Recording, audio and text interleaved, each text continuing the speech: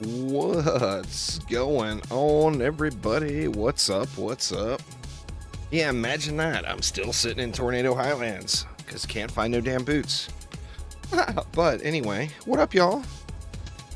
Pierce, Reigning Elementalist, Flicked, Prox, Lilith, what up, what up? Jose, Zilla's here, Noi. What y'all up to? Stupid guard boots, man, I tell you. You're here for the PlayStation stream? Well, today was actually supposed to be Xbox Day, but remember, that was dependent on me finding some gear. I haven't done that map since you asked last there, DJ, so no. Waiting for trading. I mean, I'm still going to do the map periodically.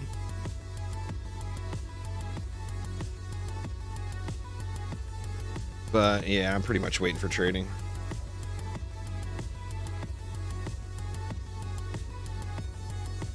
Farming Royal Gardens. I'm going to do some gardens today too, I think. Just grinding the same map over and over and over and over again gets super, super tough. You know? It's just boring.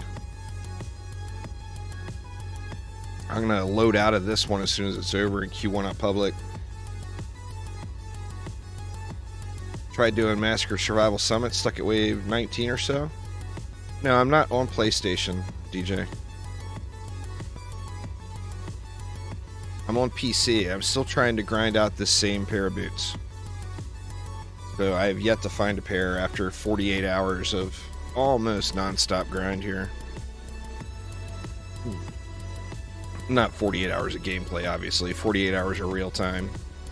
Which was probably, I don't know, probably 30 hours of gameplay.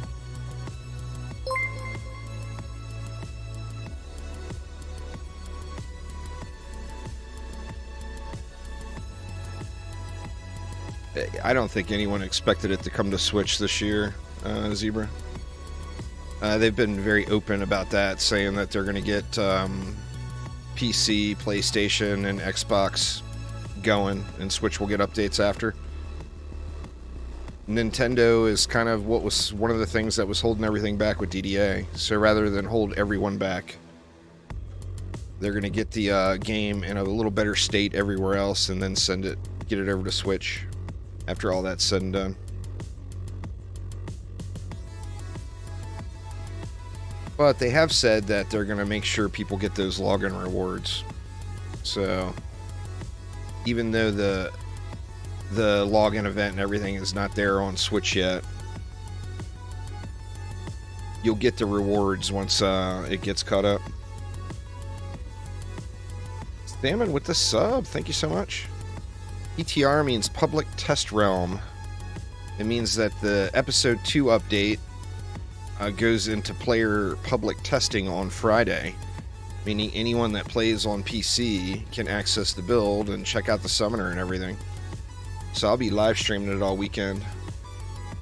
Yeah, pretty much every PTR in every game will always be PC only.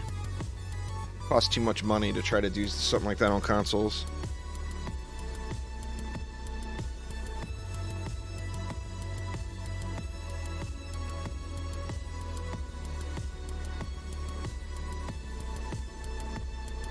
Just take a nap, Zilla. That's all you need to do. Just take a nap. When you're not going to Halloween parties? That's fair. Got an extra day off today. Nice. Ain't nothing wrong with that, man.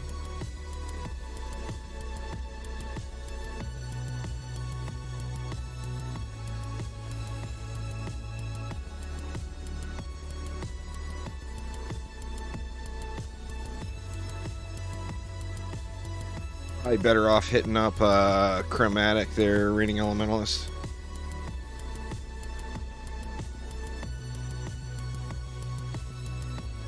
I mean, everybody has to. I bought it 4 times. Actually, I bought it probably 34 times. You include all the giveaways.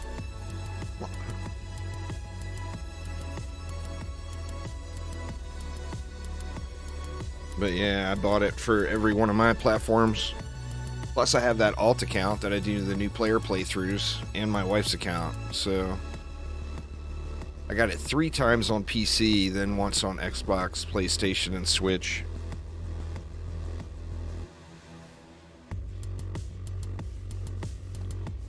Yeah, PC is on sale.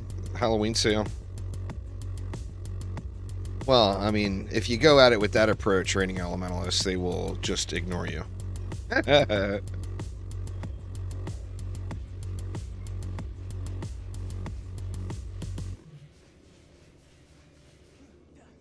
Yeah, I like eating, too.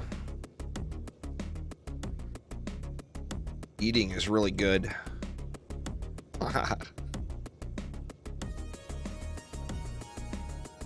Oh, it's ugly. It is ugly.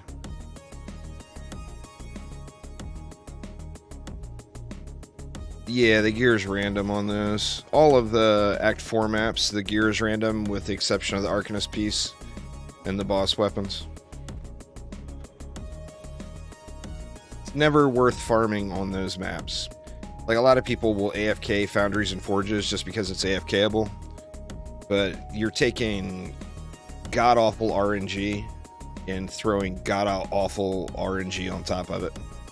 So your chances of actually getting something useful that way are really, really slim. I mean, it's hard enough just to get good rolls and the correct passives when it's a guaranteed drop, you know? Couldn't type for like 10 minutes. Huh. No clue there, Cake.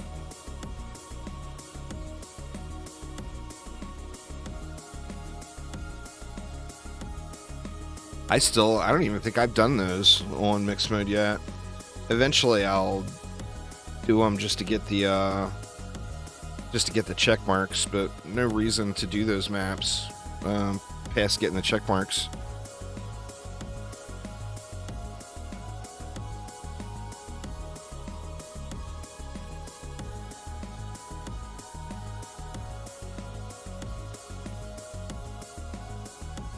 Well, I mean, why would you do one is the question there, Raining Elementalists.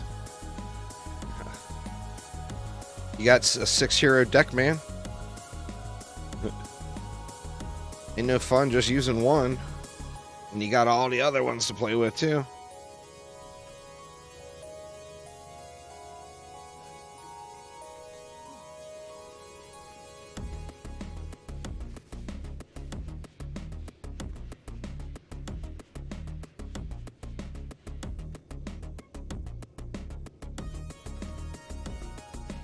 Well, I mean, you grind the game. You've grinded Dungeon Defenders games forever.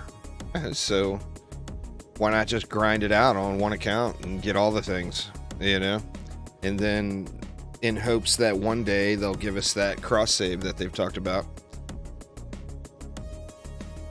I mean, Phil has said that it's not ready, but it's not out of the question.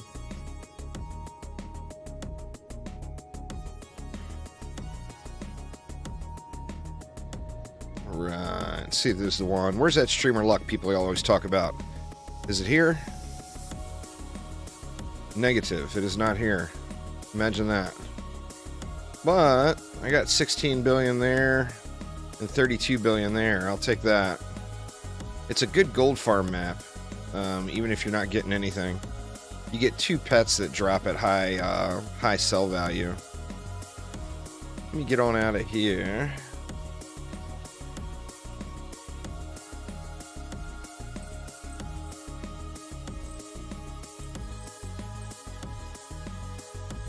I've gotten a bunch of guard boots, but none of them are good enough. That one right there is so close, but it just rolled too low, you know?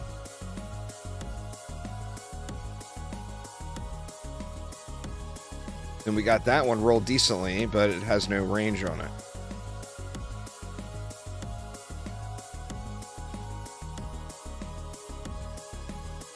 I don't know why I even kept those.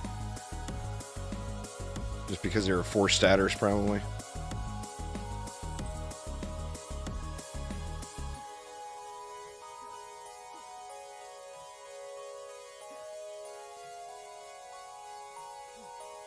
Yeah, I found some decent ground loot, too. I mean, it's super, super rare, but it exists, you know?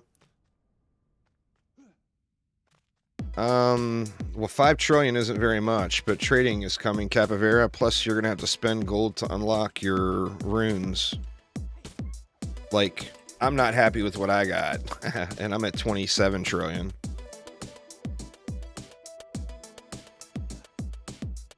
So, I mean, when you think of gear, especially at the beginning, one god-rolled piece is going to cost 10 trillion gold.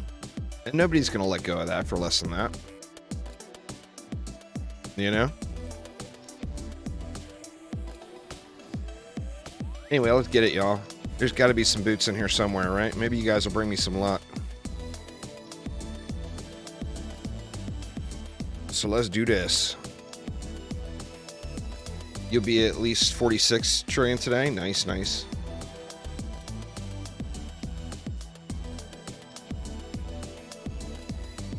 I'll be over 28 for sure, but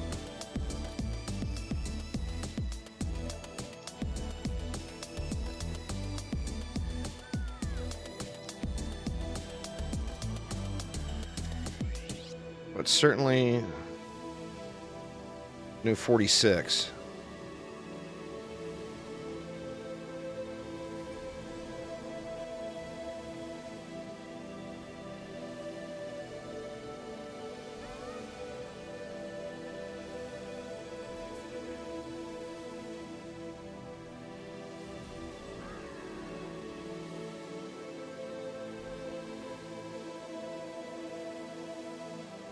Game hates ya? I know all about that, Noi. I know all about that. I feel you, man. I feel you.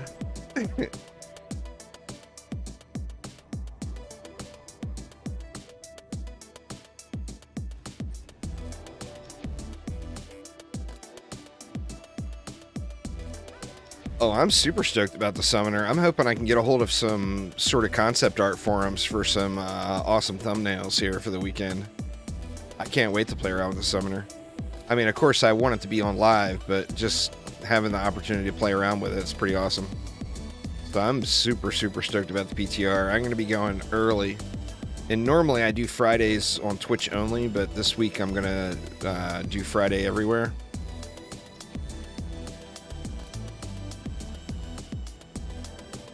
Because it's going to be awesome.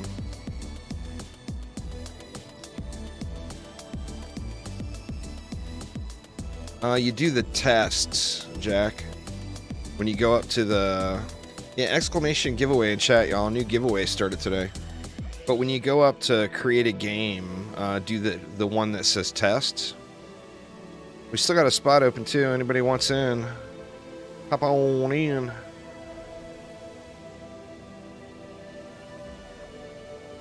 But yeah, anyway, you do the tests.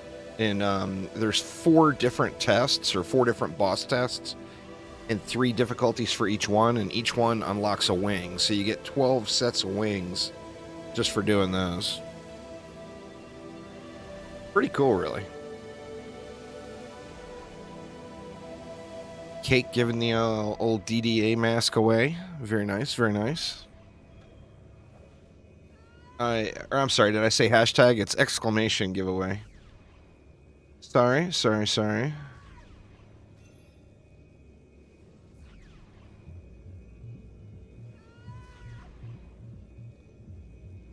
I know you're in here, Boots. I know you're in here. Well, the boots are in there, but getting a decent roll on them is the challenge.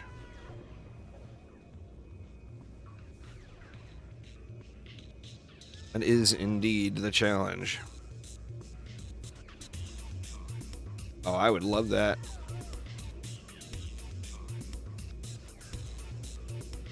I would love that, Reigning Elementalist. Would be beyond awesomeness.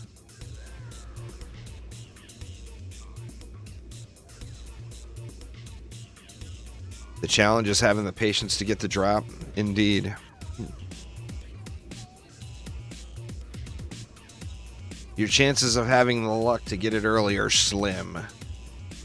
So as long as you have the patience, eventually, it will happen. I've got like a bunch of good guard gear. So, I mean, I'm going to have a lot of stuff to give away when trading happens. But just none of it is... My biggest eyesore right now is my boots on my Warden for Wisps.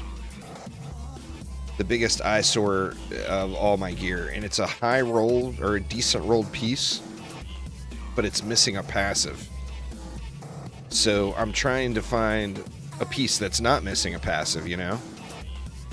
But everything, since the one I had is a fairly decent roll, it's not a high roll, but it's a well above average roll. Since it's as high as it is, I'm having a hard time finding anything that's better, even with the bump passive, you know? It's a little bit of a challenge here. I mean, like I said, the map, just running the map is good gold. So, I mean, you're getting 50 to 60 million gold, or probably 40 to 60 million gold every single run, or billion gold, pardon me, not million, with the B in there. So you're making a shitload of gold. You know, 50 billion a run, that's pretty damn good.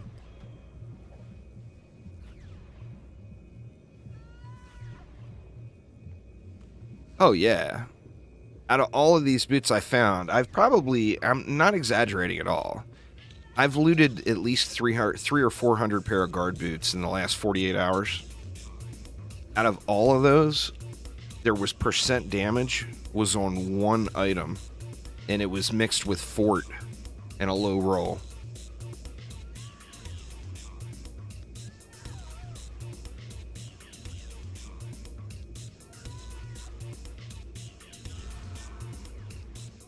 Crazy, crazy low.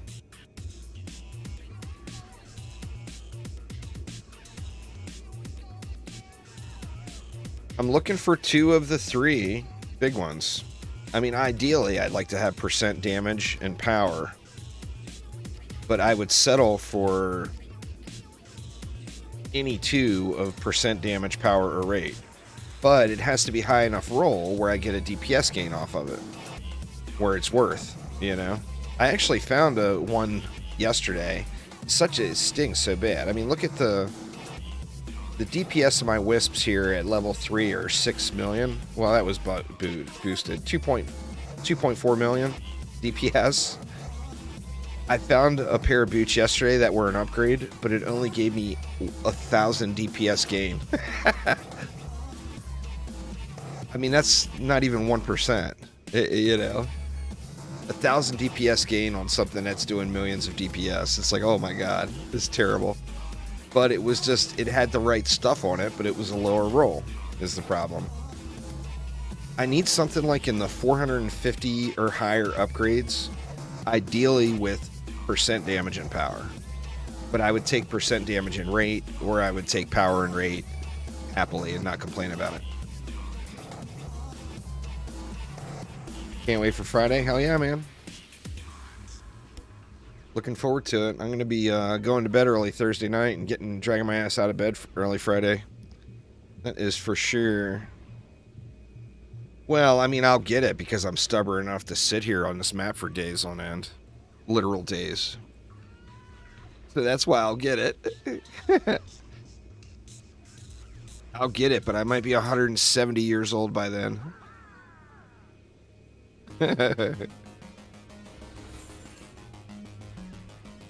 I'm even looting all fusion gear right now, which I'd normally never do, just in the slight chance that a decent pair of guard boots drop on the ground.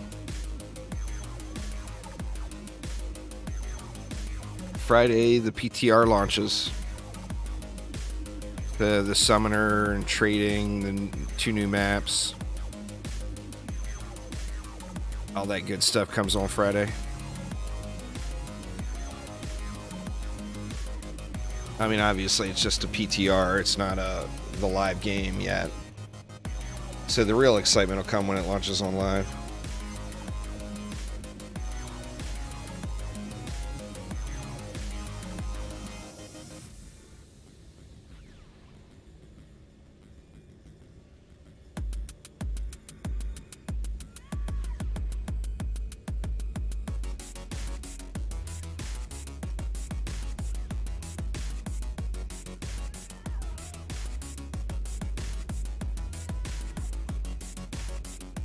Yeah. No doubt. It's not, the map is not near as bad as it used to be. I mean, it still is not the funnest map to run.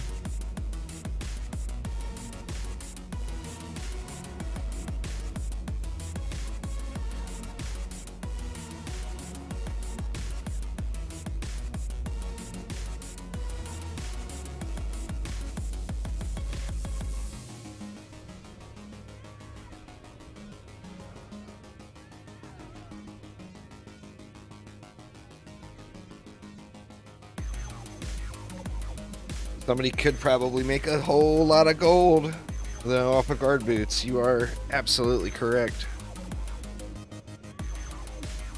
The problem, the hard part, will just be finding someone willing to part with a really good pair, particularly at the beginning.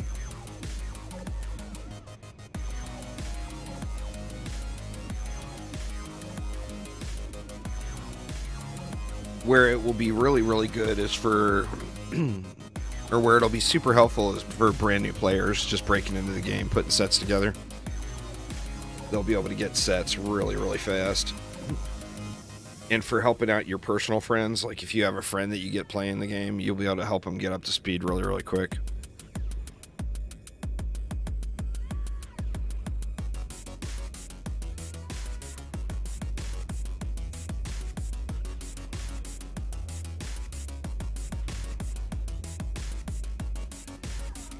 Yeah, I've been staring at this screen way too much, though. I started watching, I hadn't watched this latest season of Star Trek Discovery. I started watching that last night. I'm four episodes in now.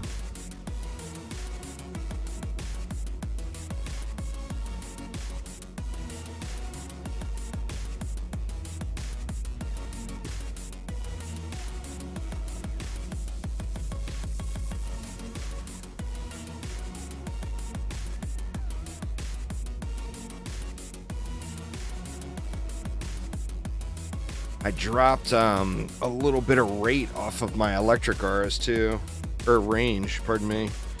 I dropped a tickle of range off my electric auras and got them beefed up a little bit more. They're at like 13.3 or something now with 8,000 plus rate and then like 7,800 range now or something like that.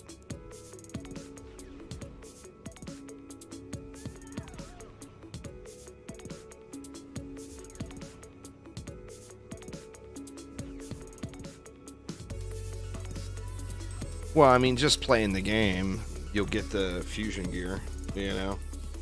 I mean, that's the way I prefer to do it. That's the way a lot of people, most of the current endgame players that have really grinded it out, they all did it. All of them got it on their own, you know?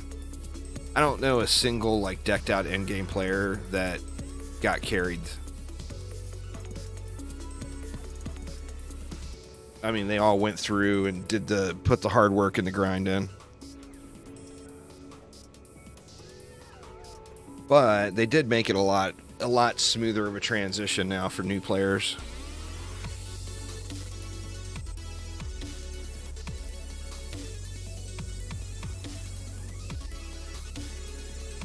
Some people, there's a few reviews. There's a few reviews out there, people saying that the early game is too easy. In the current state of the game, you just get through to the end game way too fast. And I mean, most of those people are not like min-maxers, so they're not interested in the end game grind. So for them getting through to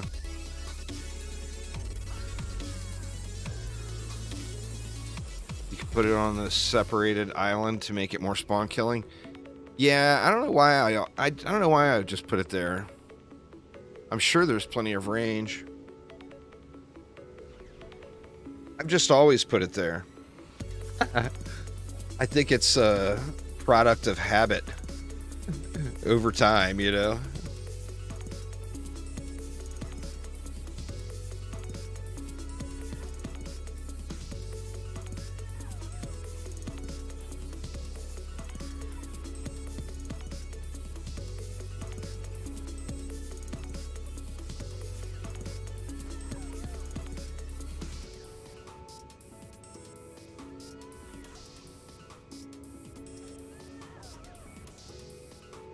The March of the Skellies. Jeez.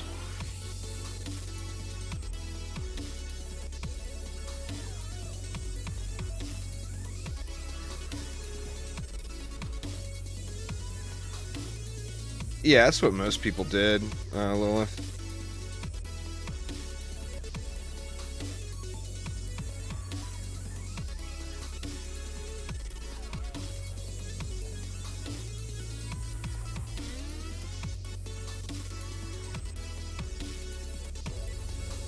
Yeah.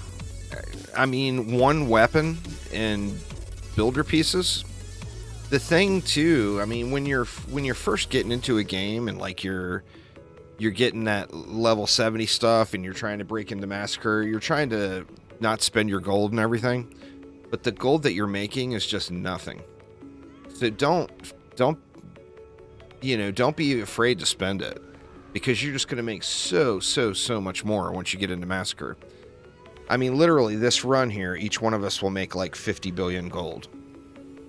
Billion. So don't hesitate to spend. I mean, if it smooths your transition and gets you into the end game quicker, by all means. I wouldn't do a whole lot of weapons. I would only do like one weapon on one main DPS character, probably. That way you can burn bosses fast. But as far as your armor pieces, absolutely. You get a big bang out of your armor pieces, because remember, not only do you get the value from the upgrades, but you're also getting the set bonus additional amount. So you're getting an additional percentage of stats that are on the armor pieces. So if you upgrade that armor piece, you're getting that bonus as well.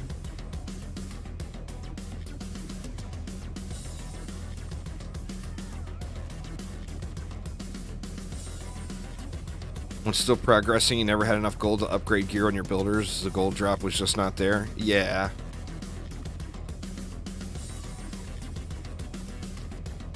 You started early too, though. This is the thing. Things now are just entirely different, you know.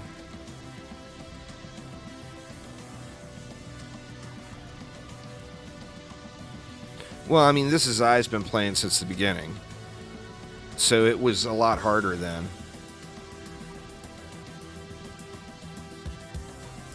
Well, the thing that we all had is, you know, Insane Mode was the top for a long time, so we had all grinded Insane Mode. Then Nightmare Mode was the top for a long time. We all grinded Nightmare Mode. Then it was only Massacre Campaign, remember?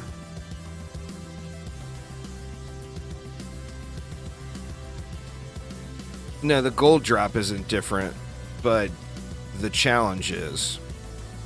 So, like, you literally don't have to spend a penny until you get to Nightmare gear, you know? You can kill every boss up to Nightmare with an unupgraded weapon, easy peasy.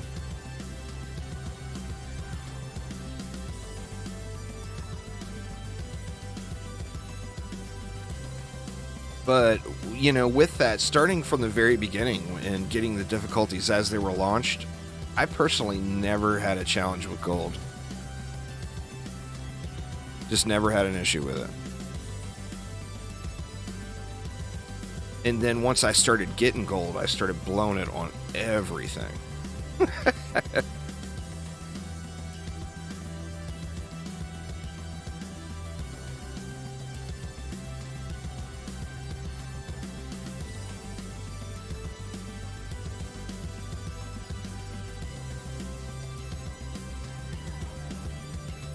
I mean, as long as you have a good build, the dragon is easy, you know?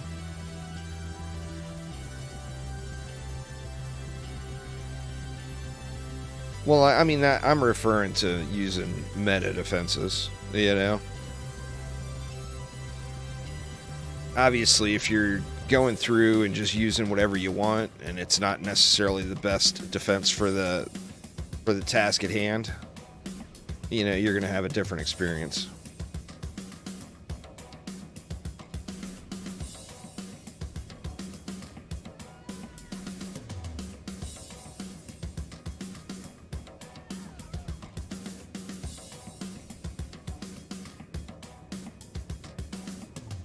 Well, I mean, a brand new player probably shouldn't play with hardcore on the boss fights, you know? I mean, you can if you want, but if your goal is to get to end game as quick as possible, don't use hardcore on boss fights. Period. You know? And you're going to blaze through everything. You're going to get there as quick as possible. Most of the loot, if you're progressing fast through the game, your bags are getting filled with loot you can't even equip yet without having hardcore on. You know?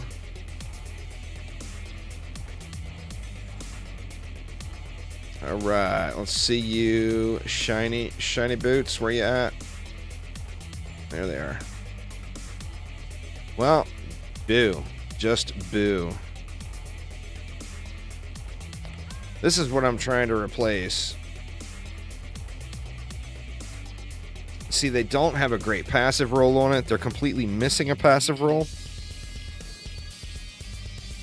They have decent stat rolls, and I'm just having the hardest time finding something to replace those. It's just brutal, man. Brutal. There's no new difficulty, nah. What's going on, Reaper? How you doing? I think they should add the option to reroll gear. I mean, I wouldn't be against a system like that.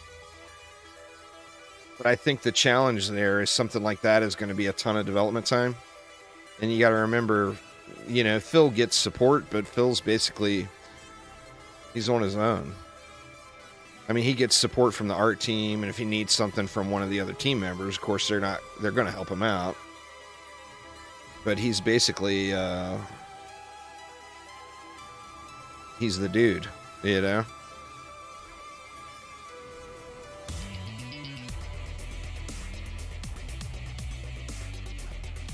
Let's see. Let's try it over here.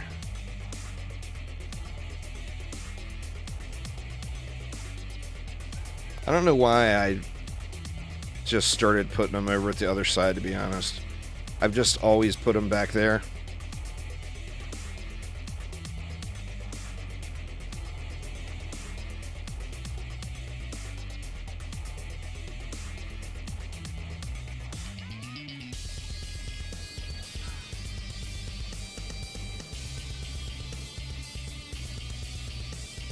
But, I mean, that could potentially shave a minute off the runtime or whatever by moving this stack over there.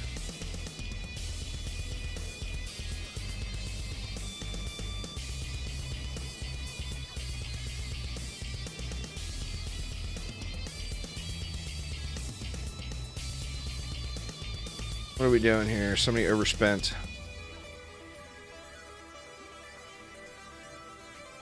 Missing one DU somewhere. Where's it at?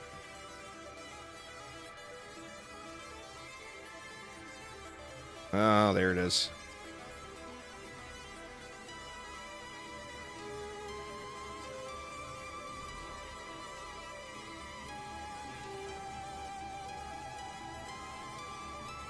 That's what I'm farming, Reggie. This is what I'm trying to farm up some new boots, man.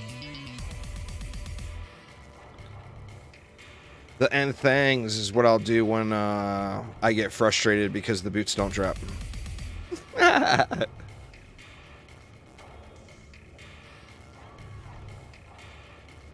Oh, that is a massive conversation, Raining Elements. I don't know how it is. There's a video on my channel going over what fusion gear does. You want it. I'll just leave it at that. You don't want non-fusion gear. Reggie with the super chat. Nice to see him still at it. Oh, yeah. I can't stop, man. I can't stop. It's addicting as hell. It's like a drug. It's game defining, Raining Elementalist. So, yeah, it's that much of a boost. The TLDW, fusion damage does double damage against rifted enemies. So, yeah, double damage. It's huge. So yeah, you 100% want to be playing in Rifted mode and collecting fusion gear. It's just the good shit.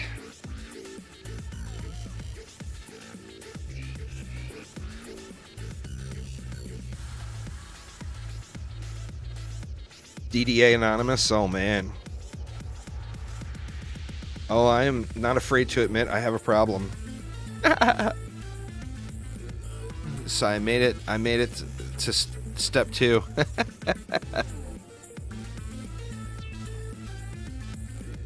I made it to step 2. I mean, I straight up been losing sleep over this damn boots. You know, I've been staying up way too damn late. Tomorrow, I gotta go to bed early, because I want to hit the PTR right when it launches.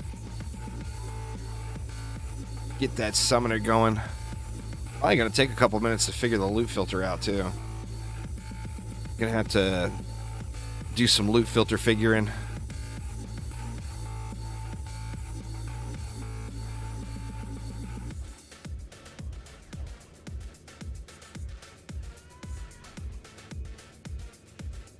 Because it's not guaranteed boots. Foundries and Forges is the worst possible place you could go, in my opinion. If it was guaranteed guard boots, absolutely.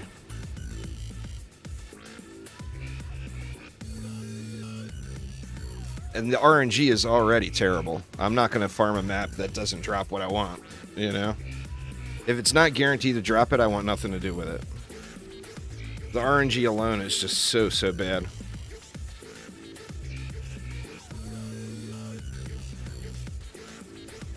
Yeah, Rune's the summoner, and then 2 new maps.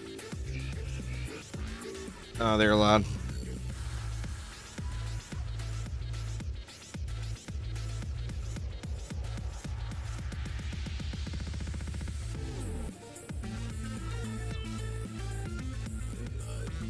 For all gear what?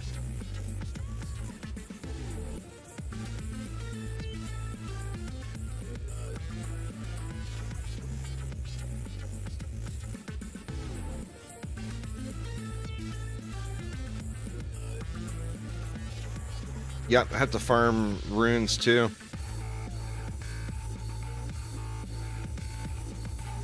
Well, it's not bad, it's just not guaranteed loot. Is the thing. It's all randomized loot.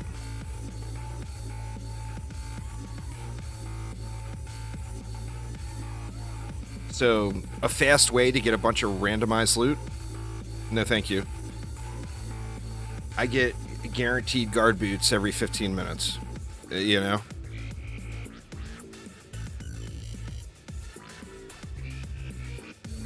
So I just have to pass on that. I think that's a great strategy for newer players that can't do the other maps, because Foundries and Forges is so easy mode. But I have a hard time suggesting anyone do that. I mean, I've done it. I've seen the loot, and I don't get what I want, you know?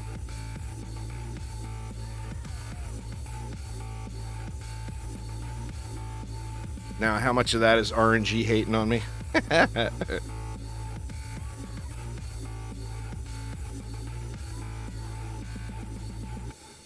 If the new patch, well, I mean, mixed mode is, it's always going to be random. Like last run, we had like 1,200 mobs on wave 23. No, something died. One of the traps died because we got so high mob count.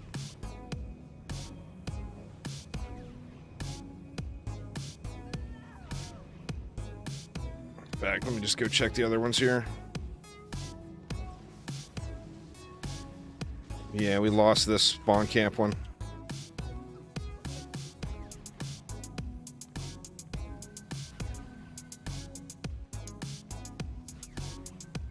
I think I'll move it back, and we don't have to worry about it.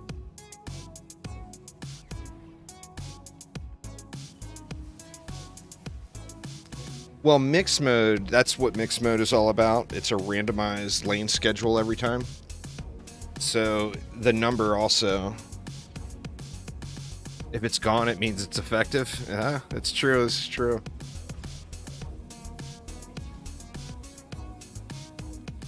But being lazy is pretty damn effective too. I'm just going to move just the trap back here. The auras can be fine there. Maple Story, thank you so much for following. Welcome, welcome.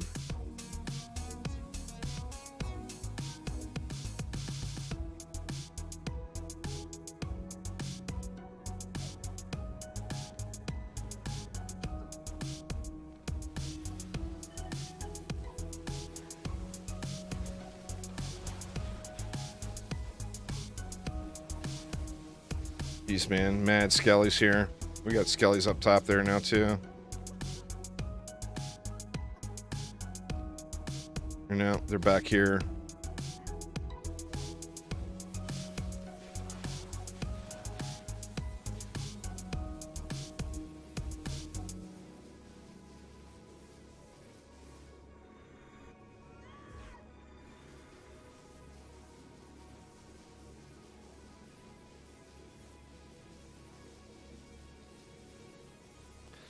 Sounds about right there, Swiftbree. I'm looking forward to it for sure. I'm hoping that the loot filter's not as easy to figure out and get set up really quick, because I want to get my summoner going right away. In fact, I could just load it up, actually. And then do the... play around with the loot filter while the map is running. I think I'm just going to do the keep survival.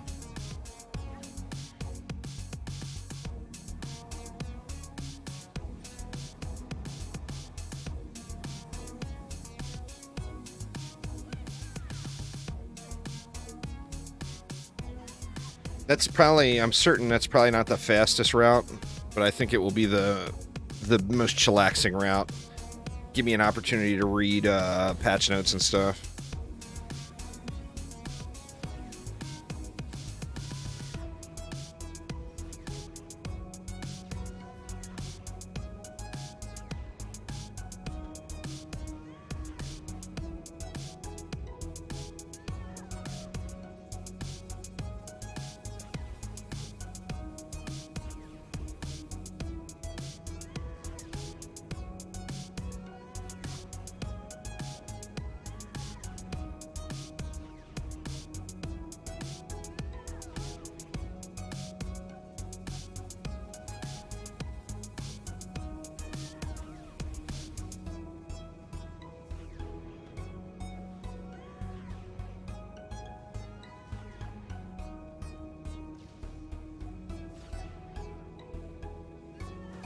Phil said that we'll know. He said that we'll be able to see all the runes in the on the UI. In that, I asked him, will it show where the rune drops? And he said, ideally. So, assuming we'll be able to look at the UI of the rune UI. And see all the runes and where they drop. So I don't think that will be a huge struggle. But yeah, I mean, PTR is all about testing, you know? And remember, too, none of it is saved. It's not your live save. So you don't want to grind your life away on the PTR, because you don't get to keep any of the progress.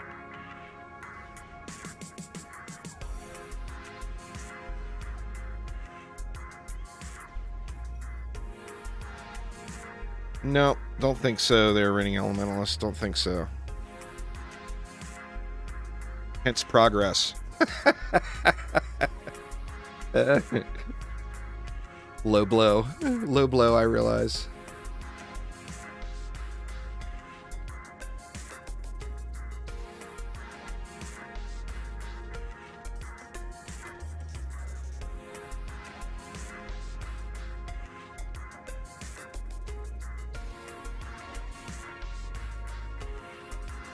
The Siren's... a Siren Archer summoner is the first one I'm planning on testing. Remember, you'll get the Archer for free, because it's slot 1. So all you have to do is have an Arcanist Tome. But yeah, the Siren Archer is what I personally will check out first. But I'm gonna try to level 3 really quickly. That way I've got multiples to toy around with.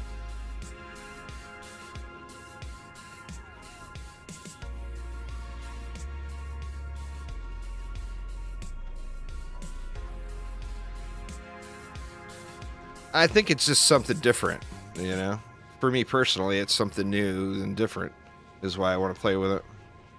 Second on the list will be a Mage Archer traditional DD1 combo, you know? But the Siren, since it's something new, that's what I want to play with. The Siren puts a debuff on random enemies that gives them a damage shield, or random defenses, and then does range damage. So it may not be anything so special, but it's something new, and it looks cool. So that's why I personally want to test it.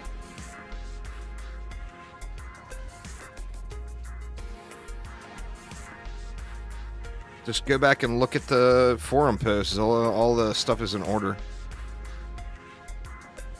What's going on there, Akan? How you doing?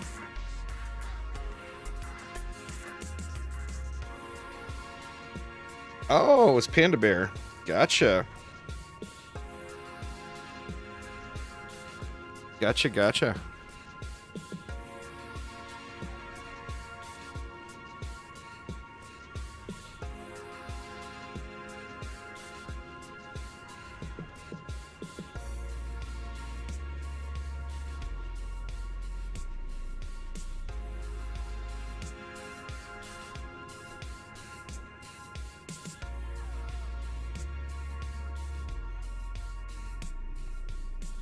We didn't really lose much that time.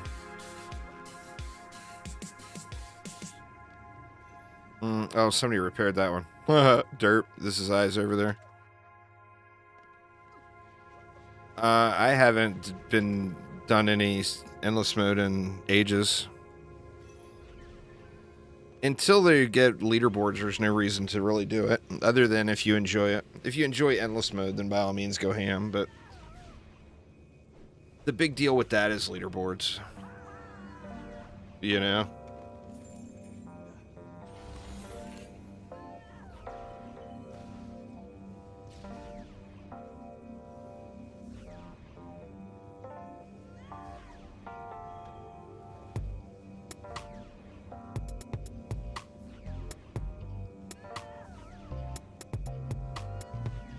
That, and I'm super curious to try the DPS summoner too. It's not just, actually, to be honest, I'm probably more curious about that than the towers. Obviously, I'm going to want to build the towers, but a pet boost summoner with 2 pets just sounds really cool. I don't know. Something about it sounds very enticing to me. So I definitely want to check that out as well. And I've got the pets ready to go. I could use a better Monkey King, but I've got 2 decent usable bombers to try out.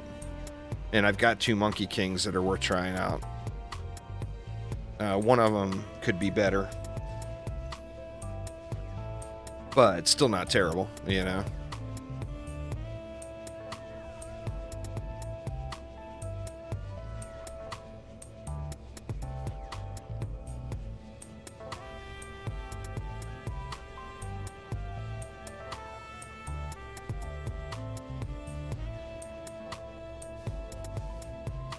I think that's the question now, is how's the survivability going to be? I mean, that will determine what pets you use, you know?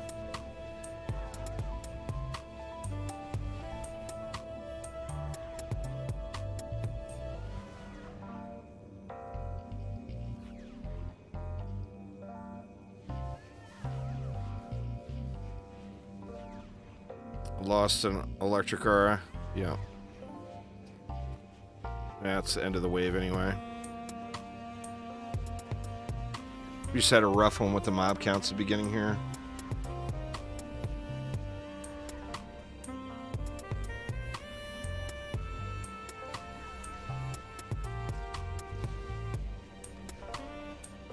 Well, I mean, it will have a cap on it with that rune. The rune that... What was the rune? It was like the longer it targets an enemy, it does increase damage or something like that. It'll have a cap. It's not going to be unlimited. Bill's not going to let something can ramp up on a boss and do bazillions of damage.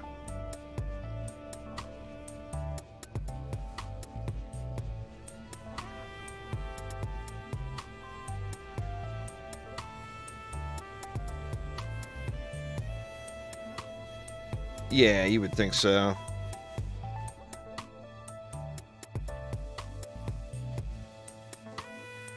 It'll definitely have some kind of cap on it, though.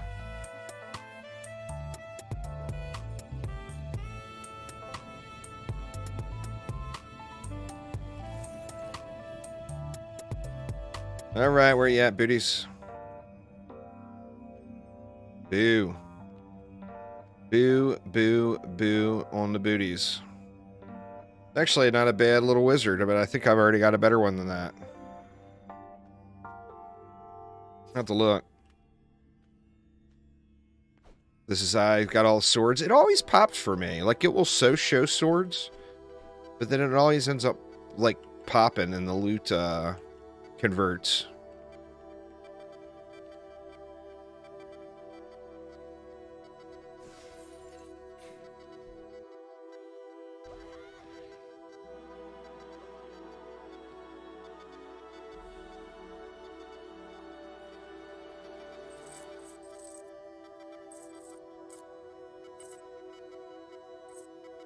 I mean, I'll save it so I can look at the others.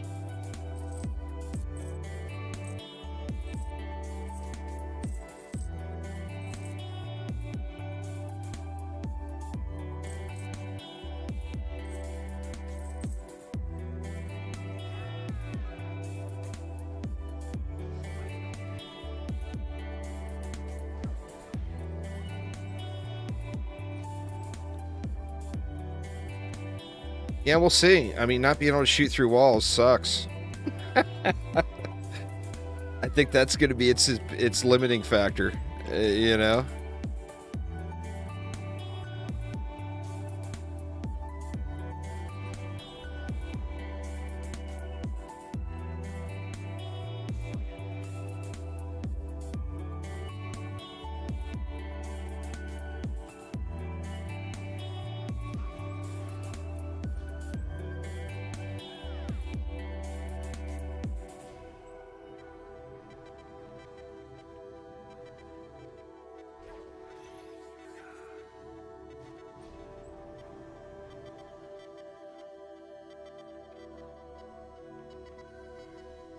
Yeah, yeah. Well, I mean, I'll be going ham on the PTR, man. You guys will be so sick of seeing PTR videos by the time it's all done. I mean, I don't plan on sleeping a whole lot this weekend, at least. I want to test all the things. I want to play the new maps. I want to check out all the new summoner stuff. I want to get all the runes. Test all those out. I mean, I just want to do all the things, you know? Wants to do all the things.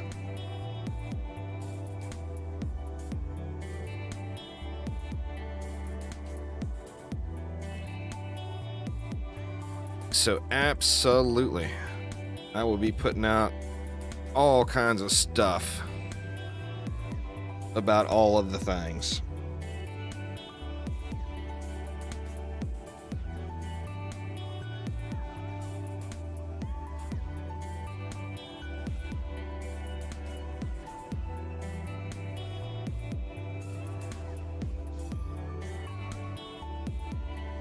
Oh yeah, no doubt.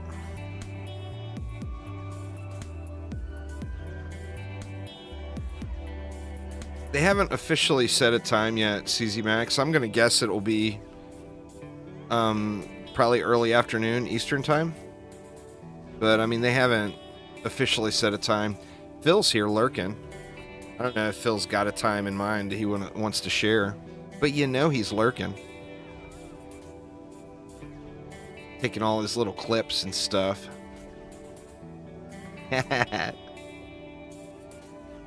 Yeah. That's way overkill for DDA. He must be now. You could run DDA with much less of a system.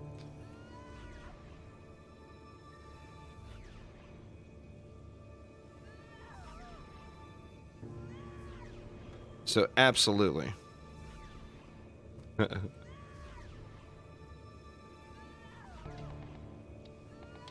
Which defense will be super AOP on release? I don't know. We'll see.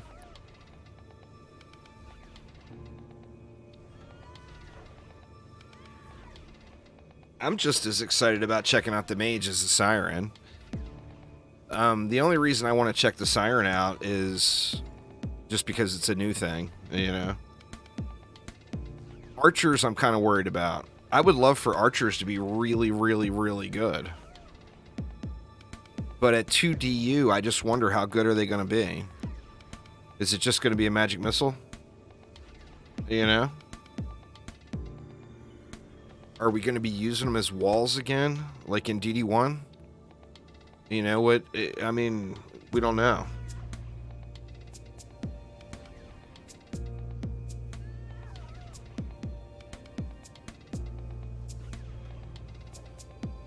I'm hoping they're really good. I don't know. I'm a member of a very, very small majority that thinks the archers in DDE were the best archers so far in any Dungeon Defenders game. Those archers were badass in DDE. I know. Hold my head low in shame.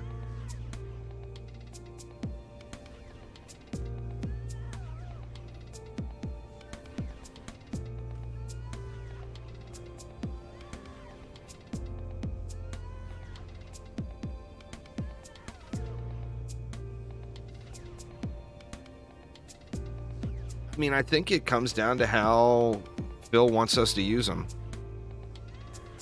You know? For spamming, using them as a damaging defense, then yeah.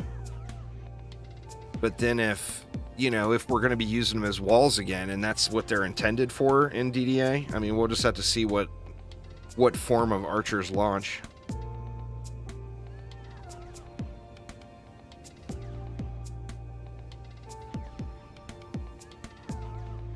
Yeah, that shell shock rune definitely looks meta.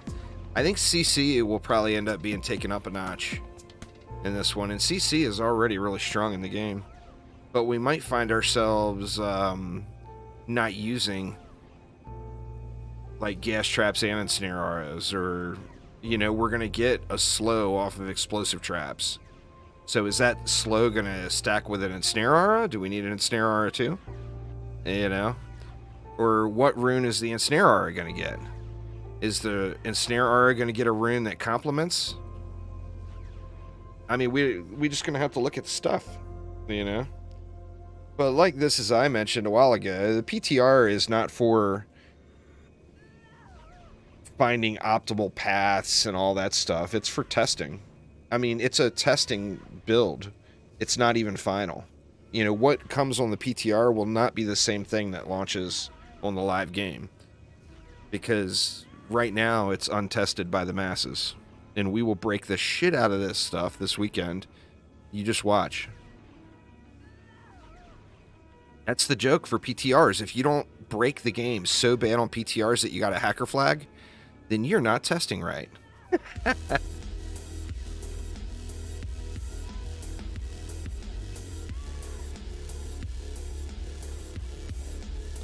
Yeah, gas traps.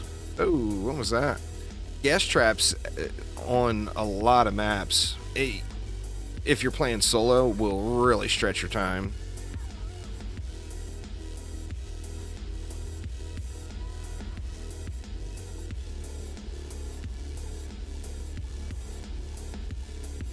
Like that throne room build, don't use gas traps solo, and it literally shaves like 5 minutes off the runtime of the map. It's significant.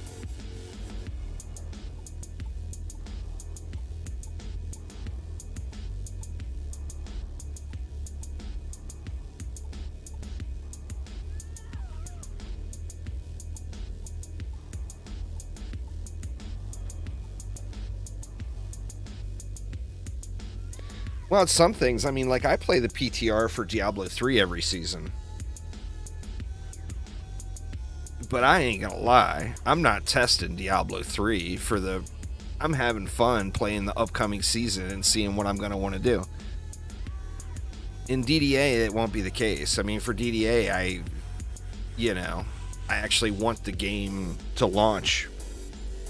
I want the update to launch smoothly, So I'll actually test things for the sake of testing.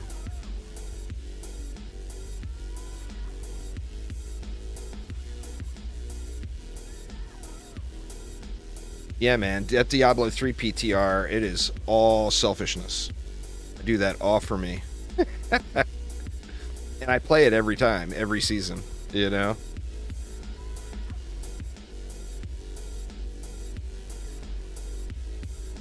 We're gonna have to check the traps and stuff. Let me run up and do that real quick.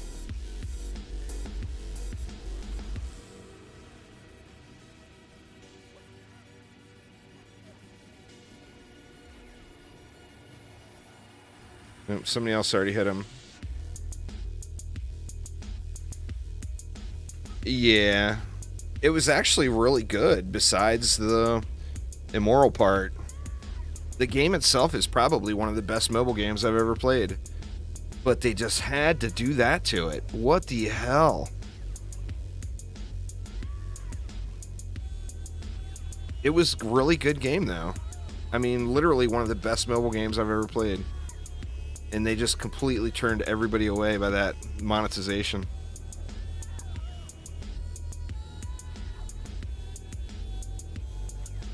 Well, it's more about me. I don't care about I mean, obviously I want the future of Diablo games to be good because I do love playing them. But I'm not willing to invest any of my time into that. You know. Where DDA, I mean, I want DDA to be better than what it is. So I'll go out of my way to invest time into something that I think could possibly better the game, you know? I think a lot of players here would.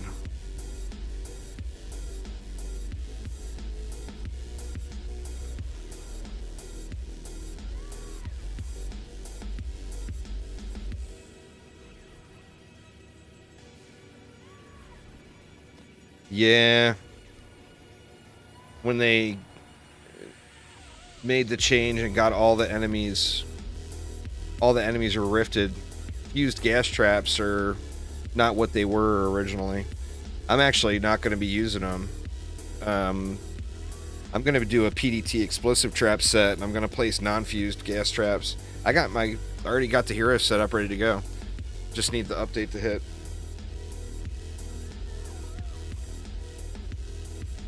And then, depending on how good the PDT is, may not use the PDT. You know, we'll have to see how good it is.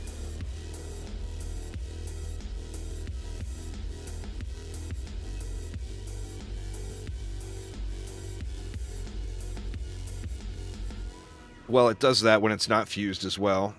There, CZ Max is what this is I saying.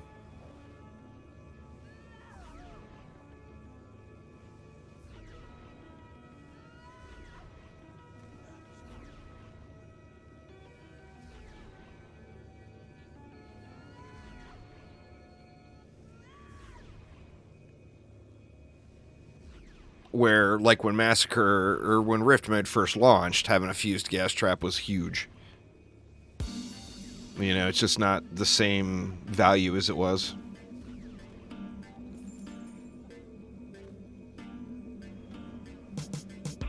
Oops. That was Alt G. Alt G is not going to start the wave.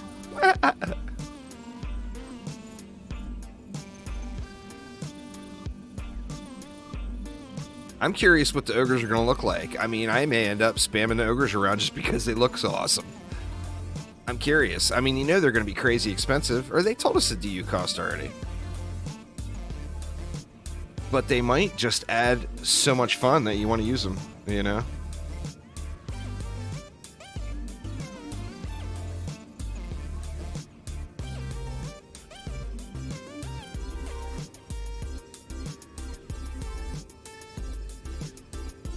No, test all the things. I mean, I'm gonna, like I said, I'm gonna try to make 3 summoners. I'm gonna test my keep survival build that I usually use, my little lazy mode one, and see if it will work with having 3 level 1 characters in the deck. So, I mean, I'll keep Fused Wisp and probably Fused Electric R's, and that's it. So maybe I could put 4 heroes in the deck.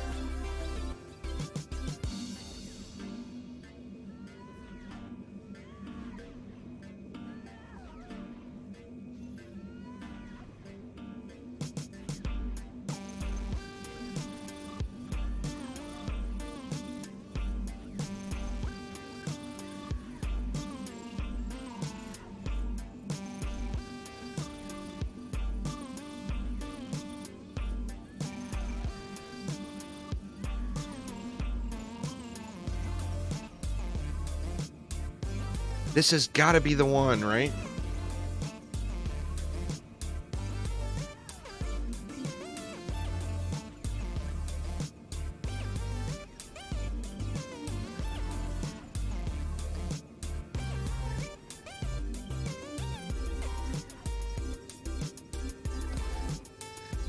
Just in non-rifted mode. If you're playing rifted, there's no normal mob elemental immunities.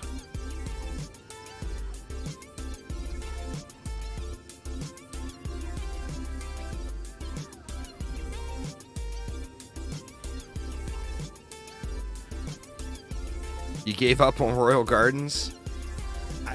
Royal Gardens is probably going to be my next stop. And I'm going to grind that one.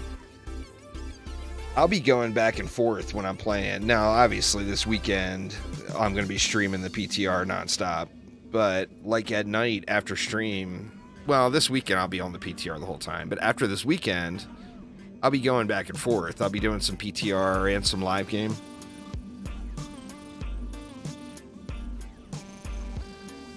Starting to sound like one of those guys that frequented the casinos I used to work at. You know, when I first moved to Vegas, I spent too much money gambling. But after I started working in the casinos, I kind of saw how shit went down around there.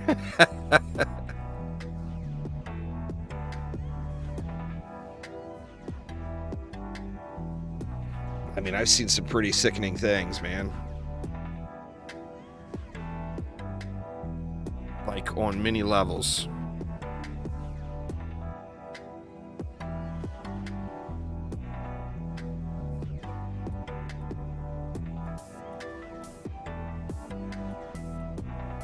But yeah, when I first moved there, I would do stupid sports bets. And I hit a few of them. But I would go for those really high payoff sports bets where you like are parlaying 3, 4, 5, 6 things together. Table games. Table games employees aren't allowed to play table games.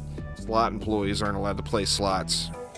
But a table game employee, in most casinos anyway, I mean, some casinos will have their own rules, but in most casinos, like a table games employee gets off work, they can sit down and play a slot machine. And a slot employee gets off work, they can go to a blackjack table. I mean, not in uniform, obviously, but you know what I mean. You're usually not allowed to play in your own department.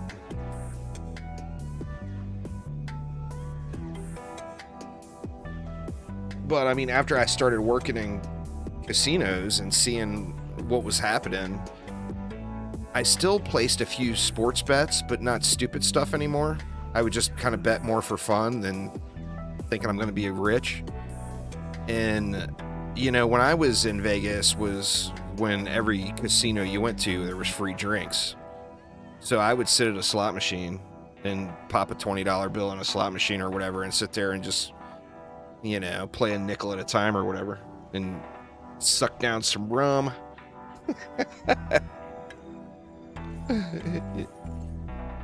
I mean, yeah. I wasn't allowed to play table games. Pai Gow Poker's the table game to play for free drinks.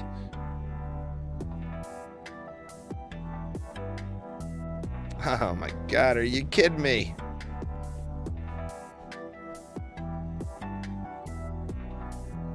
God damn it, man.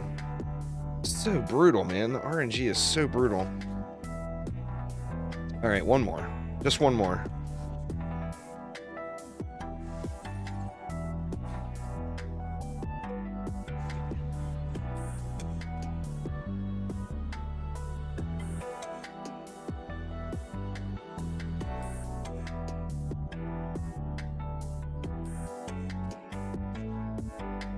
You got exactly the same ones. Game likes to troll us. Game likes to troll us.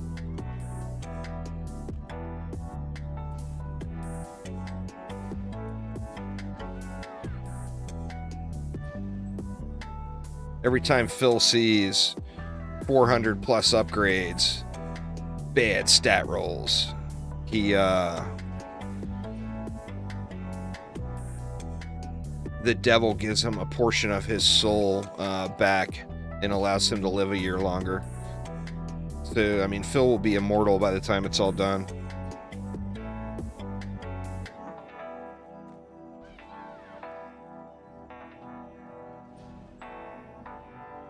Oops, shit. Out of mana.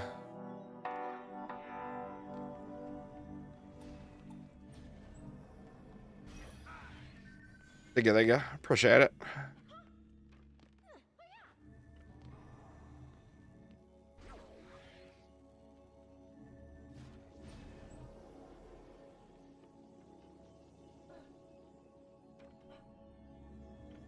Cake's still loading.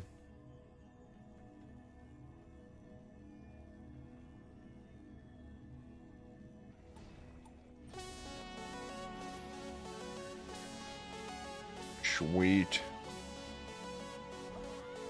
Oh no! Well, no, it's not really about the math and statistics. Poker tables are. But poker tables, you're not taking the casino's money. You're taking another player's money. So casinos don't care about that. The best math whiz in the world goes to a blackjack table. Their chances of winning is still bad.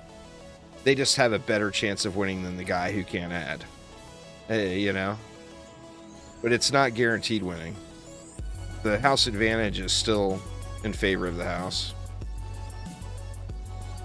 With perfect blackjack play. So, like, by counting cards, you increase your odds, but you don't make your odds positive. The casino still has better chances than you.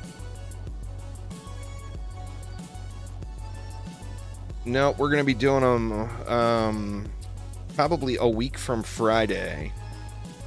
And we're going to do a lot of giveaways a week from Friday. And all of the event items that nobody claimed, we're going to give all that stuff away. And then you never know, I might do another giveaway in my Discord or in DDA RNG. 24-hour stream? Nah, no real plans to. 24-hour streams are not worth... You don't really gain anything from it. And you lose a whole lot of sleep and sanity. I mean, 24-hour streams are worth if you're like trying to do a fundraiser or doing some charity event or something like that. And then it's worth donating a little bit of your sanity to the cause. But you don't really gain much as a small streamer from doing 24-hour streams. That's a pretty crazy misconception among some people.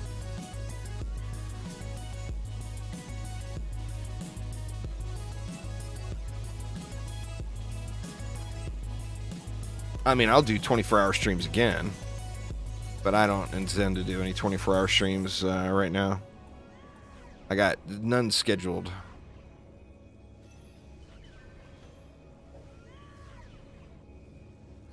I'll probably do 12 hours Friday and 12 hours Saturday and maybe even 12 hours Sunday, though.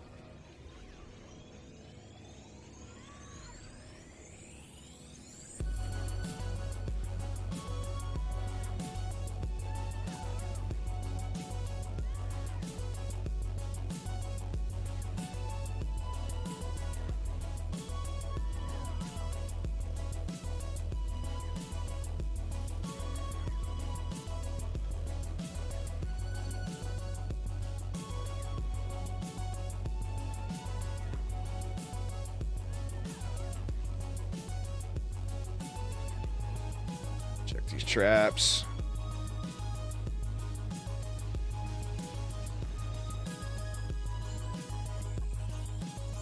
Looking good. Yeah, we're doing good now.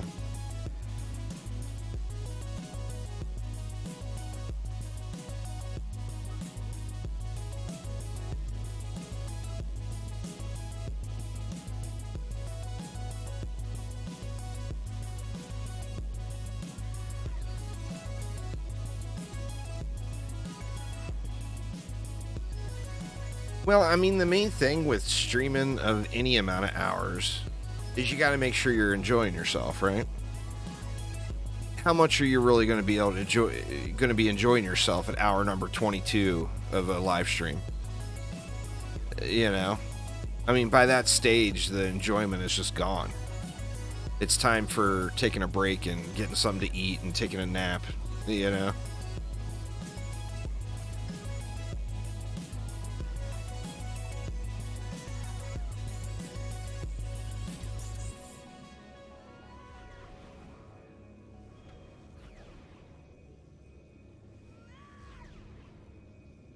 I think that's the main thing, really.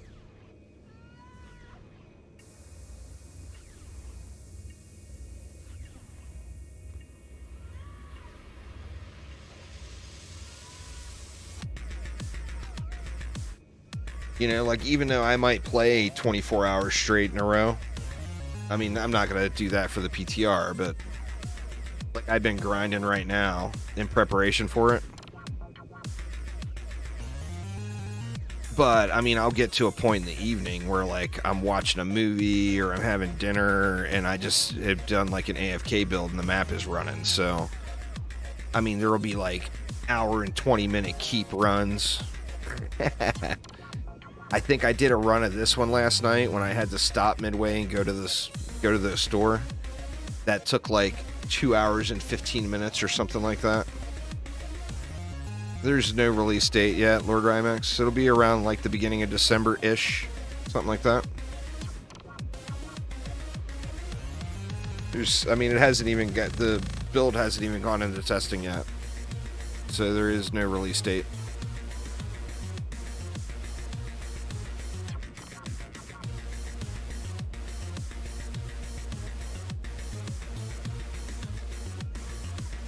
Well, yeah, I mean, it goes to PTR testing on Friday. So figure 2 weeks of PTR testing, another 2 weeks of development time afterwards. Bam, you're at December. So, I mean, I'd love to say it'll be here in 2 weeks, but that's not even remotely realistic.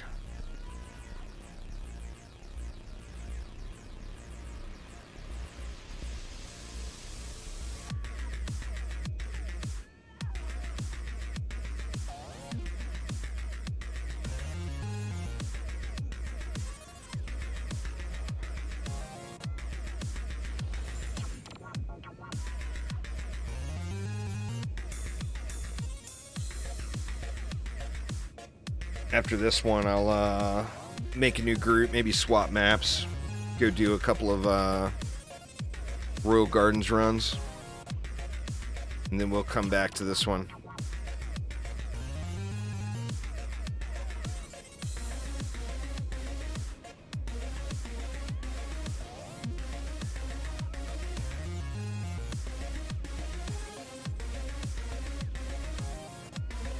I tell you what, man, anybody ever finds a max roll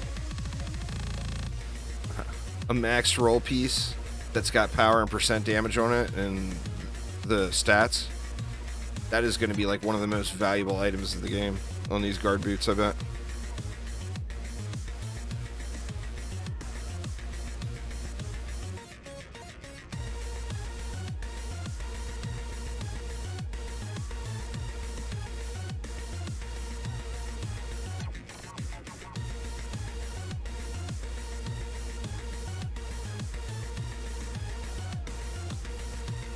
I bet Glitter Helm will be pretty high too, and Glitter Helm I don't really find that annoying, but a lot of people hate doing Glitter Helm.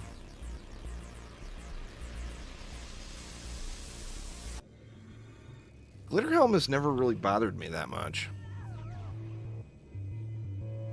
And it runs fast, so I mean, it's a slow build, but the map itself runs super fast.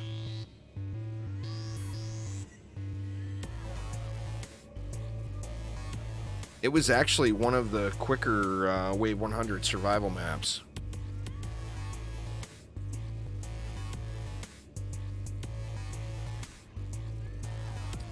The Summoner, new maps, the Rune system, and trading, mainly, they're running.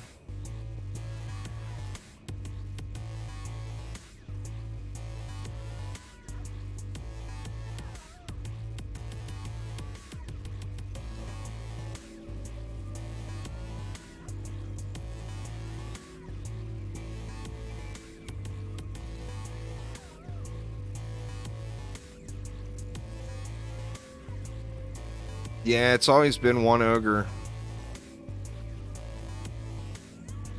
That, and with glitter, with all those entrances,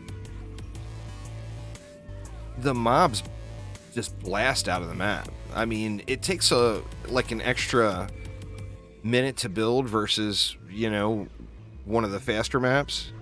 But once you hit G, man, it is on. The enemies just all dump onto the map.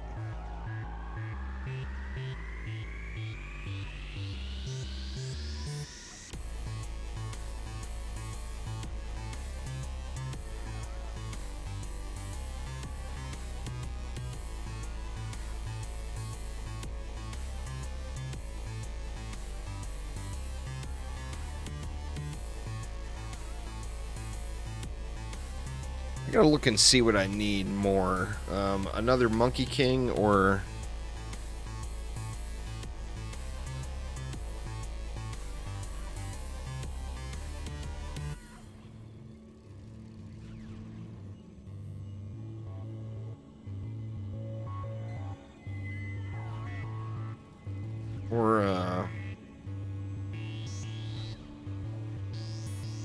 what does the Monkey King drop? It's a primitive piece, isn't it? When you do spires?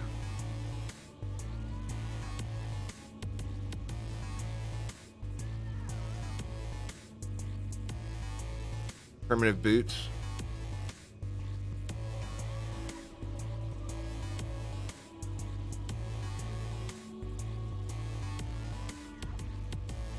I'm not sure I need primitive boots. I think a few rolls on that guard piece from Gardens might be a little bit better for me personally. The gold is better from Spires, getting the 2 monkeys every run.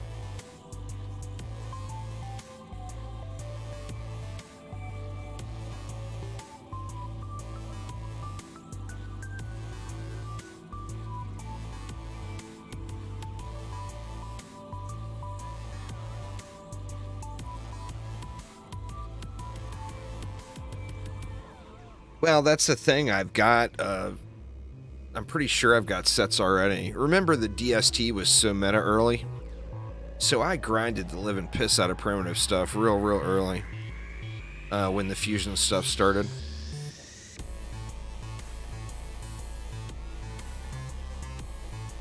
This is definitely not a speed build, no. This is a kind of a chillax and read chat while spamming right-click build. This is like 14 to 15 minutes when you're running it solo, but in a group it's 20 minutes. Nothing speedy about it.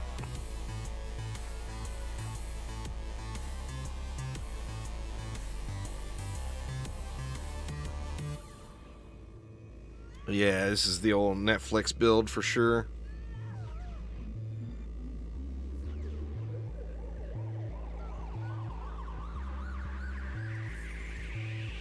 Check. Oh, Archangel's got him already. I was gonna say, check the traps.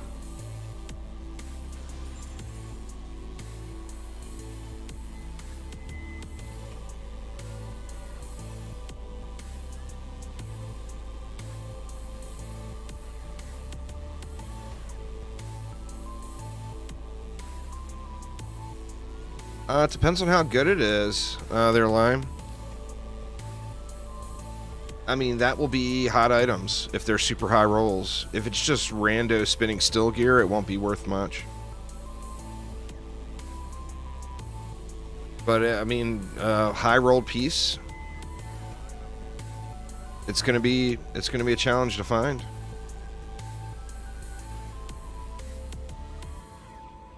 I mean, for a high roll, I think that's pretty realistic. Yeah. Spinning steel is the preferred Squire DPS weapon set.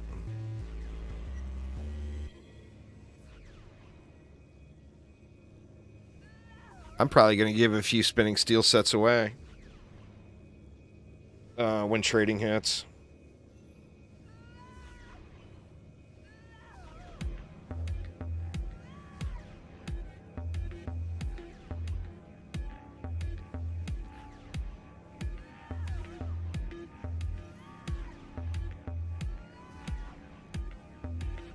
Uh-oh, Pepper getting in trouble out there. I hear my wife yelling at her. Wonder what she did. Pepper's our 80-pound puppy.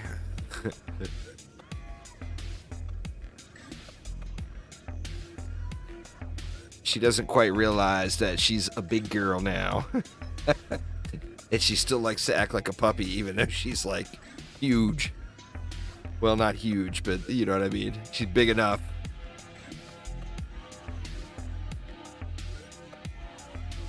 And she bullies one of the other dogs really bad. It's so funny, too. Because the other dog is the little spoiled, rotten, sits on my mother-in-law's lap every night dog. That dog used to bully all the other dogs, like, really terribly. And now Pepper's here, and Pepper ain't having it. And it's so funny to watch. I mean, she doesn't, like, hurt him or anything. But she roughs him up a little. It's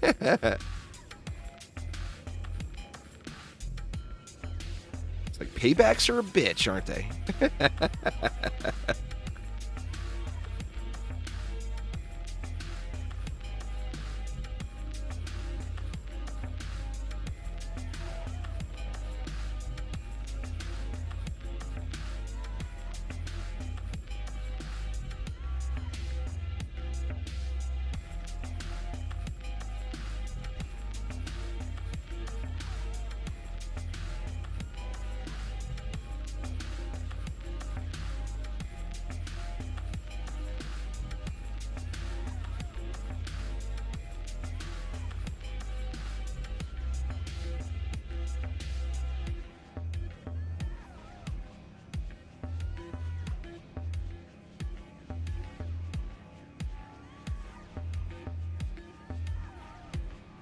If you need something for the PTR just to test it and play around with it there, Lime, I can probably hook you up. Because remember, trading is going to be in the PTR, so we're going to want to trade. We're going to want to test trading anyway.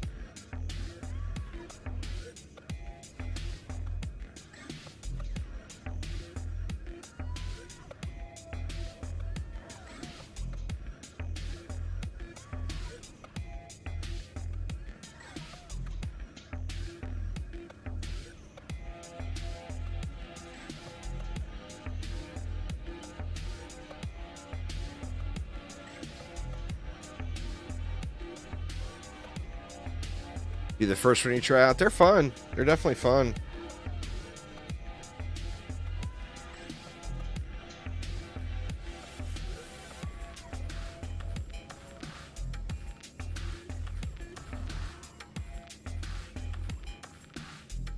Well, I can tell you that there's not a single player in the game that has all the gear they want. CZ Max. If you've got, first off, if you have 50 trillion gold, then you're a heavy grinder. And if you're a heavy grinder, you're trying to min-max. You're not min-maxed yet. Just saying. I mean, there's probably not a single player in the game that has perfect everything on one hero. I can't imagine there is. You know? More junk. Alright, we'll take the L here and come back. Come back later on.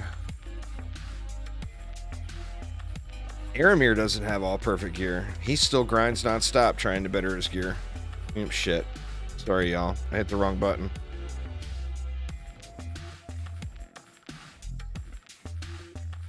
Start a fresh group here. Yeah, I mean, besides hackers, right?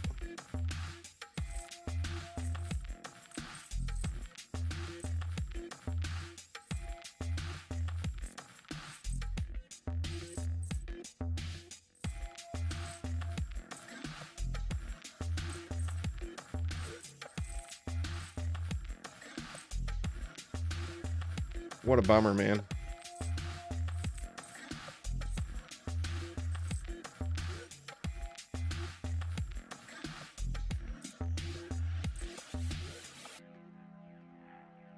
All right, how much inventory? 374.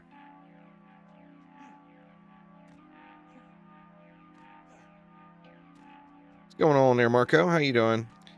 But yeah, anyway, Ronan, this is spinning steel. Watch the number on the dummy. Yeah. Spinning steel is just beast.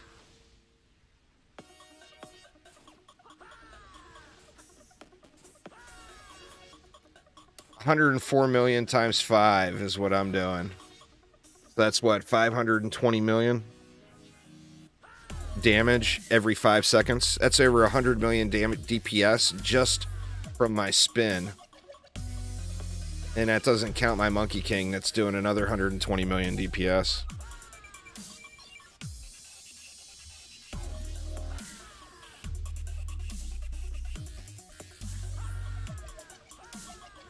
They haven't told us any specifics, but I would doubt there's probably going to be something like that. There might be. I don't know. But I think Phil wants to stay away from generic runes. And there's going to be, like, everything in this initial PTR build will be, like, ability or defense-specific runes. And there won't be, like, generic, you know, just a generic rune. Reduce cooldown, increase power, or whatever. No, testing is testing. No PTR will ever let you keep things in any game ever in existence. But, you know, it'll be broken.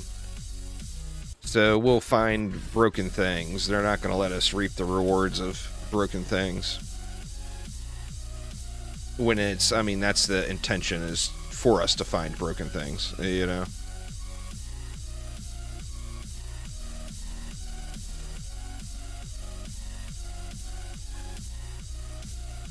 Alright, let's see where we're at. We're at an hour and a half. I normally don't do a coffee break until 2 hours, but I'm ready to start like another hour, like do like an hour worth of Throne Room, or Royal Gardens. I think we'll do the DSTs so we can run it quicker.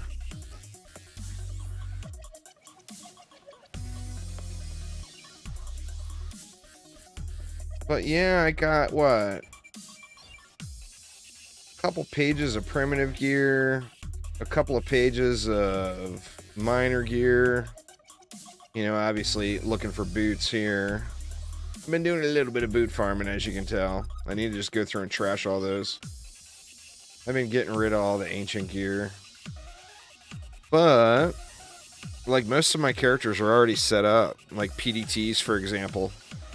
I've already got a level 105 PDT builder. This one's going to be poison dart towers and gas traps. So I did go high range on it. But we're going to go with something like that for testing on the PTR. Or, pardon me, that explosive traps. That'll be PDTs and explosive traps. And then I'll build gas traps with this Huntress too. And just use non-fused ones. But yeah, I'm ready to go, man. The PTR needs to get here. Get here, please. In fact, let's milk some more levels on somebody while we're doing this. What do we want to milk? I guess we can do this Huntress right here.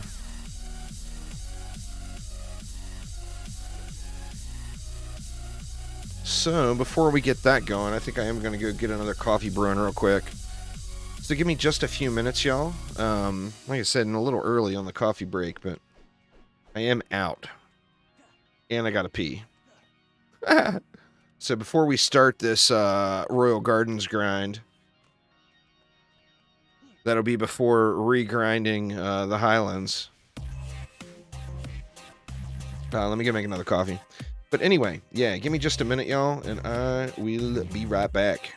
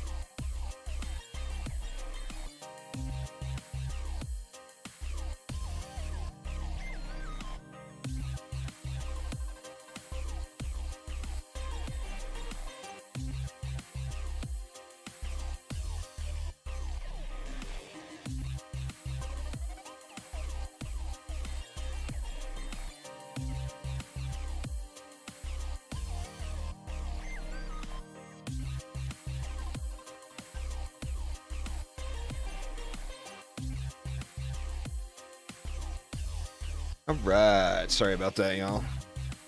Gotta do what you gotta do, though, you know? I think it's well established now that I'm seriously addicted to caffeine, so got to have the coffee. Anyway, let's go for some little bombers here. Take a little break from Highlands and get some bomber action going. Yeah, we'll do some Royal Gardens.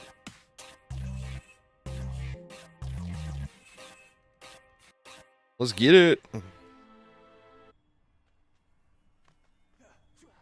These will be able to get a lot of runs in way quicker. Which is kind of nice.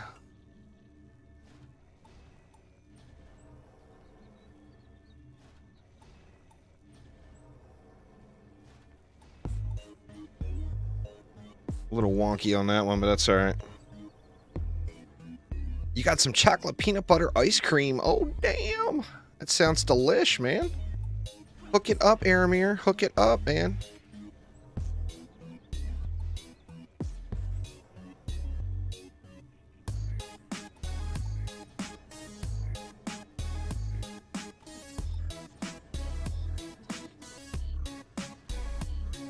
I always miss out. Peanut butter ice cream is like one of my favorite ice creams. And generally speaking, my wife, not her flavor. And of course, you know, I get the low end of the stick on that one. We got one more spot open, y'all. Feel free to hop on in. Get you a snazzy little bomber, because, you know, remember all of the good RNG that you can take away from me goes right into your RNG pool. So come on in and get you a snazzy bomber.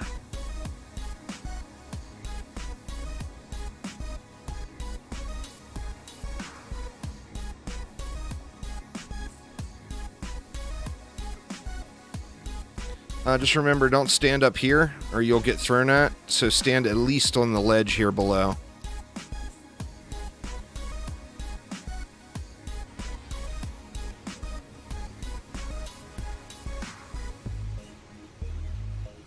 But what's everybody going to do first? See, there's lots of things to test and try out, you know? There's the new maps, there's the summoner, there's, you know, I think the loot filter is kind of a no-brainer, going through and getting that set up right away.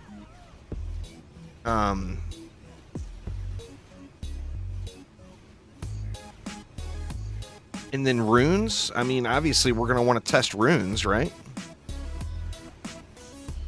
You got to get them before you can test them.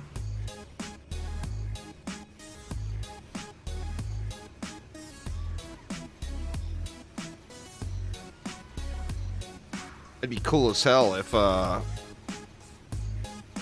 first test as a summoner. The summoner isn't all that exciting for you, but you really look forward to runes. That's fair, that's fair.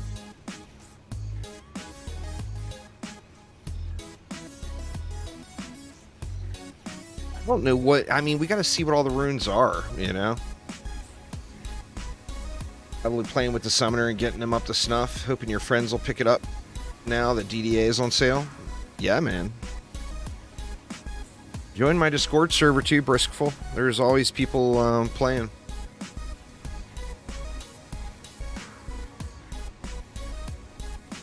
No drama Discord. Well, light drama. Dizzy Diana beats up on me every now and then, but besides that.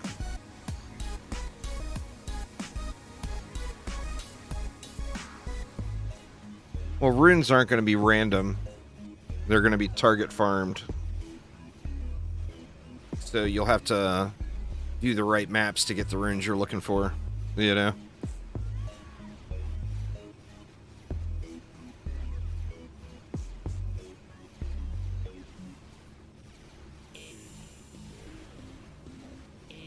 We will act immediately on the more troubling aspects of this report with respect to alcohol use and the anecdotal references of resistance. Lots of crying and pain and suffering. Oh, yeah. Advice or criticism about the fitness and readiness of individuals, Yeah, for sure. This is got your spinning steel. It's kind of bad, but I don't know. Well, I mean, that'll get you a starter piece anyway. Lime. Let you start playing around with it. My first spinning steel set didn't have vitality, so I was rolling around with a low health Squire. But it at least gives you a feel for the playstyle to see if you're going to enjoy it. Some people don't enjoy that, you know?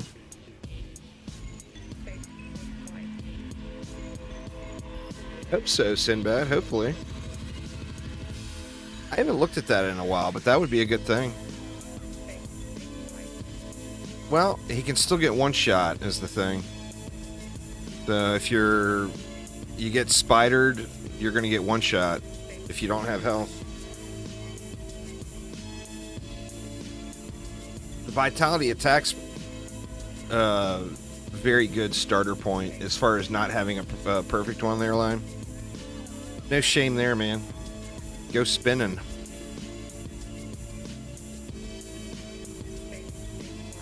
Go spinning.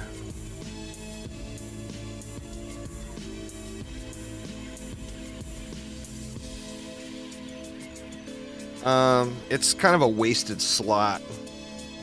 CZ Max. That would be like the Prince pet with the rifted armor is something you would want to know.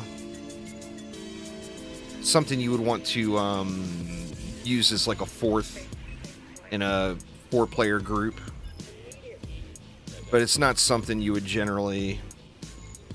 You know, you just have to give up so much.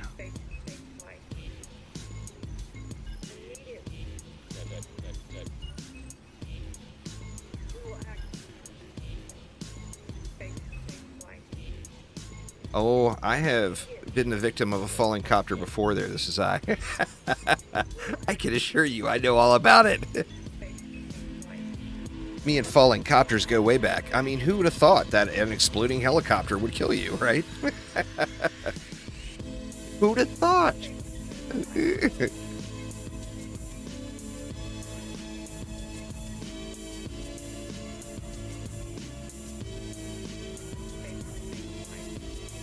Yeah, I mean, it would be a niche thing for a 4-player group, you know.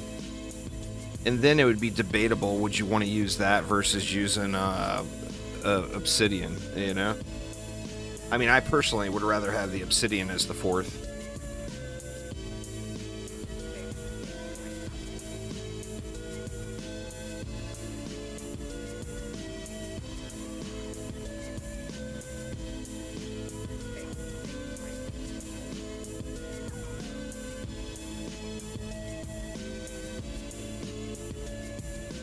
I did test it solo, because a lot of people were telling me, they're like, dude, you're missing out, you're missing out. So I tested the difference between face tanking the Lycan King on a rogue, and I mean face tanking. Like just straight up letting him hit me every time. I tested it with the Prince, and I tested it with a Fairy, and the Fairy did way better at keeping me alive in that fight. I had to move on both of them. I couldn't just sit there and face tank it straight out. But the Fairy outperformed the Prince in like actual gameplay.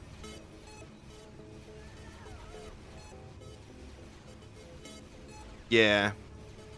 That's the thing, and it still outperformed the Prince, you know, in a gameplay test.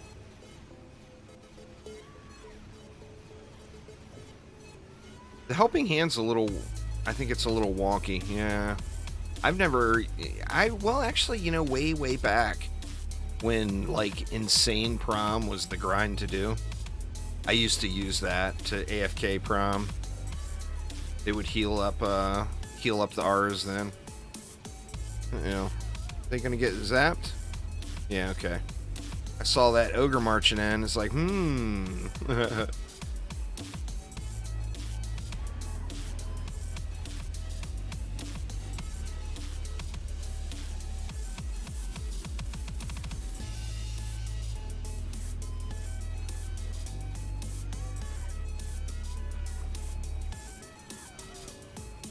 Yeah, it's really low. They actually, I thought they changed it. Like, it used to be really, really low.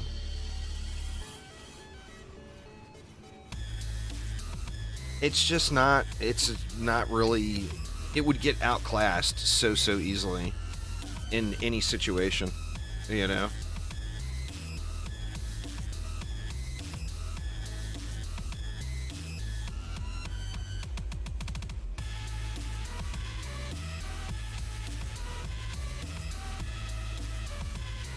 Yeah, it's below 75%. Thanks for the follow there, HNTWR. Appreciate you, man. Welcome, welcome. It was lower than that, and they changed it, if I remember correctly. Or I'm imagining things, which is possible as well.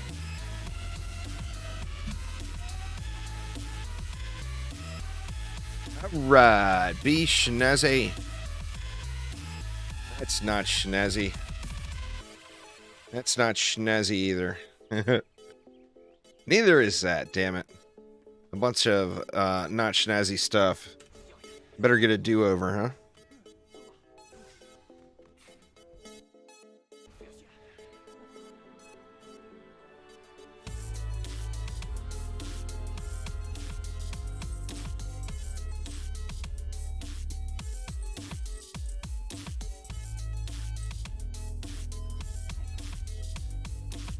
Do-over.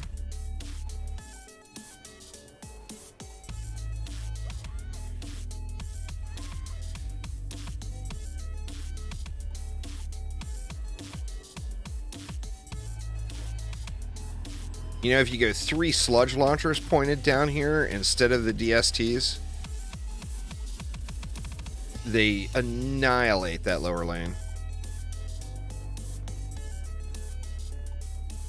Well, I mean, sludge launchers annihilate everything. So no big surprise there.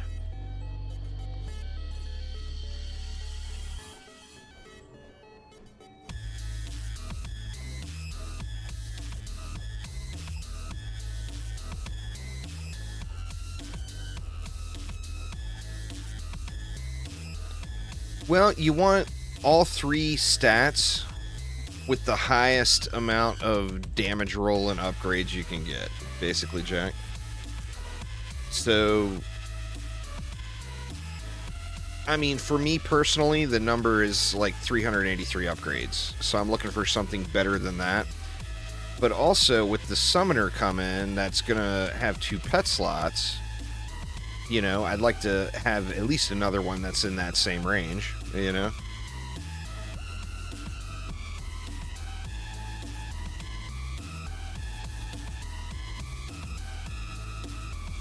They were really strong when the Warden got introduced, but nobody was using them. You know, on launch day of the Warden, Brent actually popped into the stream, and he's like, dude, why are you not using sludge launchers? They're ridiculous. You got to try sludge launchers. And I think the thing is sludge launchers are so damn boring that nobody went for them. Like, everyone went right for the laser beams or for the wisps. But they were really good.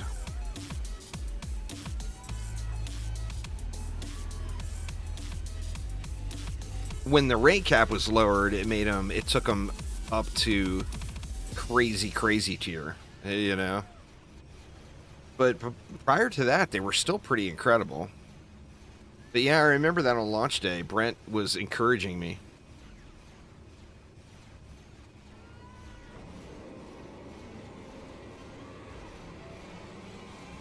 I'm not sure what the thought was. I mean, I even wonder, you know, was it a nod to the pea shooter in Plants vs. Zombies? Is that what the sludge launcher is, or no?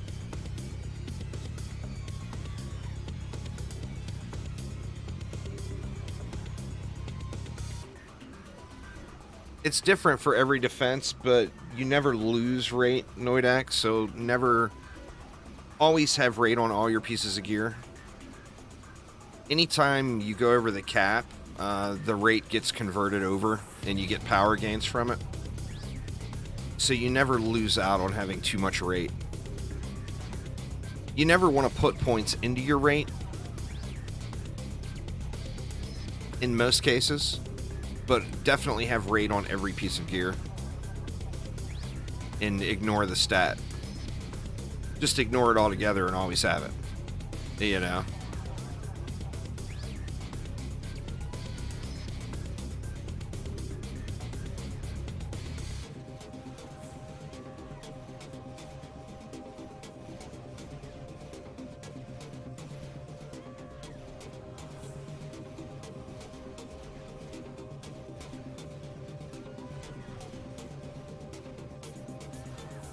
Just having 14k defense rate? Well, have 14k defense rate and then you'd lose out because you're going to be sacrificing power to get to that number. That would be the problem there. So you would lose there because you'd be investing too much into defense rate.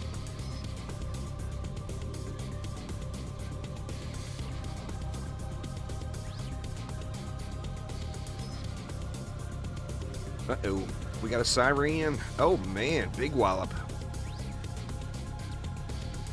Big wallop on that Siren boom. Saw that one coming, but thought that it was, well, hoped that it was going to die prior to landing.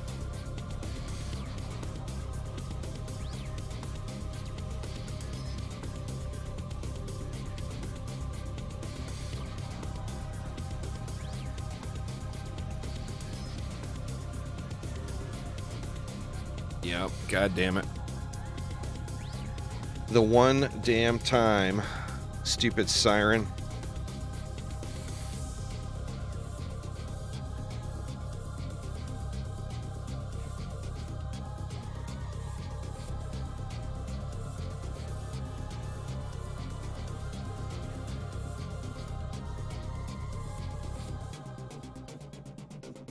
I don't think all these runs we've done here, I don't think we've had that happen once.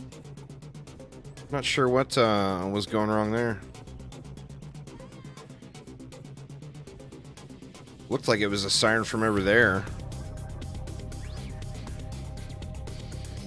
Maybe I had the DSTs angled poorly or something.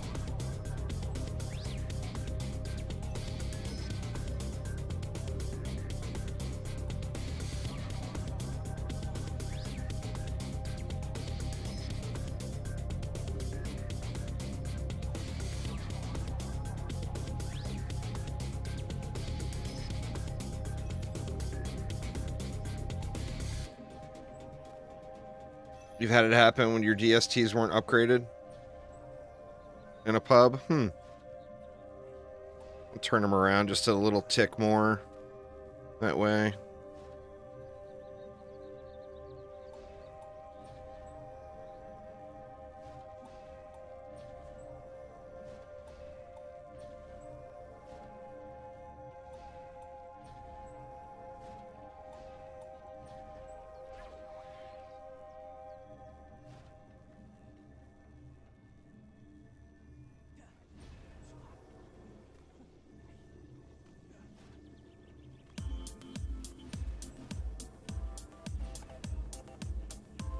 It happens.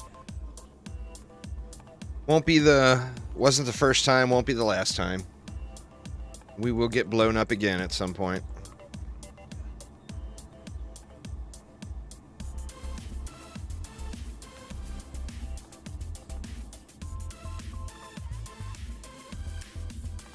I think Phil still needs a good little bomber. So I don't think Phil would do that to me on this map. I don't know where you're standing. No, you should. You'd think you'd be fine there. I mean, they target the stack. Or they target the ground, so it just made it around the bend to get to a point where we were in line of sight. I don't think anybody did anything wrong. I mean, I may have built it bad. I may not have had enough DSTs pointing that way or something.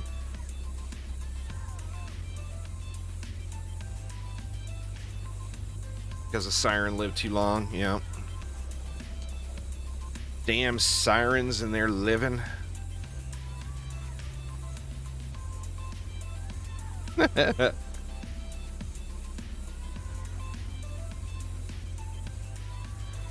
Sirens have to get to a certain range in order to do...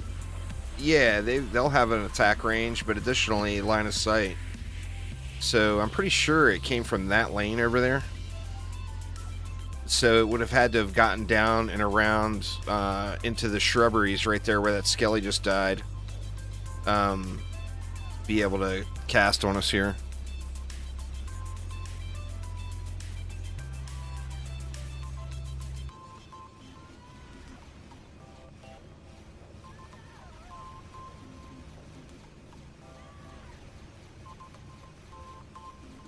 Go, go, DSTs!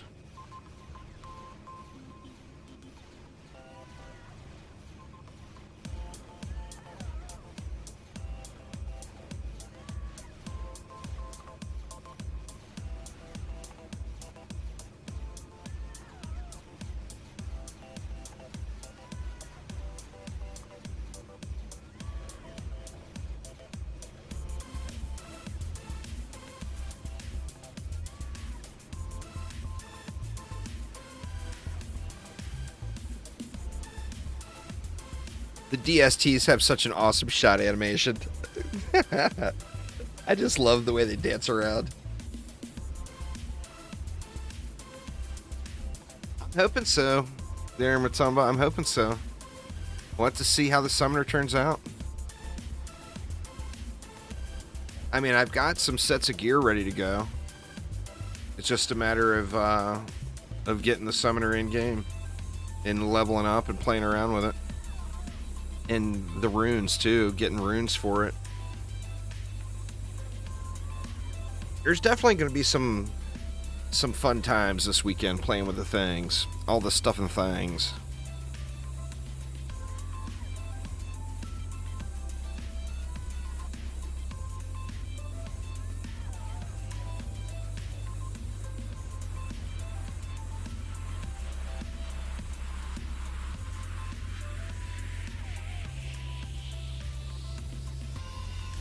Well, I'm assuming, I don't know.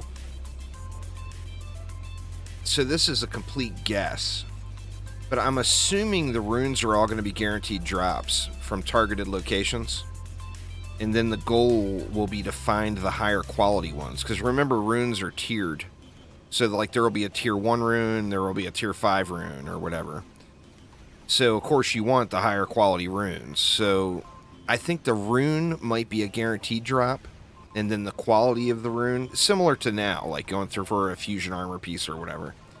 You get the guaranteed drop, and then, you know, the RNG will affect the quality of it. Now that's a big assume, because Phil has not come right out and given us any info on that, but...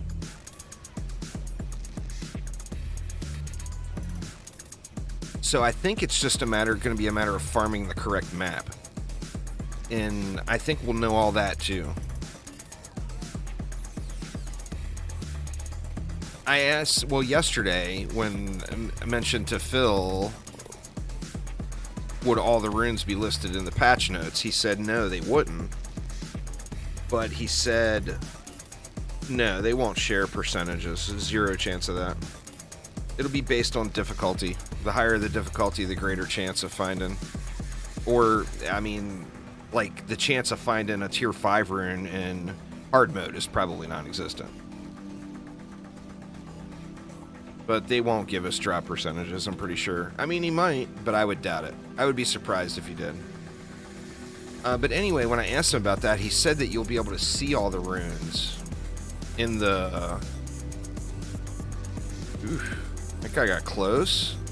What the hell, man? My DSTs are not performing today, it seems like. But he said we'll be able to see all the runes in the interface. That one got wrecked. Maybe there was just some other enemies down there that were taking priority.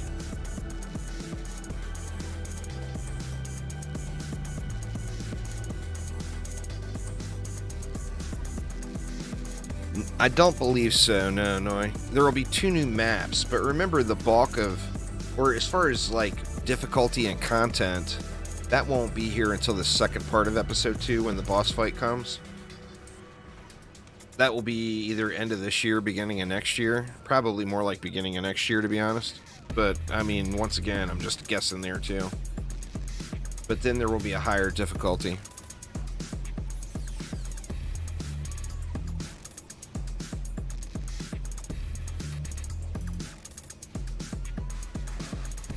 Hope so, hope so. I mean, the ogre could be really cool to play with, you know, so I'm hoping it turns out badass. We will find out. Oh, the DSTs aren't upgraded. I didn't get all the mana.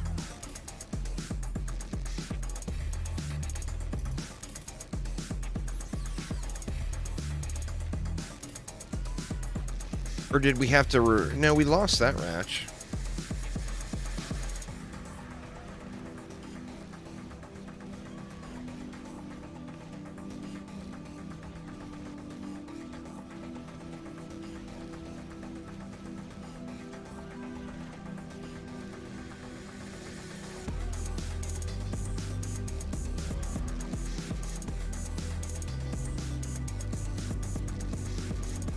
Well, yeah, I mean, there's a targeting priority system.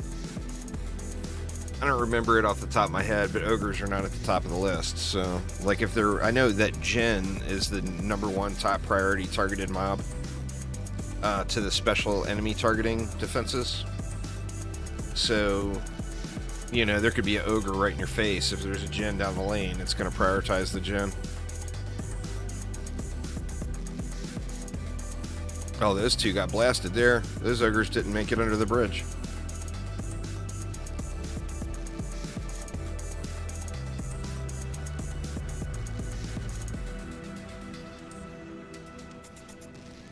Hoping one of us gets something today.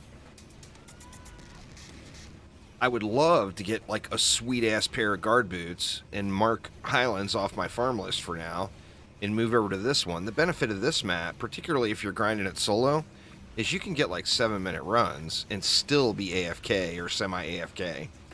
You can do a really chill build like this solo, and it's going to be like 7 minutes.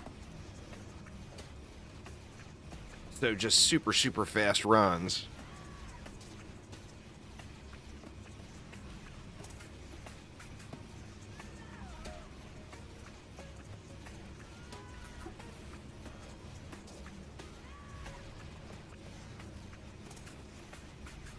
This is a great farm map. It's nice that the bomber drops from here. It's a shame that the ferry is not worth more. The ferry doesn't have much sell value. If it did, like the bombers have decent sell value. So even if you get a bad one, you're at least getting a nice chunk of gold. But the ferries don't sell for crap.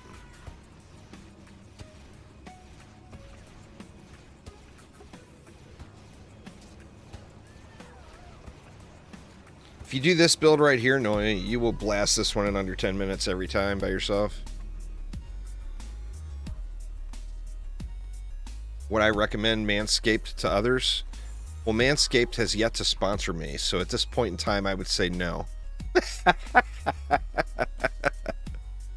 Go Manscaped. Send sponsorship, please. Okay, thanks. Yeah, see, like, look at that one. That sells for 12 billion. Now, it's not near as much as we're getting off of Highlands, but it's still something, you know. Crappy piece there, but then you look at the ferry. Where is my ferry? I probably got one in my bag. Or no, I already sold them. We'll look at it going in. The ferry won't be shit. There it is right there. Yeah, the ferry only sells for 300 million. So, big booze on that one.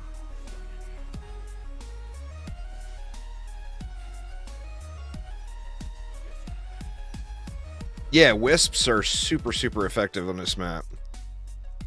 The DSTs are quick, but the wisps are very, very effective.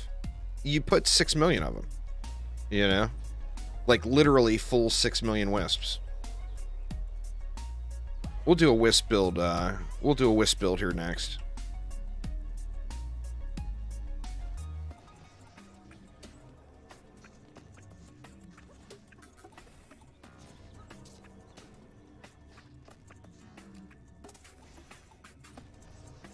Little wonky placement on those DSTs, but I think they'll be alright.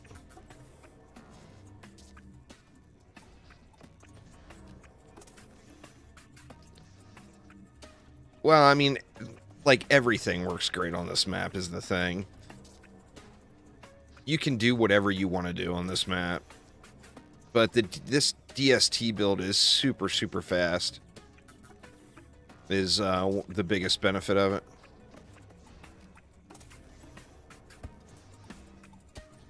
I mean, you can do flame bursts on this map. You can do sledges on it. You can do, you know, blossoms. You can do literally anything.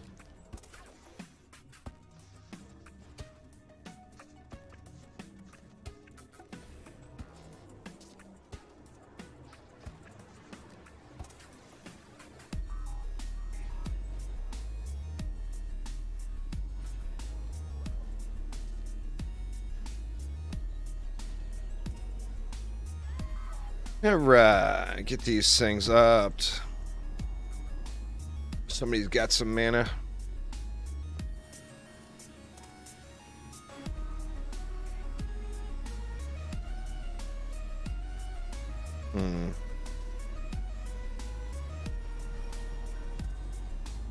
There it is.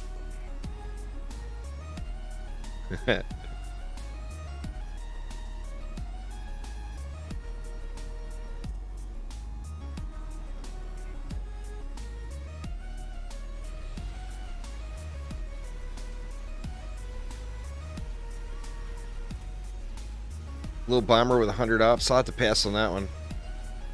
Nah, there's no tower stacking. Pierce.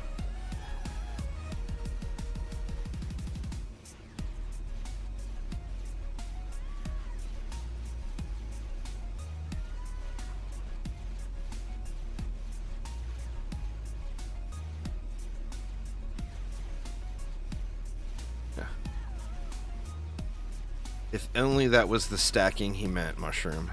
If only.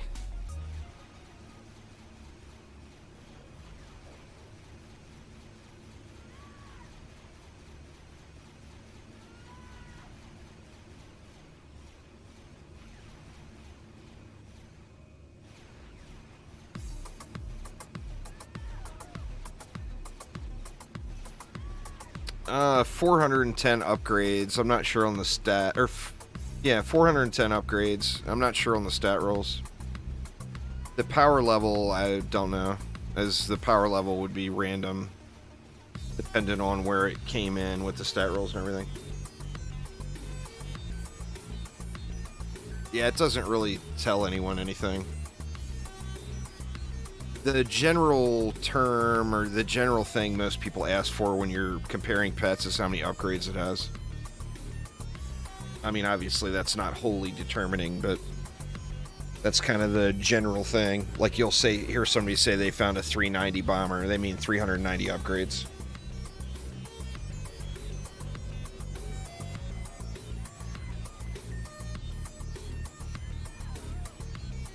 And having all three stats would be the next thing. So, you know, like if you're describing your bomber, say 360 upgrades, all three stats, and then somebody will understand the quality level. Like my current one is, I want to say it's like 383 upgrades with all three stats. The .63 is assumed, because if it's not, you should just be throwing it in the trash.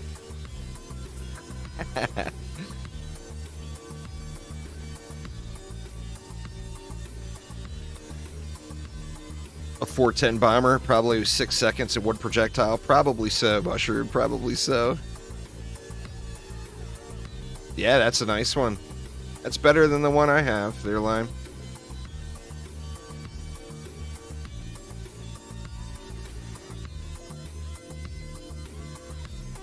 Same thing there. It's just tell people the upgrades there, Nick. Upgrades and stats. I got a max roll Arcanist. 494 upgrades.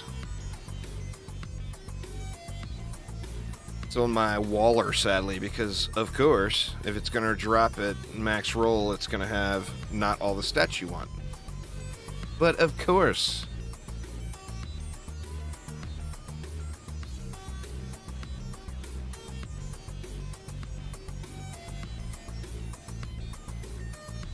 I found a ton of max roll pieces, but they were either not fused or didn't have the right set. Well, I've only found a few fused max roll pieces, but all of them were unusable except for that Arcanist Tome for a Waller. Do the bonus. You got to do the bonus difficulty, Noi. We'll get you over that regularly. Got to do that Lichen King difficulty.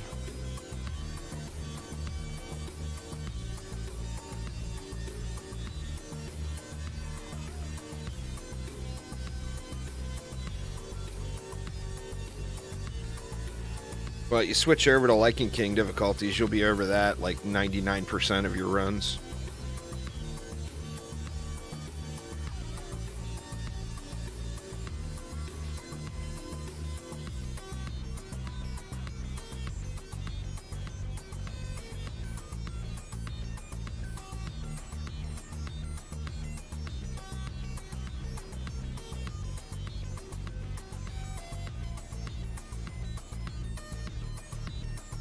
It's Sky City, isn't it, Archangel? I wanted to try to put a group together for that sometime this weekend.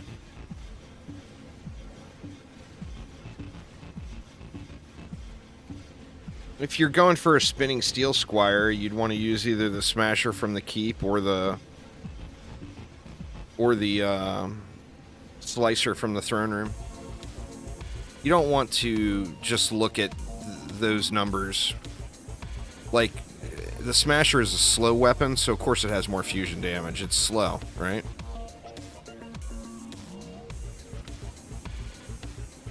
Oh, it's not the same map. I thought it was just the same map with no bridges. I guess I need to check it out too.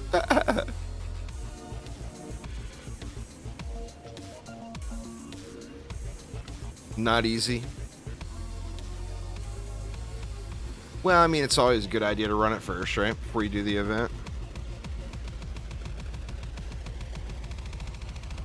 I haven't looked at it at all. I wonder what the event item will be. Is it going to be a new event reward, or will it be a repeat?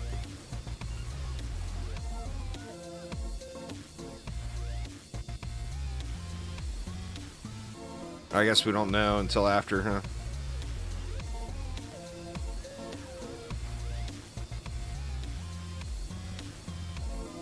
Yeah.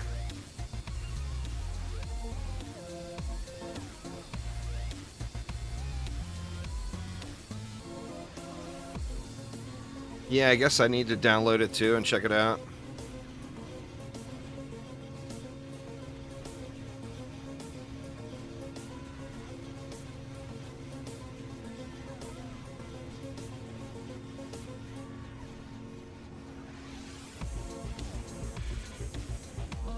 Yeah, I just assumed based off of the description it was just going to be Sky City with no bridges. I thought like the only way to get from island to island would be to hop on the little floaty fan thingies.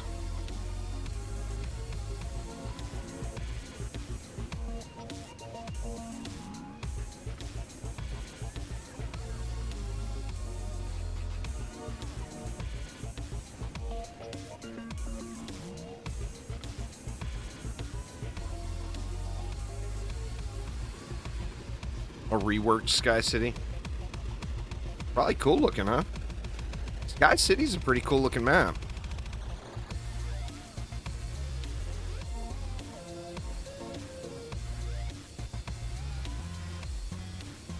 Noticeably less landmass. Is there a boss too, I'm assuming? Of course there's a boss, or it wouldn't be an event map, right? It's my favorite map. Oh shit.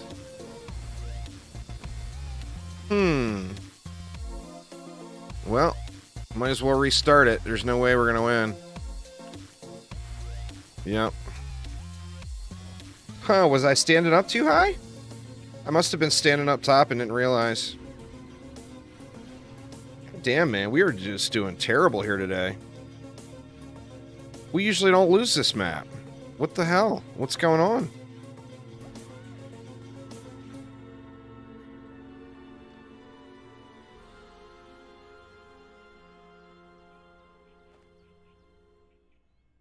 Oh, look at that shit.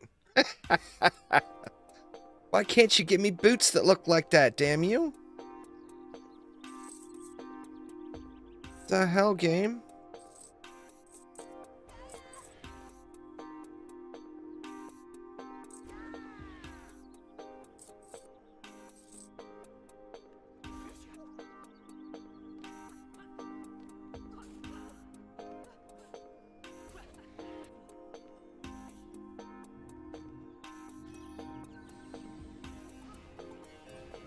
I'm just gonna go with wisps. We got something funky going on here today. The wisps will add 5 minutes to the runtime, but it's pretty much foolproof.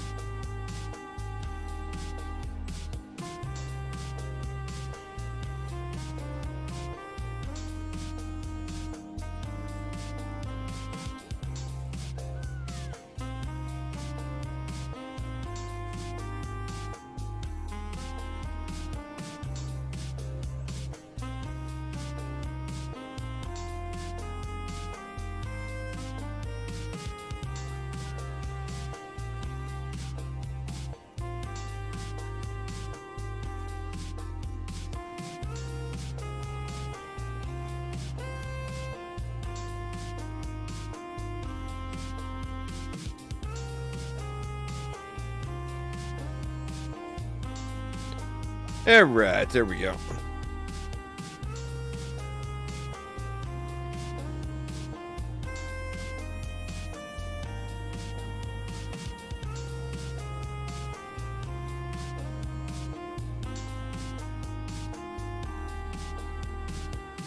Yeah, I'm not sure what's going on with the DSTs today, but no point in sitting there losing matches over and over.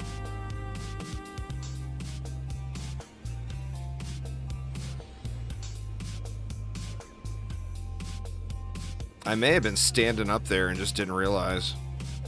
May have been my bad.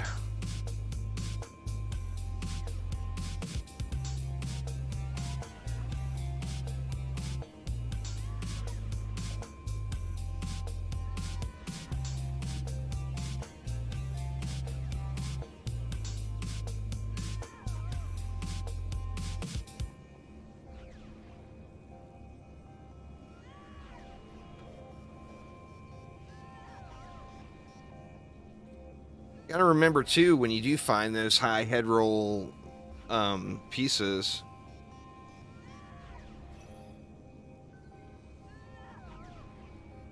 yeah, I got a decent rolled head.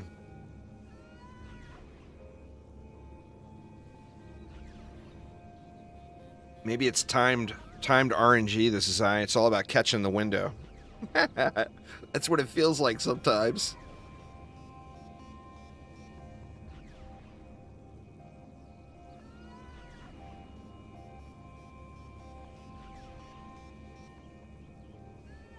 I had this one night. I keep talking about the one night because it's never come again. It was like a month ago. And I was playing. It was like 2 in the morning and I wanted to go to bed. And I was getting the most incredible loot drops. Like every map, I was getting a really good item. And I ended up staying up until like 5 in the morning grinding it. And then I went to bed. Got up in a few hours later. Came back, fired the game up. Nothing but junk. It's like Phil had hit the RNG button to let people have loot finally and then forgot about it and went to sleep or something because it was late at night. And then by the time I got up, he had gotten up and noticed it and he turned it back off again. That way all our gear was junk. Thanks, Phil. I know you're lurking, Phil. I will chastise you.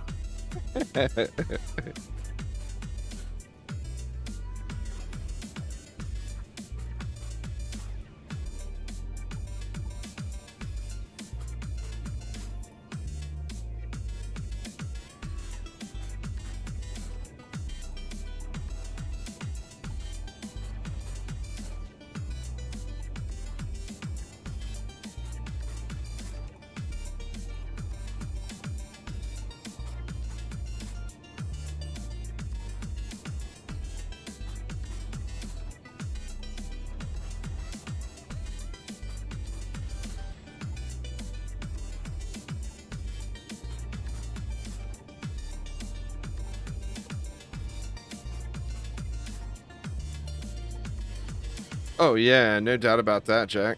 No doubt at all about that.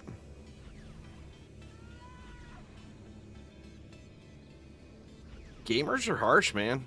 I mean, obviously, I'm just joking, and Phil knows that. But gamers are harsh. People want their shit, and they want it right now, and they want it perfect, and if you don't do it, they're gonna yell and scream, you know? But...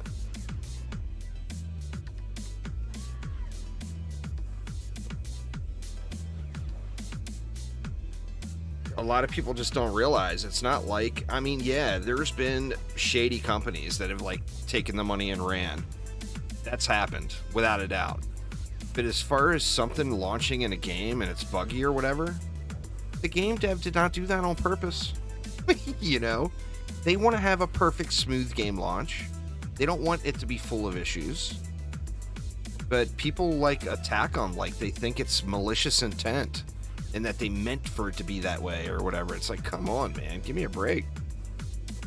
Now, I mean, if a company does the player wrong and like takes the money and runs or something like that, then yeah, that's understandable.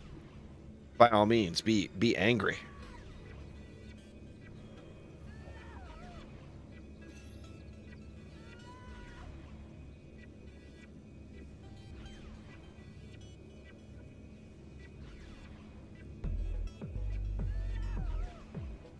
But sometimes it's just not warranted, you know, and I'm just as harsh as the next guy.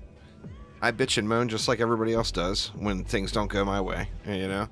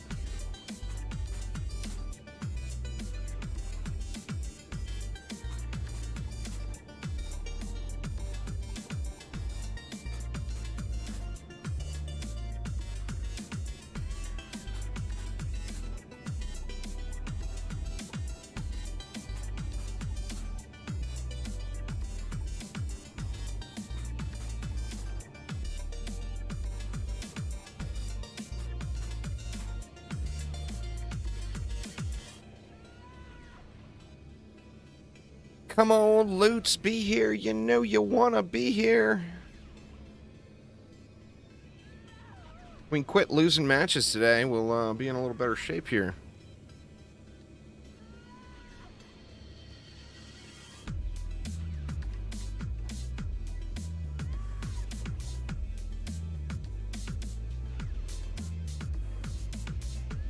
You wanted to be a game dev for a while, switch majors? That's fair.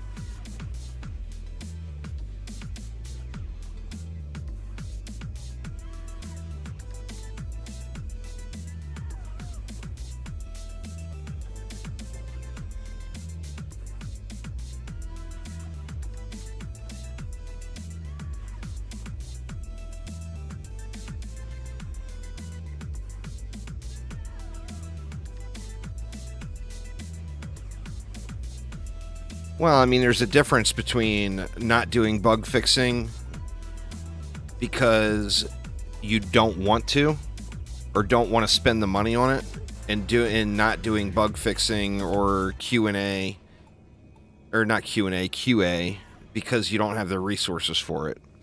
And I think that's a big difference between the two.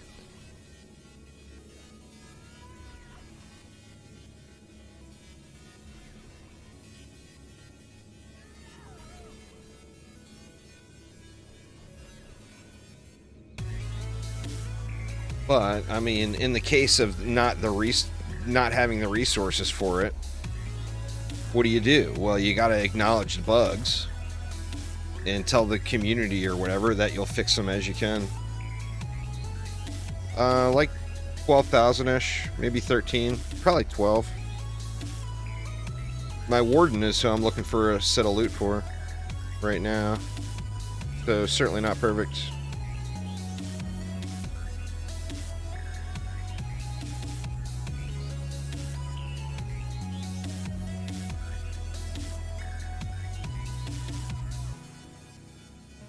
Oh, I will definitely be live streaming the PTR, JC.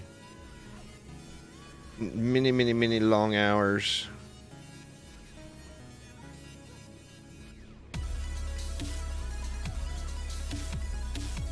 Oop. Map's over.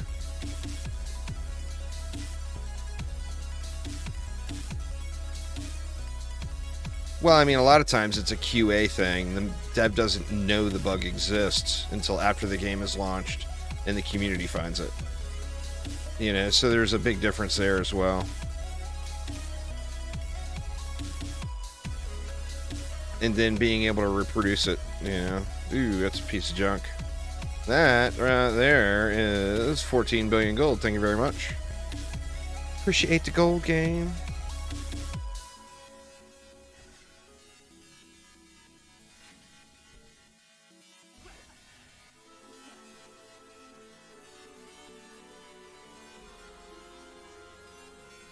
I mean, most indie developers, they don't have a QA team.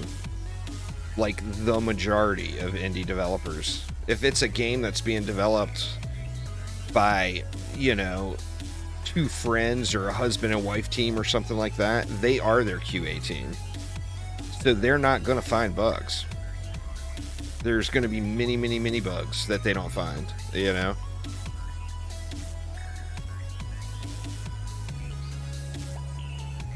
You take that versus, you know, even a game like DD2. It was being developed by a investment capital company. I mean, they had the money. They had the big development team. They knew the bugs were there, and they still didn't fix the bugs. That's neglect when you get that, you know? I mean, the amount of bugs that Chromatic has fixed in DD2 is through the roof. And that's all the stuff that should have been fixed years ago.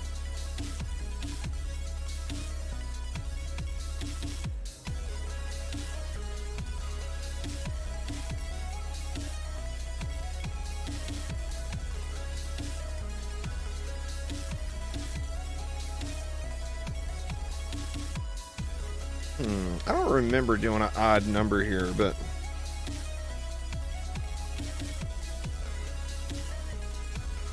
like we lost some people, huh? It's so weird how it does the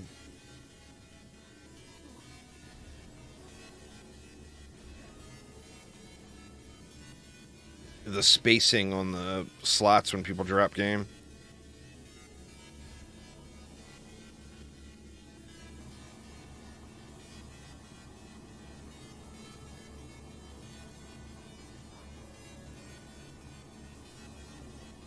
Actually, most of them are saying Discord is no good. It's usually the opposite of that. People are most indie. There was just a big write-up from some indie developer. I can't remember which one it was. But they're saying that what they thought was going to be good, positive communication and everything ended up being a huge hassle and not worth the time. That in such a small percent. I mean, the percentage of Discord users, of course, is growing. But like years ago, it was like 1-2% of a game's player base. I can't remember. I wish I remembered what developer that was. It was a single indie game developer. And he used Discord for communication. And he ended up doing a huge write-up about it afterwards and publishing it. To other it's some indie game website or whatever, talking about his experience, and a bunch of developers were responding saying that they agreed 100%. You got to remember, for every positive on Discord, there's 30 negatives. You know, there's a lot of toxic people on the internet. What's up, Philip? How you doing?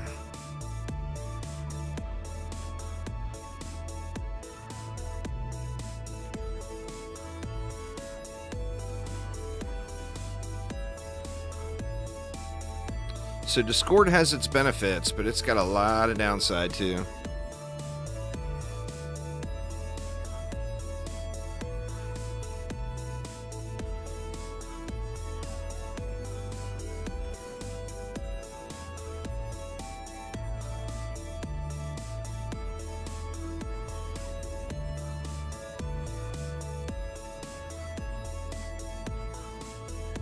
God, now I can't remember who that was. I think it was somebody that made one of those Plants vs. Zombies style games here over the last couple of years. I can't remember, though.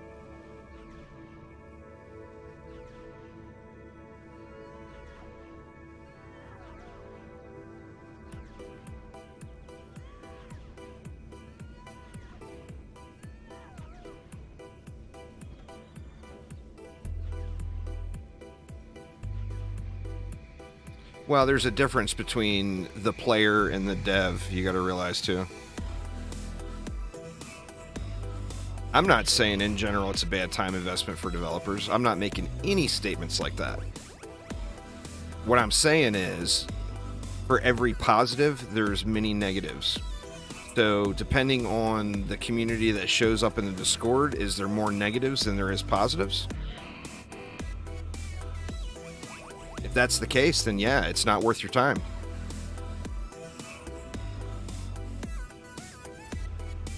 There has to be more positives than negatives.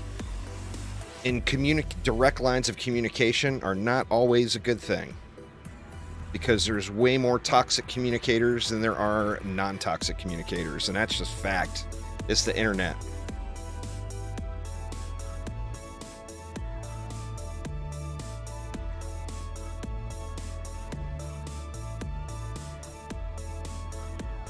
I'm not saying that devs haven't found a way to make it a positive experience and that you as a player have felt better about it because you had a direct line of communication to a developer. That's all totally different shit. It comes back down around to it's a business. If there's more negatives associated with something that you're gaining a positive from, then you really need to think about whether or not that's something you want to do. And for a really small indie company, a lot of times there's way too many negatives in Discord because you can't afford to have somebody run it for you is the problem, you know?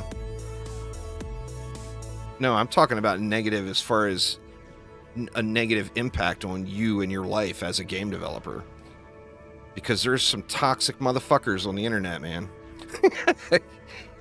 I can tell you that firsthand, and I still read all that shit.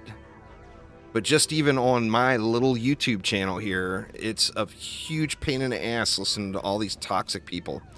And the Dungeon Defenders Discord is no different. The Orcs Must Die Discord is no different. The whatever Discord is no different. There is always toxicity involved.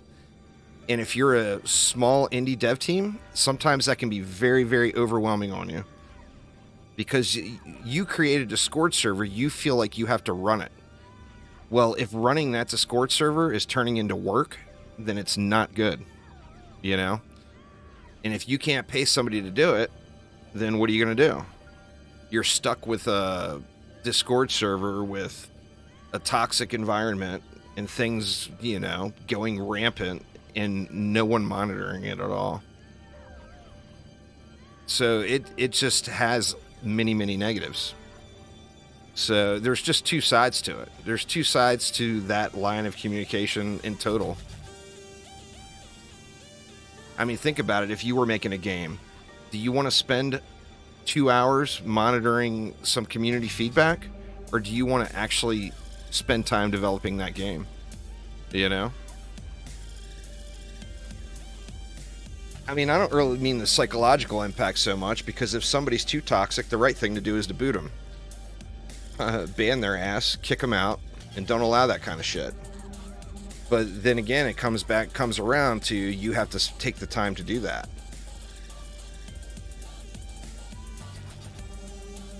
You know, and if you don't have that time, which, I mean, shit, look at how many games from solo or duo indie dev teams where that's their second job. You know, they want to make this game, but they're not profitable, so they have to work. So they have a day job, and then they're making the game on the side, and then they've got this Discord server with people being unwelcoming, you know? It can be a hassle.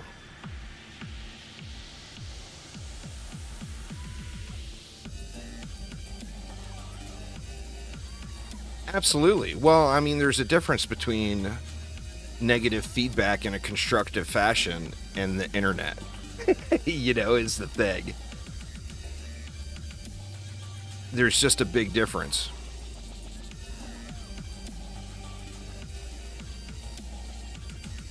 You know, on the internet, everyone's Chuck Norris, you know?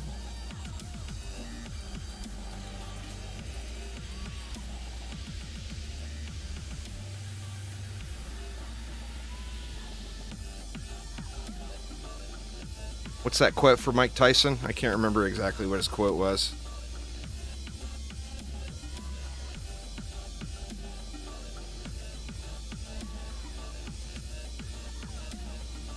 You're more of a Jackie Chan kind of guy? That's fair. That's fair. Jackie deserves his props.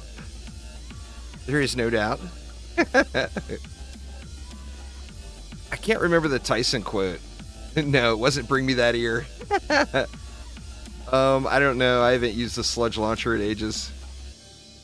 No, I think it was the social media has trained, and this is way off. I can't remember the exact quote, but it's like social media has trained people to be disrespectful without getting punched in the face for it.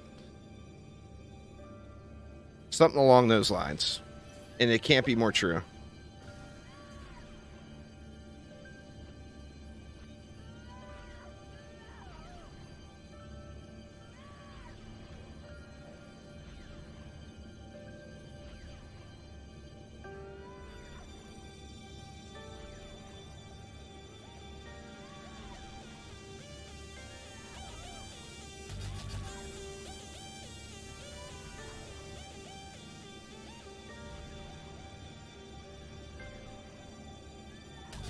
It was something that wasn't the exact quote. Maybe he's... Well, Tyson has probably given many punch in the face quotes. Now that I think about it, it is Mike Tyson. It was something about social media directly. I'm speed farming, Marco. I'm not playing with different defenses. I'm grinding, man. I'm not even looking at the screen half the time. Just watching chat on 4 different platforms. Oh, that's it. Social media has made you too comfortable with disrespecting people and not getting punched in the face for it. That's the one I was thinking about. Pandinator, what up, what up? How you been? And that's so true. That is so true.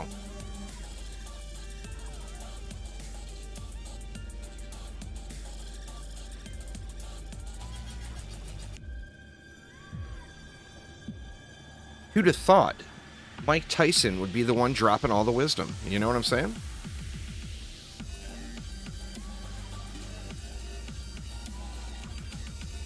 What are my thoughts on trading coming? People want it. I don't have a problem with it. I think it's going to be relatively ineffective until they can do some kind of like player shop type thing like DD1. Stumbled across some old thoughts. Nice, nice.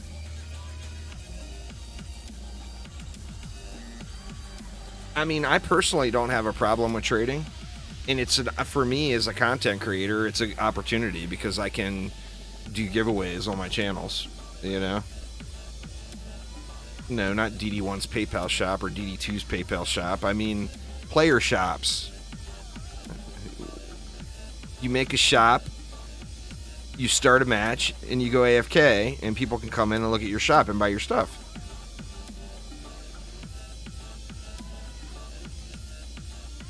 I think trading in general is good, but I think the struggle is going to be how to find buyers or purchasers, because anytime you have to go outside of your game,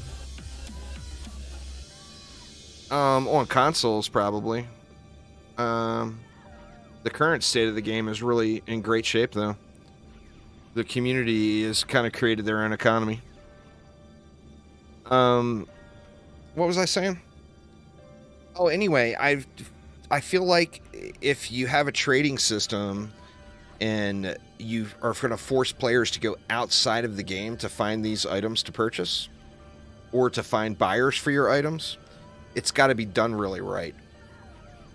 And I also know that a very small percentage of overall players of any game use Discord, and Discord is the obvious go-to. and almost as small players. I know the Dungeon Defenders forums are quite dead because no one posts on them hardly ever. But statistically, more people visit a game developer's forums than they do a Discord server. So I think it's going to be a challenge there. I think trading for Discord users will be relatively easy compared to trading for non-Discord users.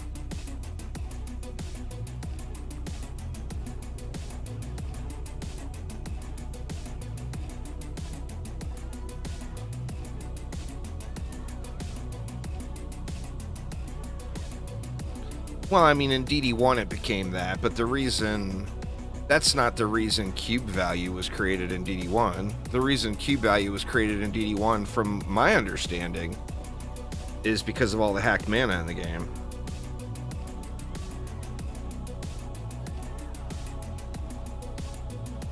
That's what I was told anyway. Whether or not that's correct, you know.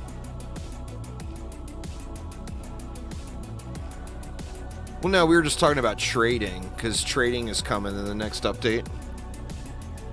And it's true trading. It's not like player shops or anything.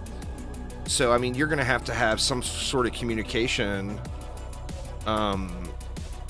with people to know who you're going to buy or trade things. I mean, how are you going to know who's got what? You know, that's the struggle. Is finding things to buy or finding buyers for your things. And of course, percent damage and rate on a item with no power on it. Imagine that. How could that have ever happened? Thanks, forced fortification roll, or fortify roll. Appreciate it. Dang it, man. Dang it, dang it, dang it.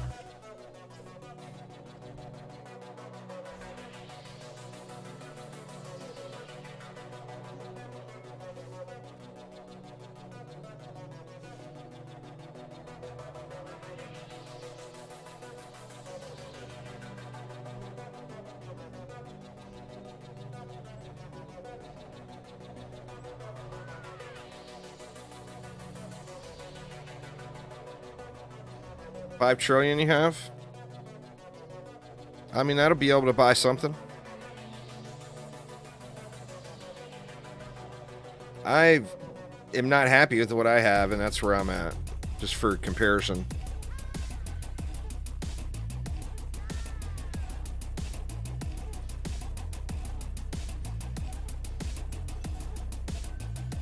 It depends on the quality.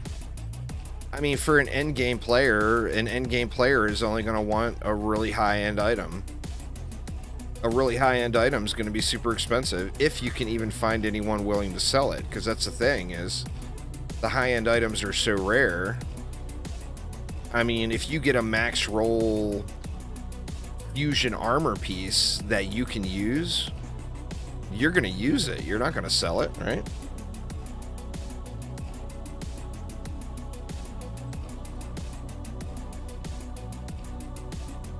So it depends on the quality of the piece. I mean, there will be... The biggest impact I think it will have is on people just breaking into the game. I feel like it's going to get people into, like, starting end game gear way, way easier.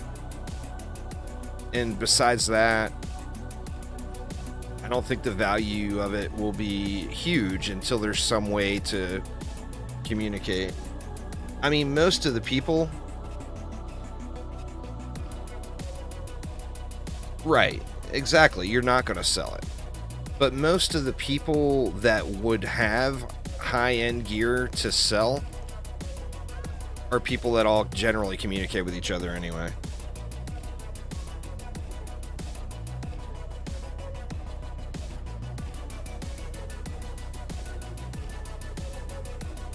I mean, there will be... All right, Philip, take it easy, man. Thanks for hanging out. There will be, I mean, there's already a trading section in the Discord server. So there will be a trading section specific to DDA Discord. or to DDA on the Discord server, and then like on my server, I don't think it'll be necessary, but if it's necessary on my server or people want it, I'll add it in on my server too, you know. But how many people use Discord? You know, a group of people do, but not everybody. So I don't know. I mean, I think it's good overall. I guess the TLDW of that entire 30-minute rant is people want it. I'm good with that. If people want it, I think it's a good thing. And people definitely wanted it.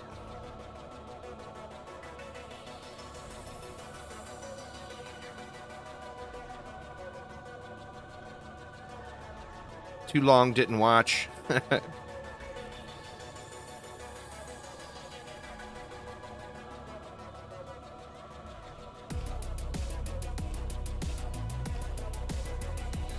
I mean, we as players will decide what happens with the economy. You know, Chromatic can't control that.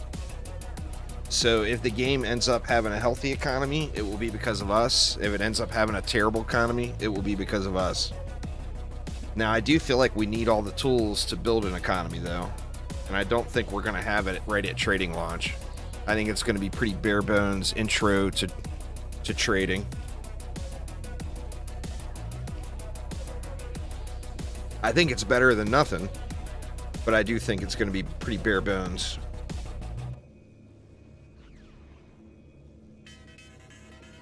$20 trillion might be a little high, but I think it will be many trillions, yeah.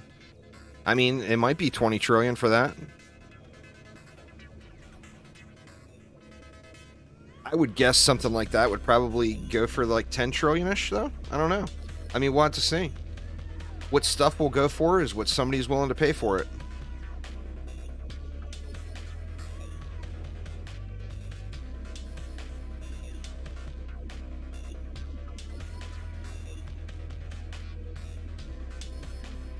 I hope it's not taxed trades, but I do, you know, that is a pretty common thing.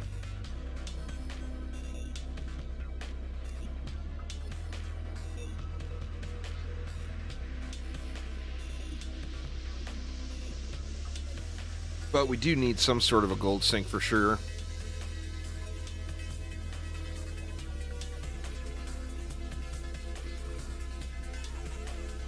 Inspect mode. Yeah, it'd be cool. That would definitely be cool.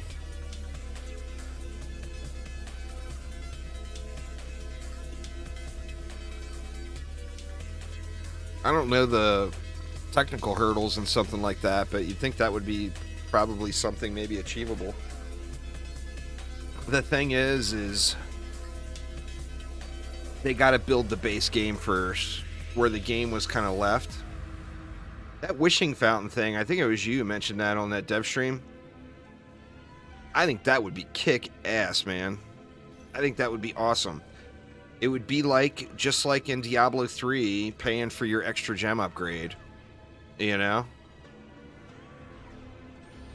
I think that would be a kick-ass thing. I would sink gold into every single run.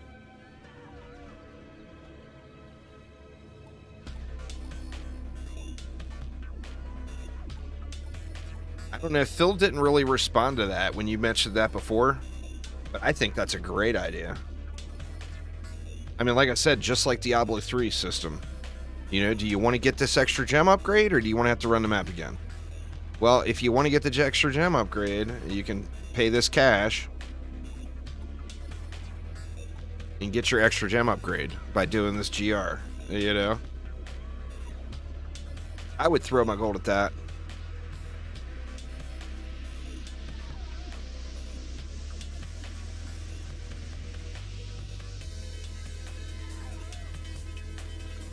I mean, I would literally throw all my gold at that.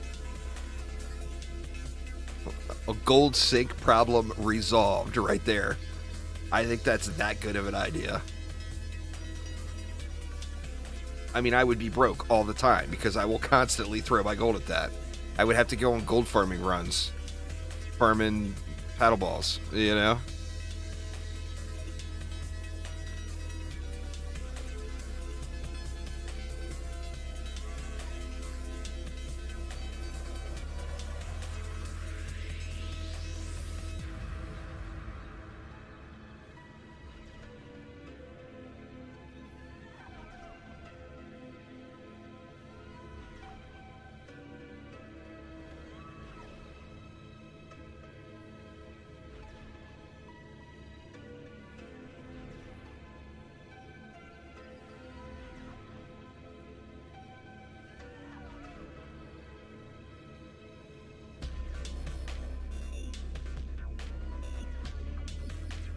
Well, it depends on where you're at, too. It gets quite expensive in Diablo 3. Like, if you're trying to level gems up to 150, it gets quite costly. That additional. But it's tiered, you know? It starts off where, like, you're going to get back the majority of what you pay, but it very quickly turns into an enormous expense.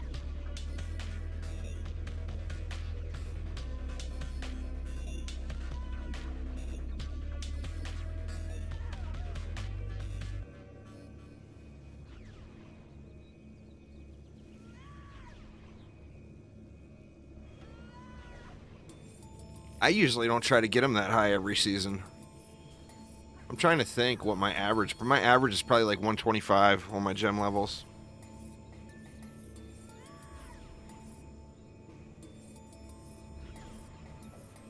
Well, I mean, it depends on how many puzzle rings you got and how many, you know, now you can take so many, you get so many Death's Breath and everything and so many keys from the follower rework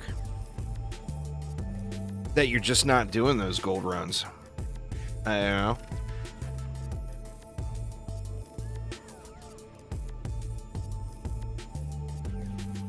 Like, I do my follower every season now where I get the double Death's Breath and I get the bonus GR keys. So, like, I run one regular rift and I can do, like, 6 greater rifts. And the one regular rift is only enough for, like, 1, maybe 2 of the GR upgrades. But yeah, I get what you're saying, though. But I like the system. I think the whole wishing well thing, I think that's a great idea. I think that'd be cool as hell.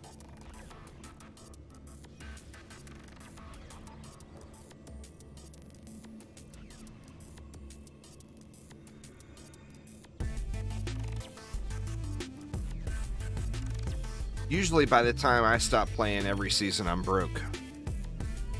But I'll dump, you know, dump everything. I'll dump my last pennies into that extra gem upgrade.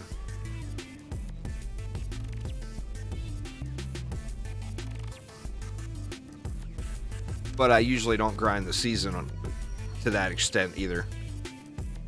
I mean, I've only done 150 once, one season, you know.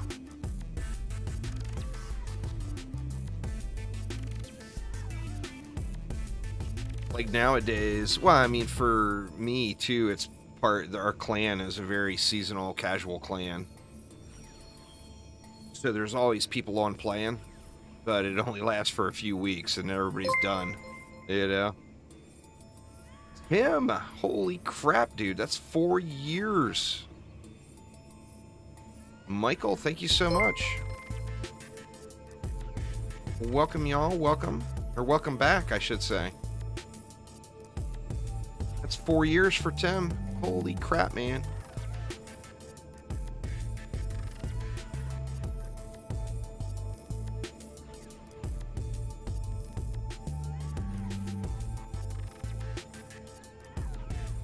Yeah, I think I usually go to like maybe 125. I end up, lately I've been playing around with multiple characters as part of that. Like, I'll do somebody for like speed farming hundreds or whatever, and then I'll use the resources from that speed farming those hundreds to get another character set up and then use the other character to climb or whatever is what I usually do now.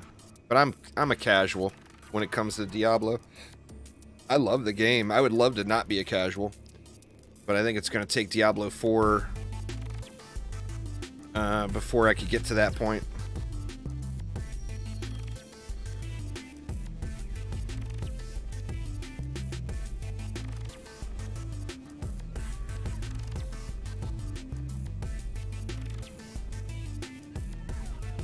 Then I would have to not be addicted to Dungeon Defenders games. Ah, too many grind games is not a good thing.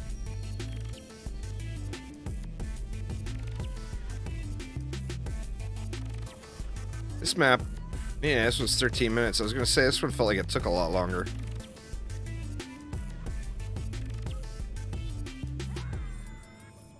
Alright, be there, be there, be there. Shiny loots. No love. It was not worth much either, huh? 12 bill. Boo. Boo. Super boo.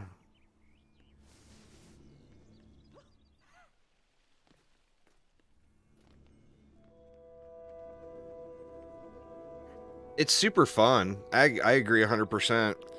There's nothing more fun than speedrunning high GRs. Just flying through the maps. It's an absolute blast.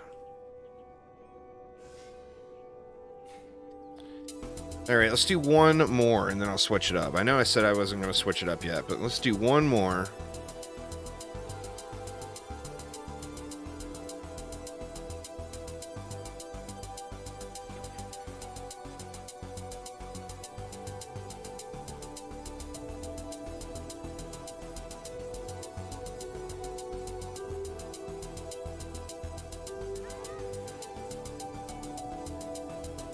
Oh yeah, I agree 100%.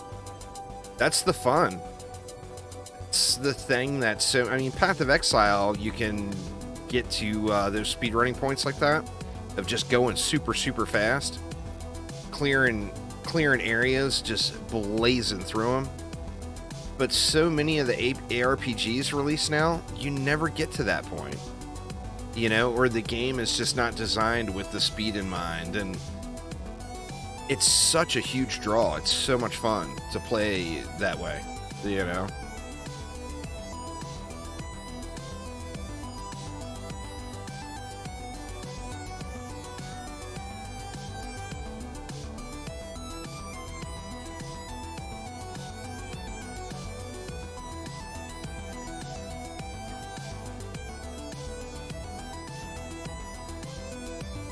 PoE is a great game. I'm super looking forward to PoE too.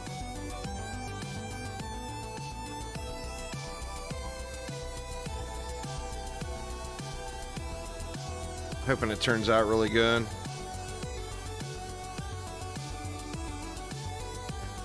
D3 is the reason you do it. That's awesome, man. That is awesome.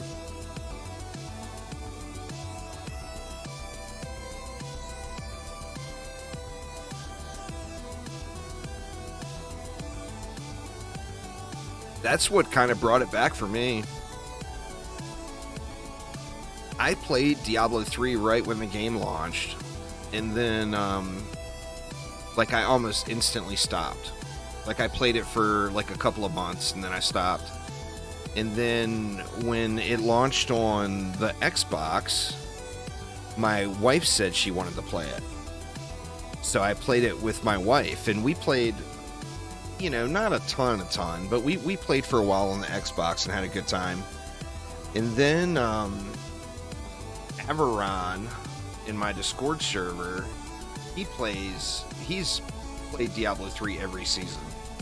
And he got me to play it again one season. It was like around season 10 maybe.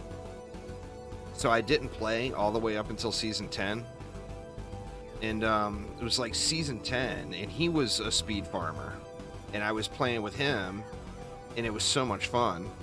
And then I've just been hooked on it ever since. Every season I play. I mean, I play some seasons longer than others, but every season I play some, and I just love going fast. I mean, that's my goal every season, is to go fast. But it adds a lot of fun. You know, you still get that loot grind, but you've got a whole lot of fun in the mix.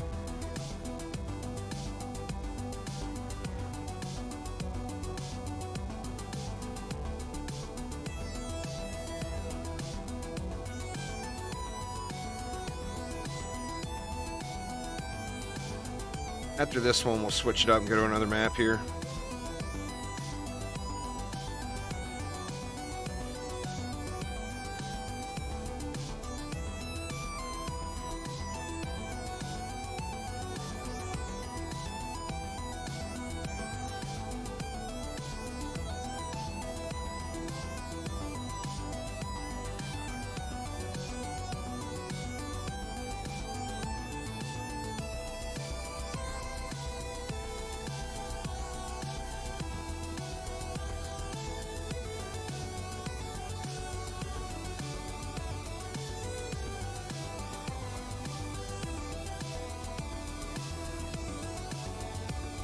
Not sure what else to... I mean, just these guard things are really the only thing I feel like I really want to grind.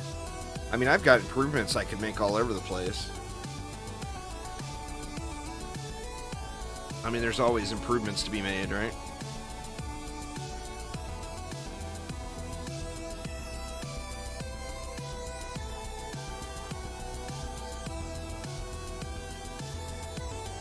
Some of these new and/or changed defenses that are coming up, you know, just have had gear sitting already for them, so don't need to do any real farming in preparation for that.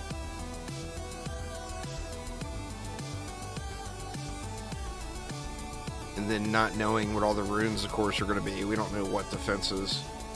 I mean, I want to play briefly with everything, but what defenses, you know, is going to be your favorite, or what's going to be metas and everything else. Runes will be a big part of that for sure.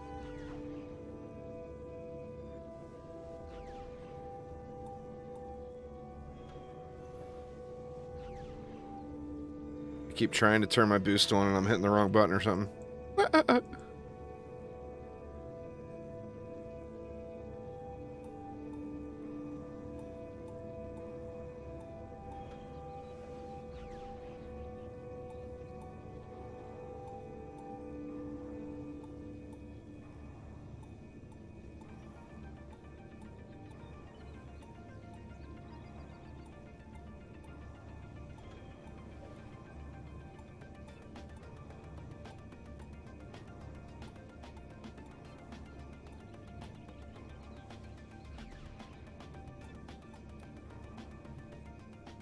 Really need to probably go with some cast rate on my apprentice here at some point, but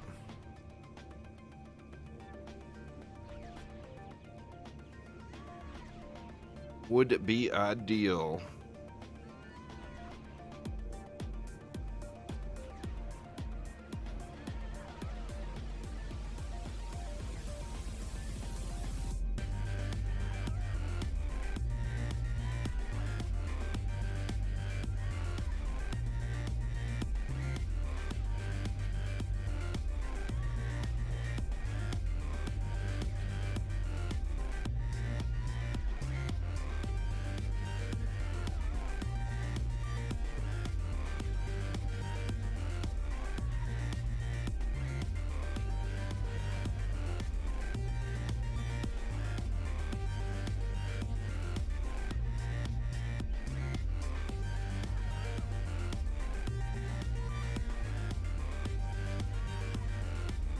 Guess head back over to Highlands for a few more runs next. We got enough time to probably do two Highlands runs. Something along those lines.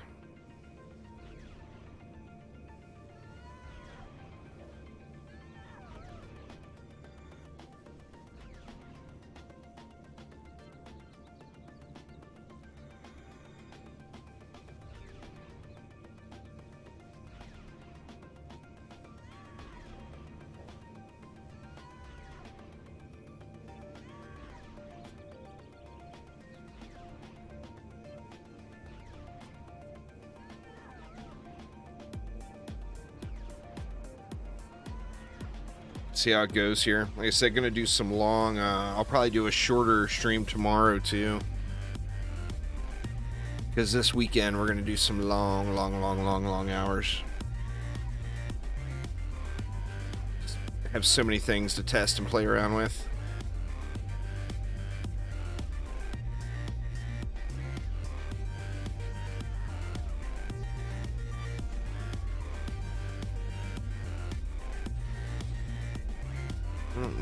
We got 2 DU from somewhere, or did I not spend that? Maybe I didn't spend it.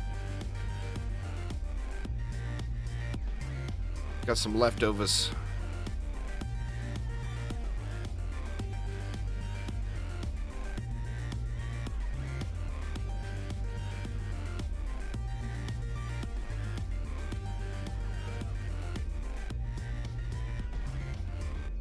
I just had a pop-up from Twitch that says, make sure I'm reminding my viewers to follow. Make sure you follow, y'all.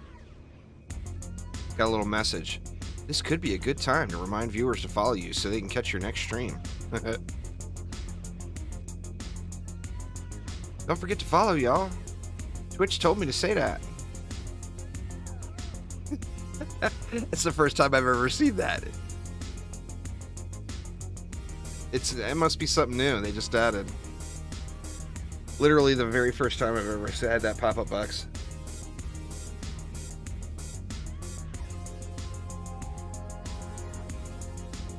Thanks, Twitches.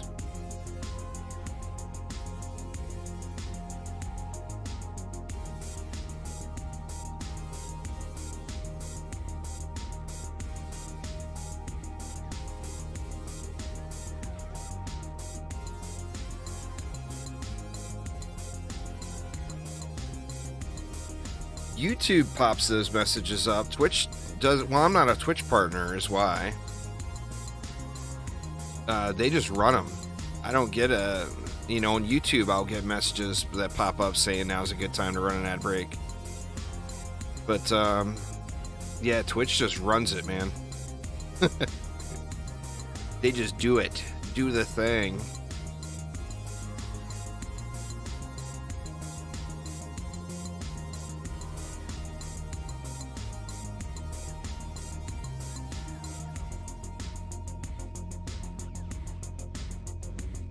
This one's only 11 minutes, but it felt like this one was slow too.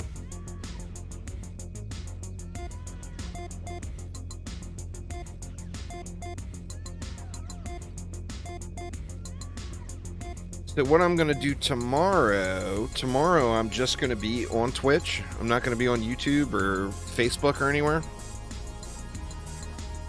Normally I do Twitch only on Fridays, but with the PTR, I'm going to be streaming everywhere on Friday. So tomorrow I'm going to make it my Twitch day. So, so sorry, y'all, over on the YouTubes. I'll just be on Twitch only tomorrow. Alright, come on, Loots. You can do it. Be there.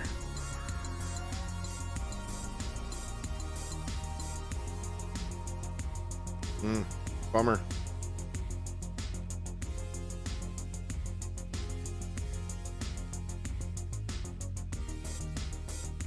A little bit of a bummer there, too.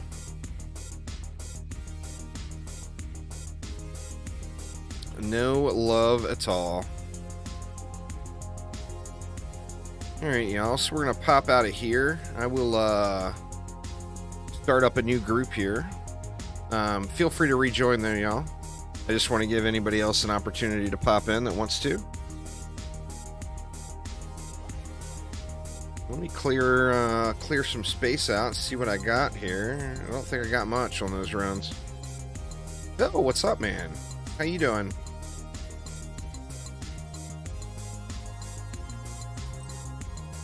How is the world of Phil today? Junk. Busy. That's fair.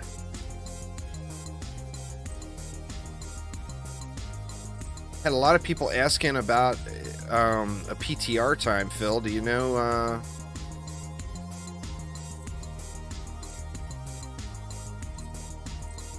Or is it too soon to announce PTR time for Friday? God, that's such a bummer right there, man. The plan is for 1 p.m. Eastern time. So 10 a.m. Pacific, 1 p.m. Eastern. Perfect. I'm looking forward to it, man. I'm ready to grind it out. It's hard, so many things to test and play around with. No, it'll be 2 hours before the dev stream, if it goes at that time.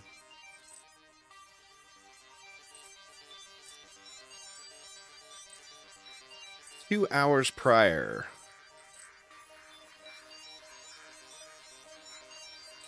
Man, I actually got some decent guard chests there, but none of them are really dialed in.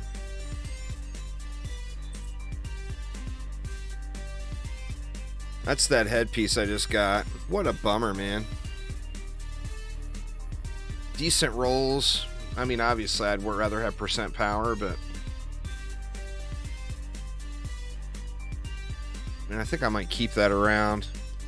Just in case. Just in case.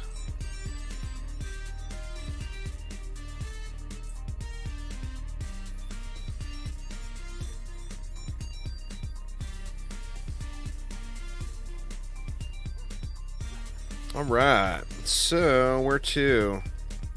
Let's go back to, actually we can leave. God, this character didn't get any levels. Or I don't remember what level they were before. I feel like it should have been leveled up more.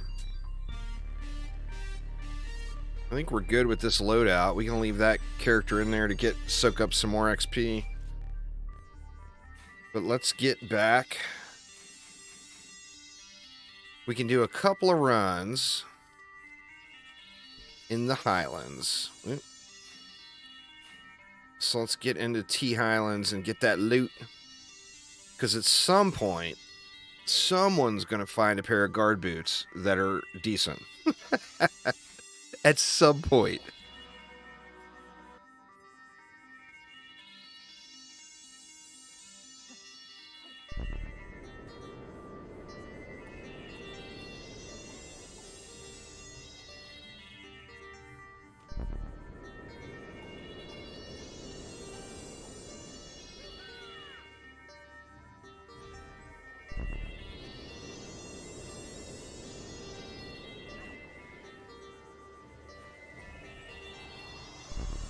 We got some high mob counts on this one.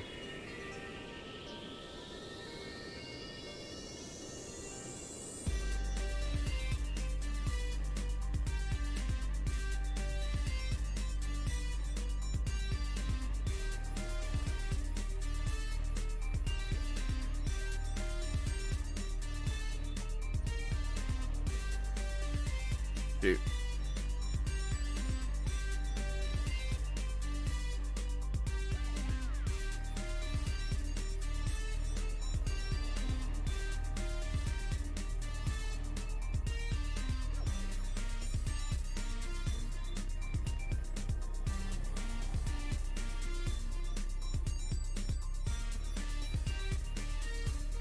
I've got one decent pair of guard boots.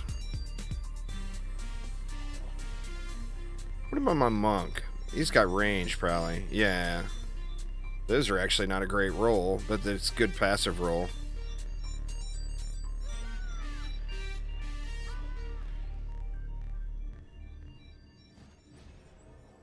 I thought I had one good pair of guard boots. Maybe not.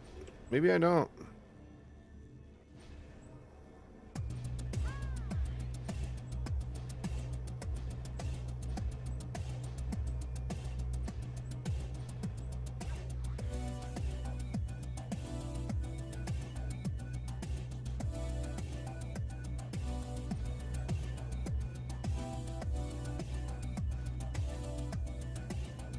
Nobody wants no Highlands. Yours have a low passive roll. I found a few decent pairs, but I just can't find a pair with percent damage and power. But I mean, I need to clear some of these out, right? There's just no reason to keep them. Where is that good or that decent pair? I must have equipped them on somebody. Oh, you know what? I put them on my harpooner. Is what I did. I found these last night. Which low passive rolls, not the most upgrades, you know? I mean, a pretty decent pair of boots, especially considering what I normally get here, but just not great by any means.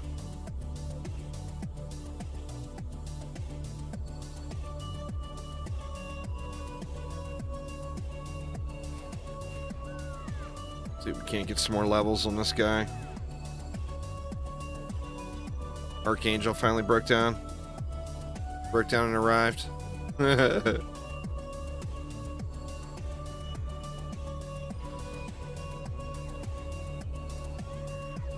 We might have to check those traps on this one, 1,200 mobs.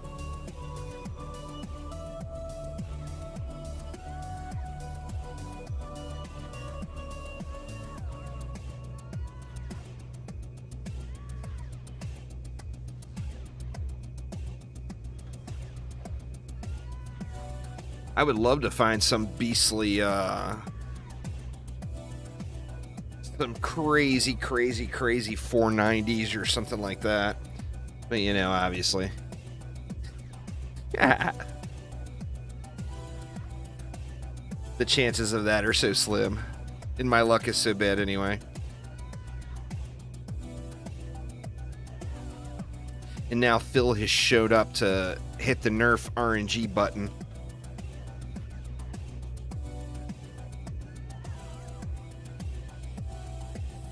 .384 with almost max power and defense damage passive. That's awesome, man. I have yet to find a pair with power and percent damage on them.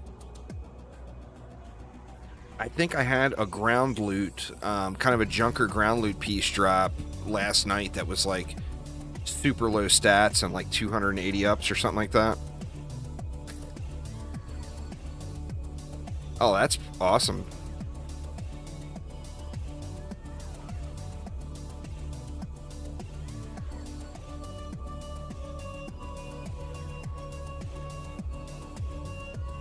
Probably so, yeah. That's a big 9.87. That's a big percent increase, you know? That makes up for a whole lot of plain stat.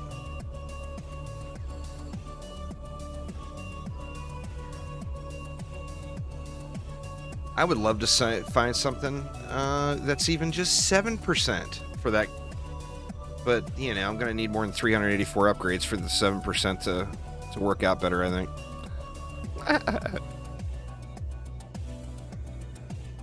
Give me a nice 430 upgrader, but only make it 7% and only make it 510 power. I'm fine with that. I'm fine with that.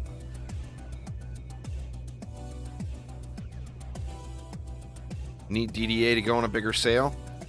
Oh, it will. It will. The Halloween sale, I mean, it's always nice to have a sale, right? But the Halloween sale is never one of the big sales. It feels like it never is for any game, really.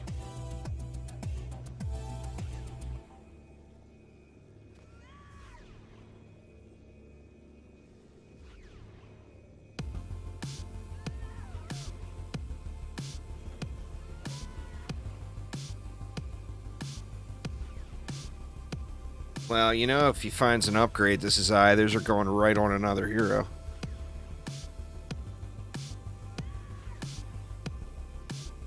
Aramir will put those on his gas traps before he sells them to us. You know he will.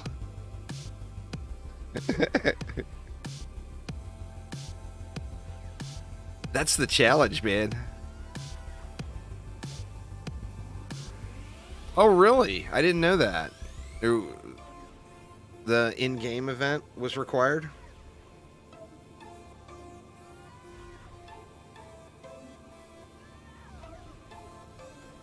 That's pretty cool.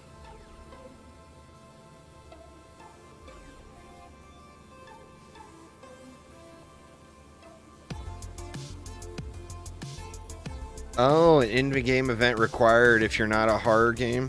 Huh.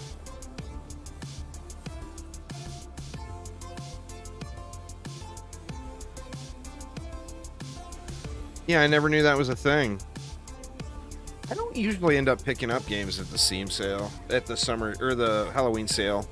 Like, I usually scroll through the holiday sale at the end of the year, and then a lot of times that summer sale, I'll go through and pick something up. Yeah, I didn't realize that was a thing though with the spookies. That's pretty cool.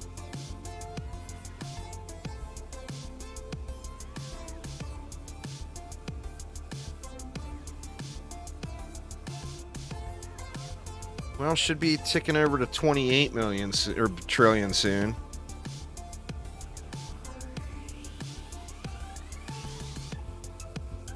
I bet I'll be, well, if I can't get these damn boots, I bet I'll be at 30 trillion by the time the PTR launches. Have skeletons and everything. It makes it extra spooky.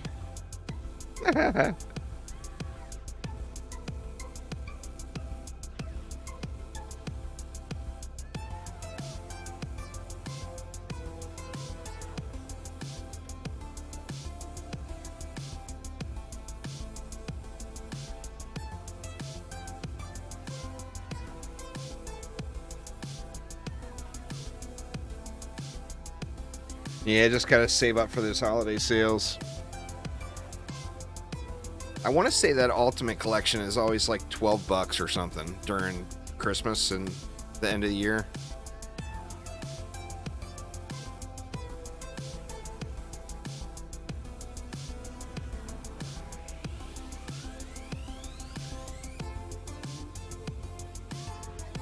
It actually explains a lot, Phil, because I had all kinds of emails from various game devs that I haven't, in some cases, haven't played the games in a long time, talking about their in-game Halloween event and their Steam sale.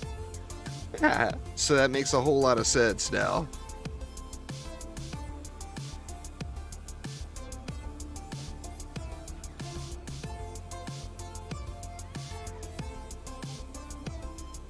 Definitely makes a whole lot of sense now. New this year. Ah.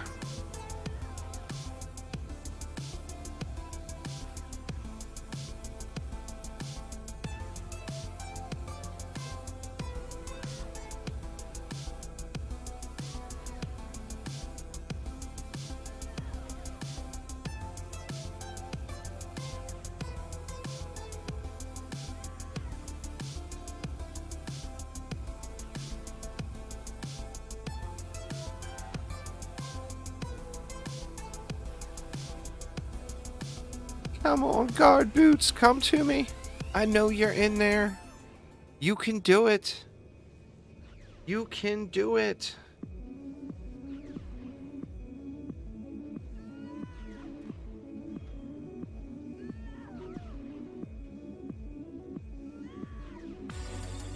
A little bit of a slow burn going for only 3 of us. You'd think, well, I guess it is mixed mode. Random every time, right?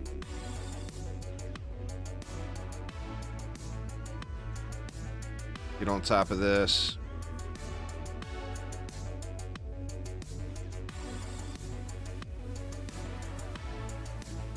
We got 1, 2, 3, 4. We got 4 skelly lanes.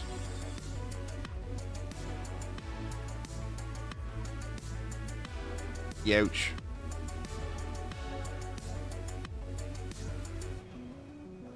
Hopefully they burn off here.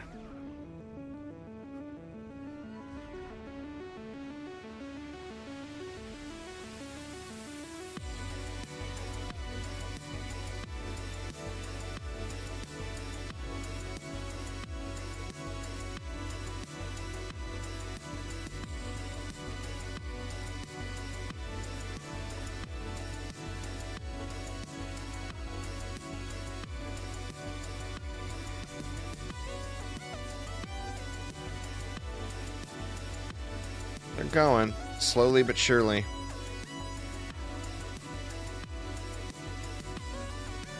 Yeah, open to the public and people still won't show up. It's Tornado Highlands, don't do it. It's a pretty map. They really did a good job with it. It's how powerful the reputation is of the map. Oh yeah. That is for certain.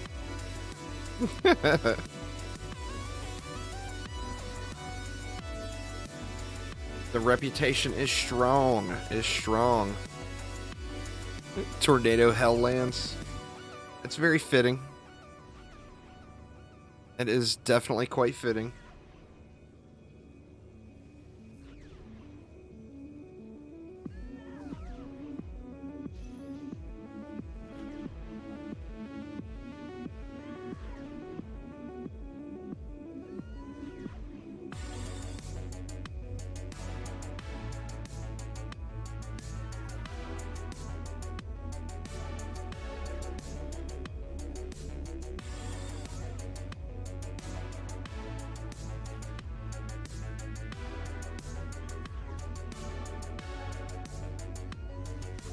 1,300 in wave 25. That's not too bad. Not even Father Time can take this map. I think as far as the new maps come into the game, I think this is the prettiest one. I think they did a great job with it.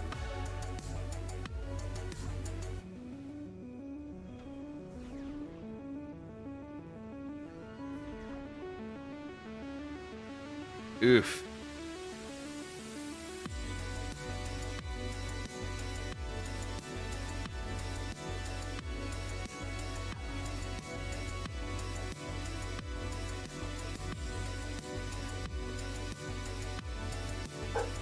The DST build is just so much quicker. Pepper barking at me out there. You ain't coming in, Pepper.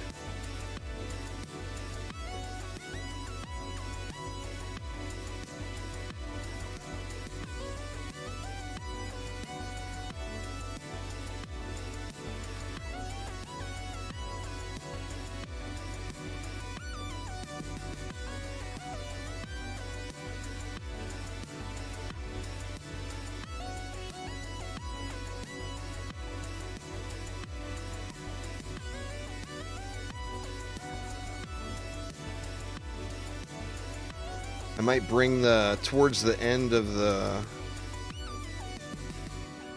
sludge spawn killing. Took about 3.5 solo. Not worth the build time? Yeah. I think when we get towards the end of the PTR, I'll throw all the new stuff on a roulette wheel and we'll do some of those random wheel matches. Must use these defenses or whatever, you know? That'll be fun to play around with.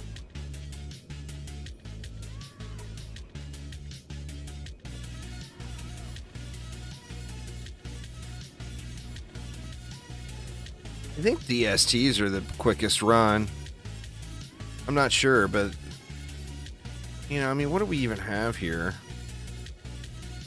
That's 12. That's 48. That would only be, what, that's 6 DSTs. 6 DSTs wouldn't be enough. But we would, with DSTs, I think we could get rid of those other R stacks and everything.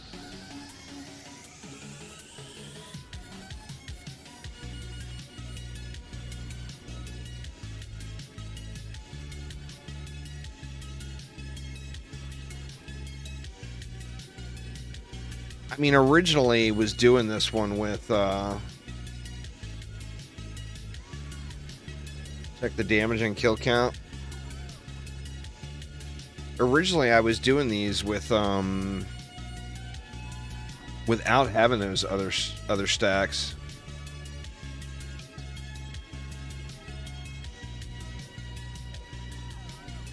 Is it super low? Let's see.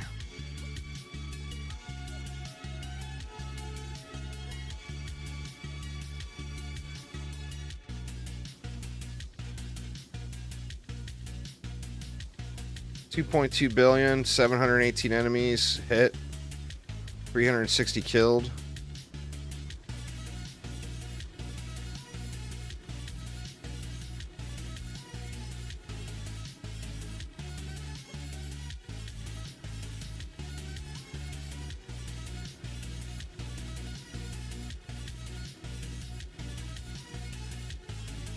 Oh wow, that one's only 700 million. You'd think this one would have done more damage.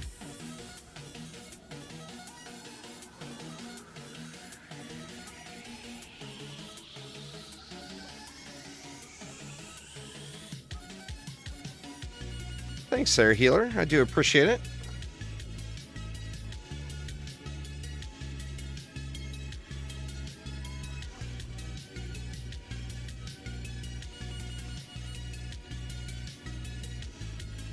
$1.8 bill versus, I mean, this aura and that aura didn't do terrible, but this one's not doing anything. I'm surprised, really, to be honest. I thought that one would have more action.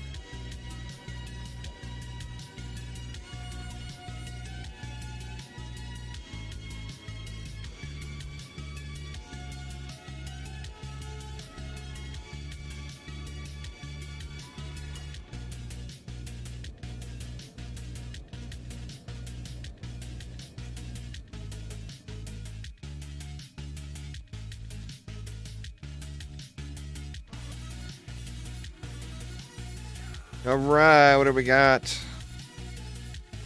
Got a crappy little wizard. No love there. See my booties. This will not ever happen, huh?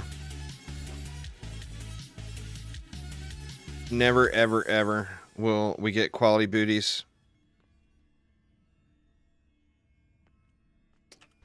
Big bummer. All right, let's try one more time. Just one more.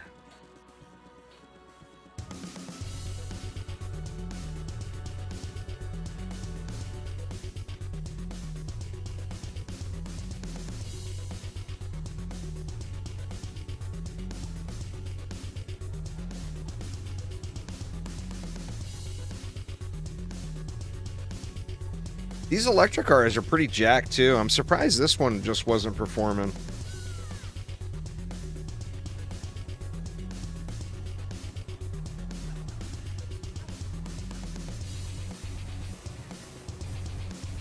I mean, here's my electric car stats.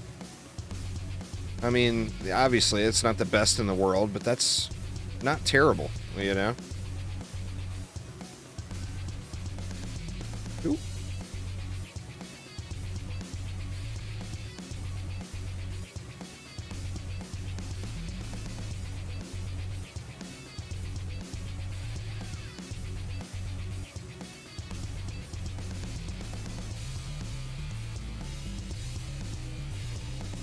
No.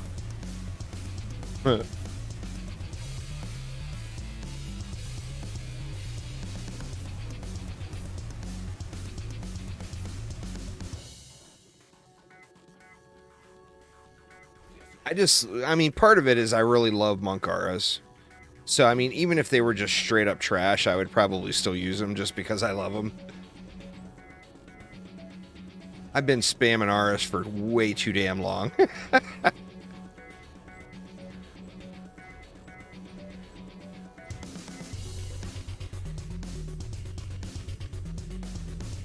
But you would think that that one, especially that one, with those, that lower lane is usually a thick lane. You know? You'd think it would have put out more.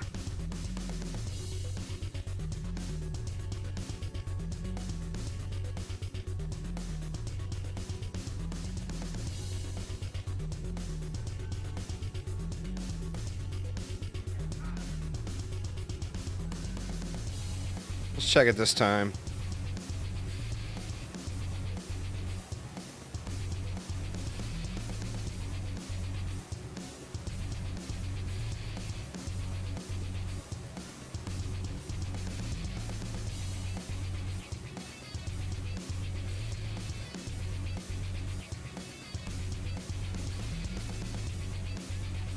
What do we get? We get 1,600 mobs in wave 1 this time. Holy crapola.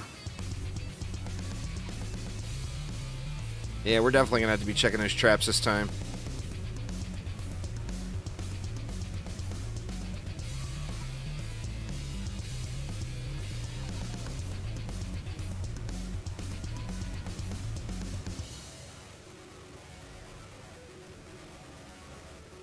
Yeah, if it wasn't the last run of the day, I would. Like, if I was playing solo, I would probably have restarted this one.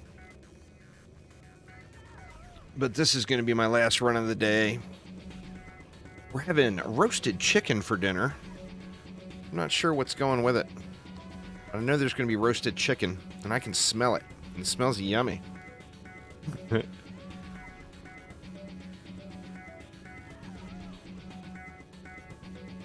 What time zone are you in? This is I.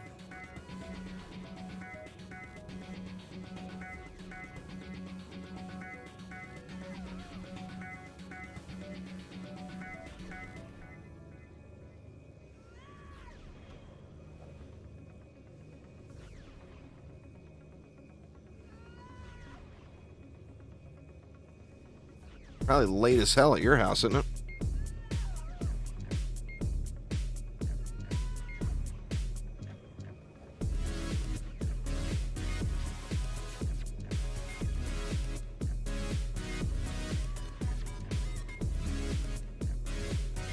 UTC +2.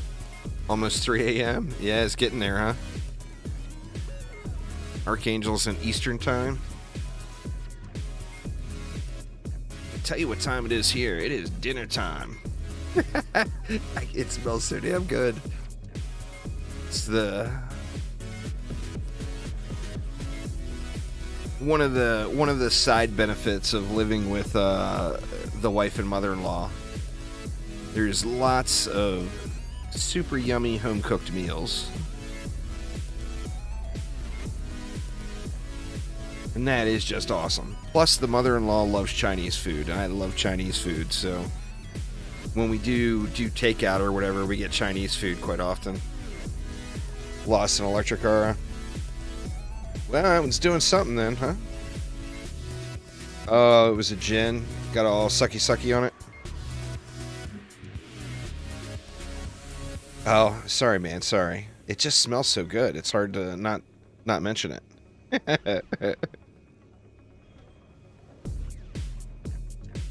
It's smelling tasty.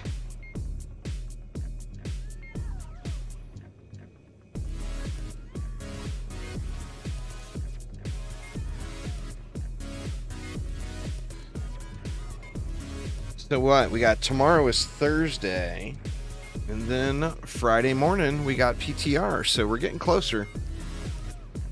We're probably...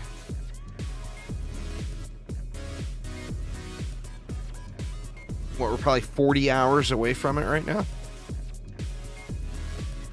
Something like that, like 40-ish hours from right now until PTR time.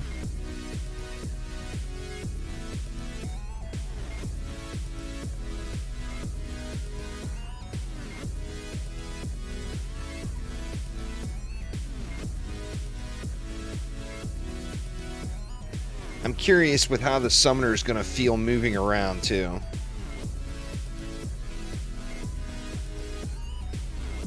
Their movement actually feels similar, like their movement on the ground, obviously, feels pretty similar between DD1 and DD2. I'm wondering if it's going to have that glide feeling to it. Hope so.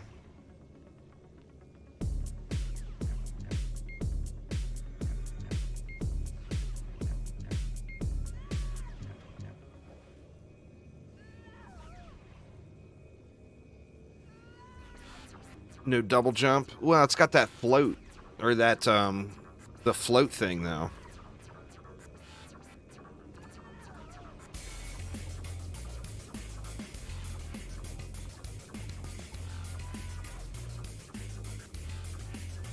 That's going to kind of act as a double jump, kind of, I think, right? Yeah, he'll have the double. I think it'll have the double jump, right? Nah, it's a limited time float. It's not a perma. I think that's what Phil said.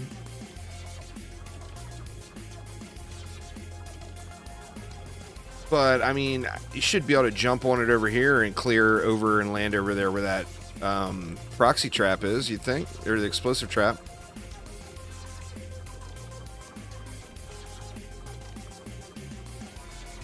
Glide to do the little float right across there.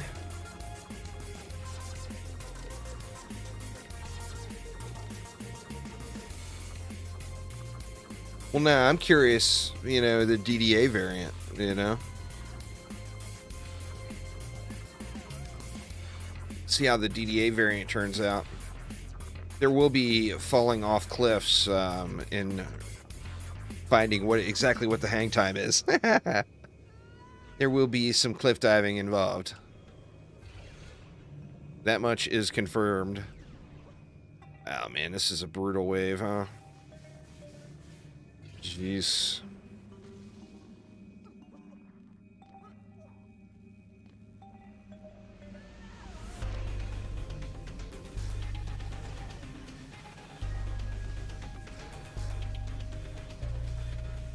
Watch, we're gonna end up with a 2K wave before the end of this one, I bet.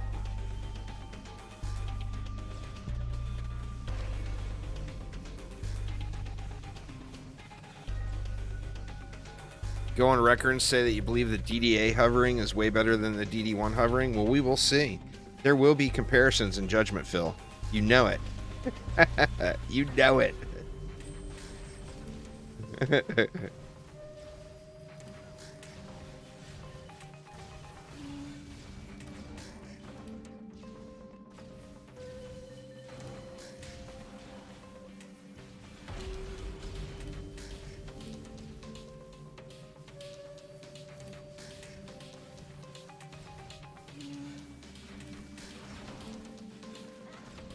Jeez.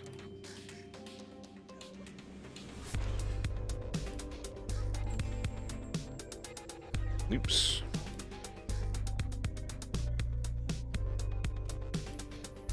We lost an electric. Insufficient defense units. Ah. Oh, yeah, we lost an electric.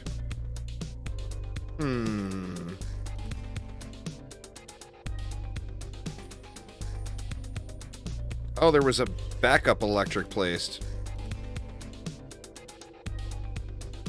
Somebody else placed that. Yeah, it's all good. It's all good. But where did we lose? Or we lost the ensnare. Where did we lose the ensnare? No, we had to have lost a... Or we lost the buff beam too, derp.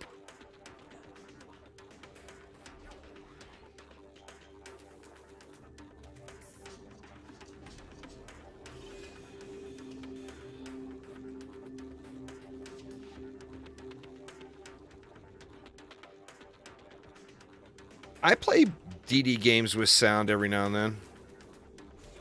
I usually turn the music off, though. Not that I don't appreciate the music, but I do normally turn it off.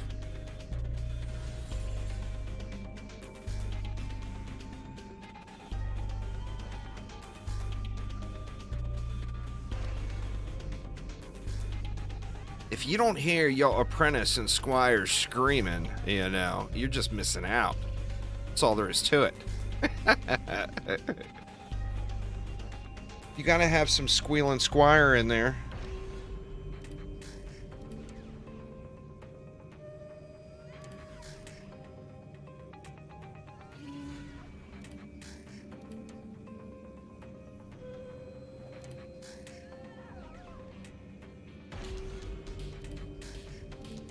Yep. Why'd the message not go? Yep, that's because I keep right-clicking. There we go.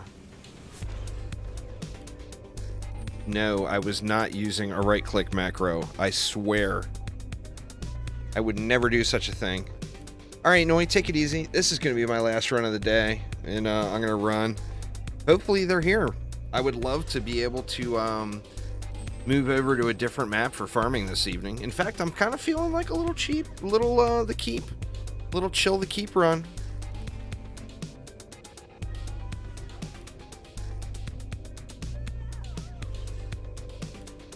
Now, when I'm, you know, obviously that's when I'm streaming too. When I'm just playing at night or whatever, I will normally have something else going on.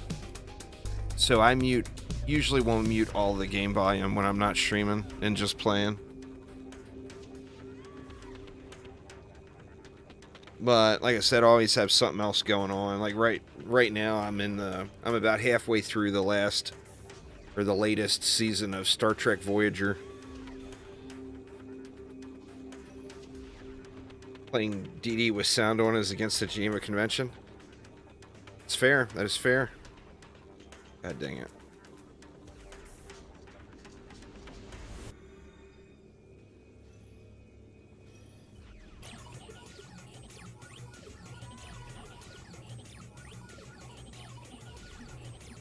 Yeah, well, if I don't have a show or something going, I'll usually have music on too.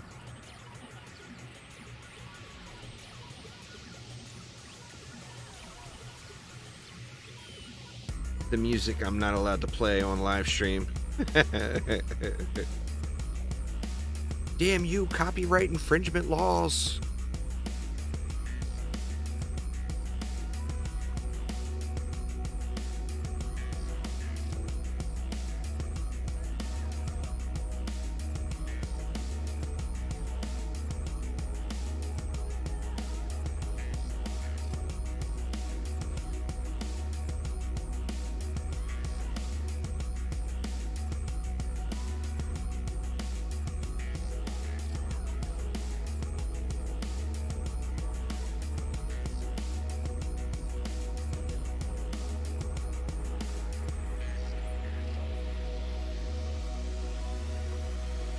Wave went a little quicker.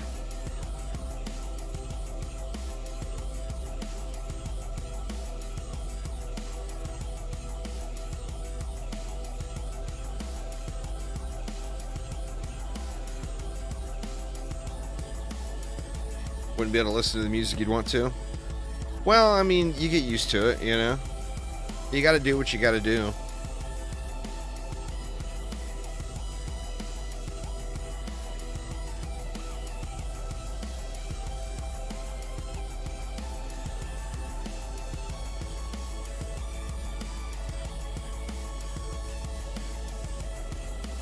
I've debated on just saying screw it and playing whatever music I want on Twitch, and then they mute the VOD. Because on Twitch, like, nobody watches the VODs anyway. For me, anyway. You know?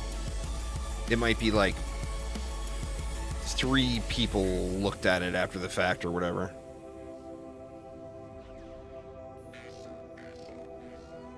Where on YouTube, of course, that's... people watch the edited content over long periods of time much more than the live stream VODs on Twitch.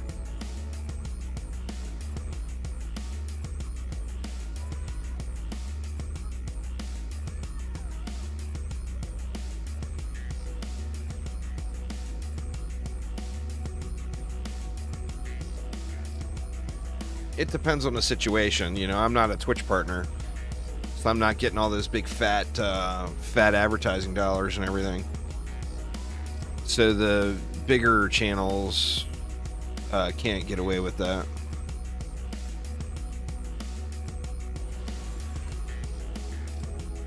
Ooh, we got a free pair of fused guard boots off the ground. Want to check on those guys. We got 1,600 mobs. I feel kind of obligated to do a quick repair. It looks like somebody already got them. Are we good there? And we good there. Very nice.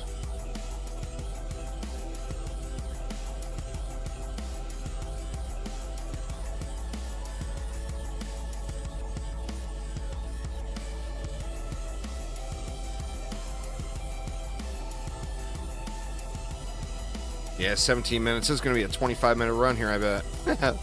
Or it feels like it anyway, with these mob counts.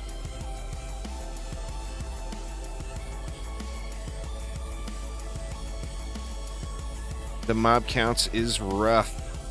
Rough.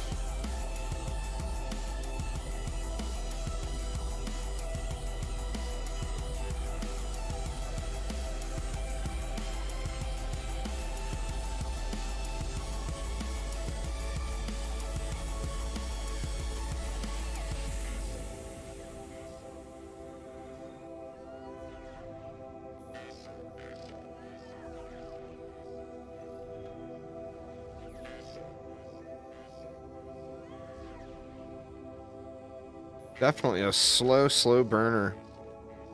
Just look at all the skellies, man. That's the problem. It's just so many skellies. This is a rough one. It's such a pretty map, too. They did such a great job on the art and everything on this map.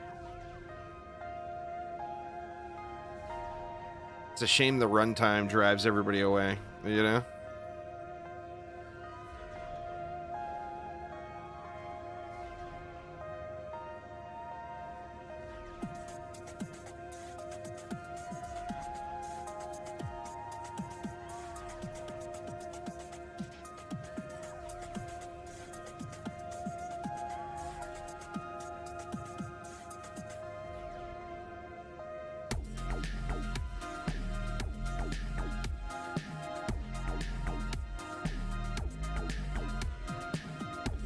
Should be all squared away. Hoping I get lucky tonight. If I get even remotely lucky tonight on a pair of boots, when I get back to the late night grind, then I'm gonna do a Xbox stream tomorrow.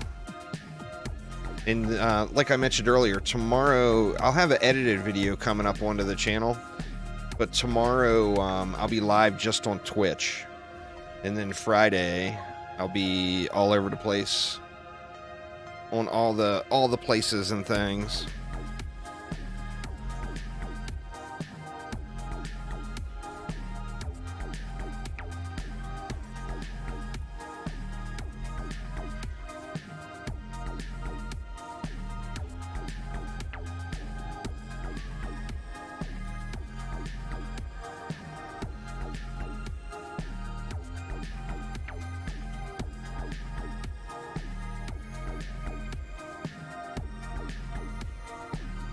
We're getting there. Slowly but surely. It's like all the skellies are dumping out of the corners now.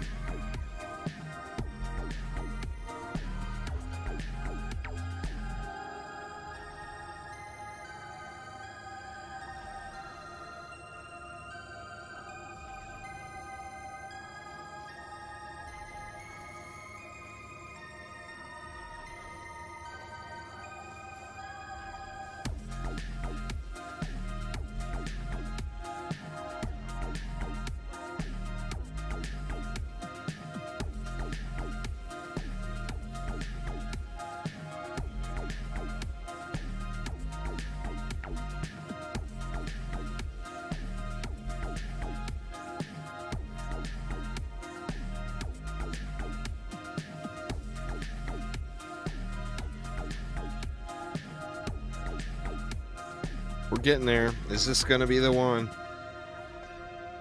It's the last run of the day for now. Last run of the stream, anyway. I no doubt will do more runs later if this one doesn't pan out. But since I'm streaming over on Twitch tomorrow, I want to get an edited video recorded tonight too. That, and I want to start playing Coral Island, for God's sakes. I need to unplug from this game for a while eventually and get me some Coral Island going. Yep, brand new giveaway started. There's Zach. So exclamation giveaway in chat, y'all. If you haven't already, that giveaway just started. Looks like the bot is lagging behind there, Zach. It'll pop it up here in a minute. There it is.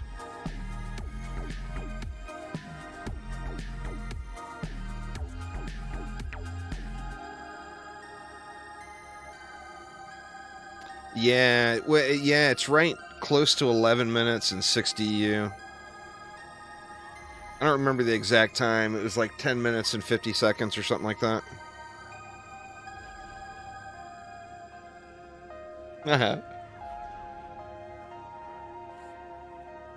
What do we got? We just got that massive Skelly Zerg, huh?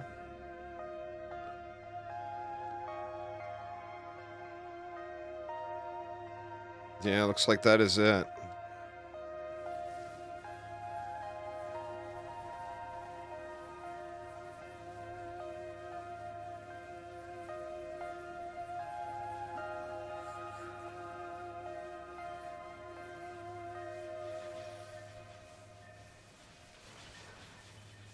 Give me my booties, please.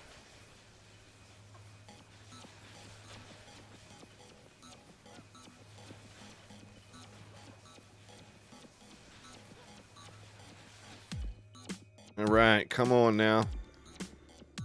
Be there, super shinies. I know you wanna.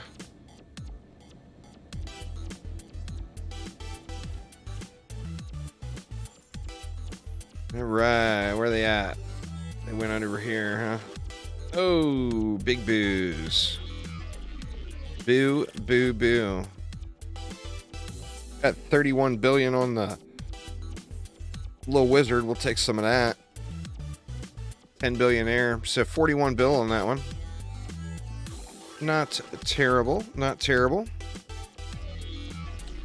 But anyway, y'all, that is going to get it for me for tonight. Like I said, gonna go have a little dinner. I'll probably be back on later. Anybody that wants to get some matches in that's in Discord.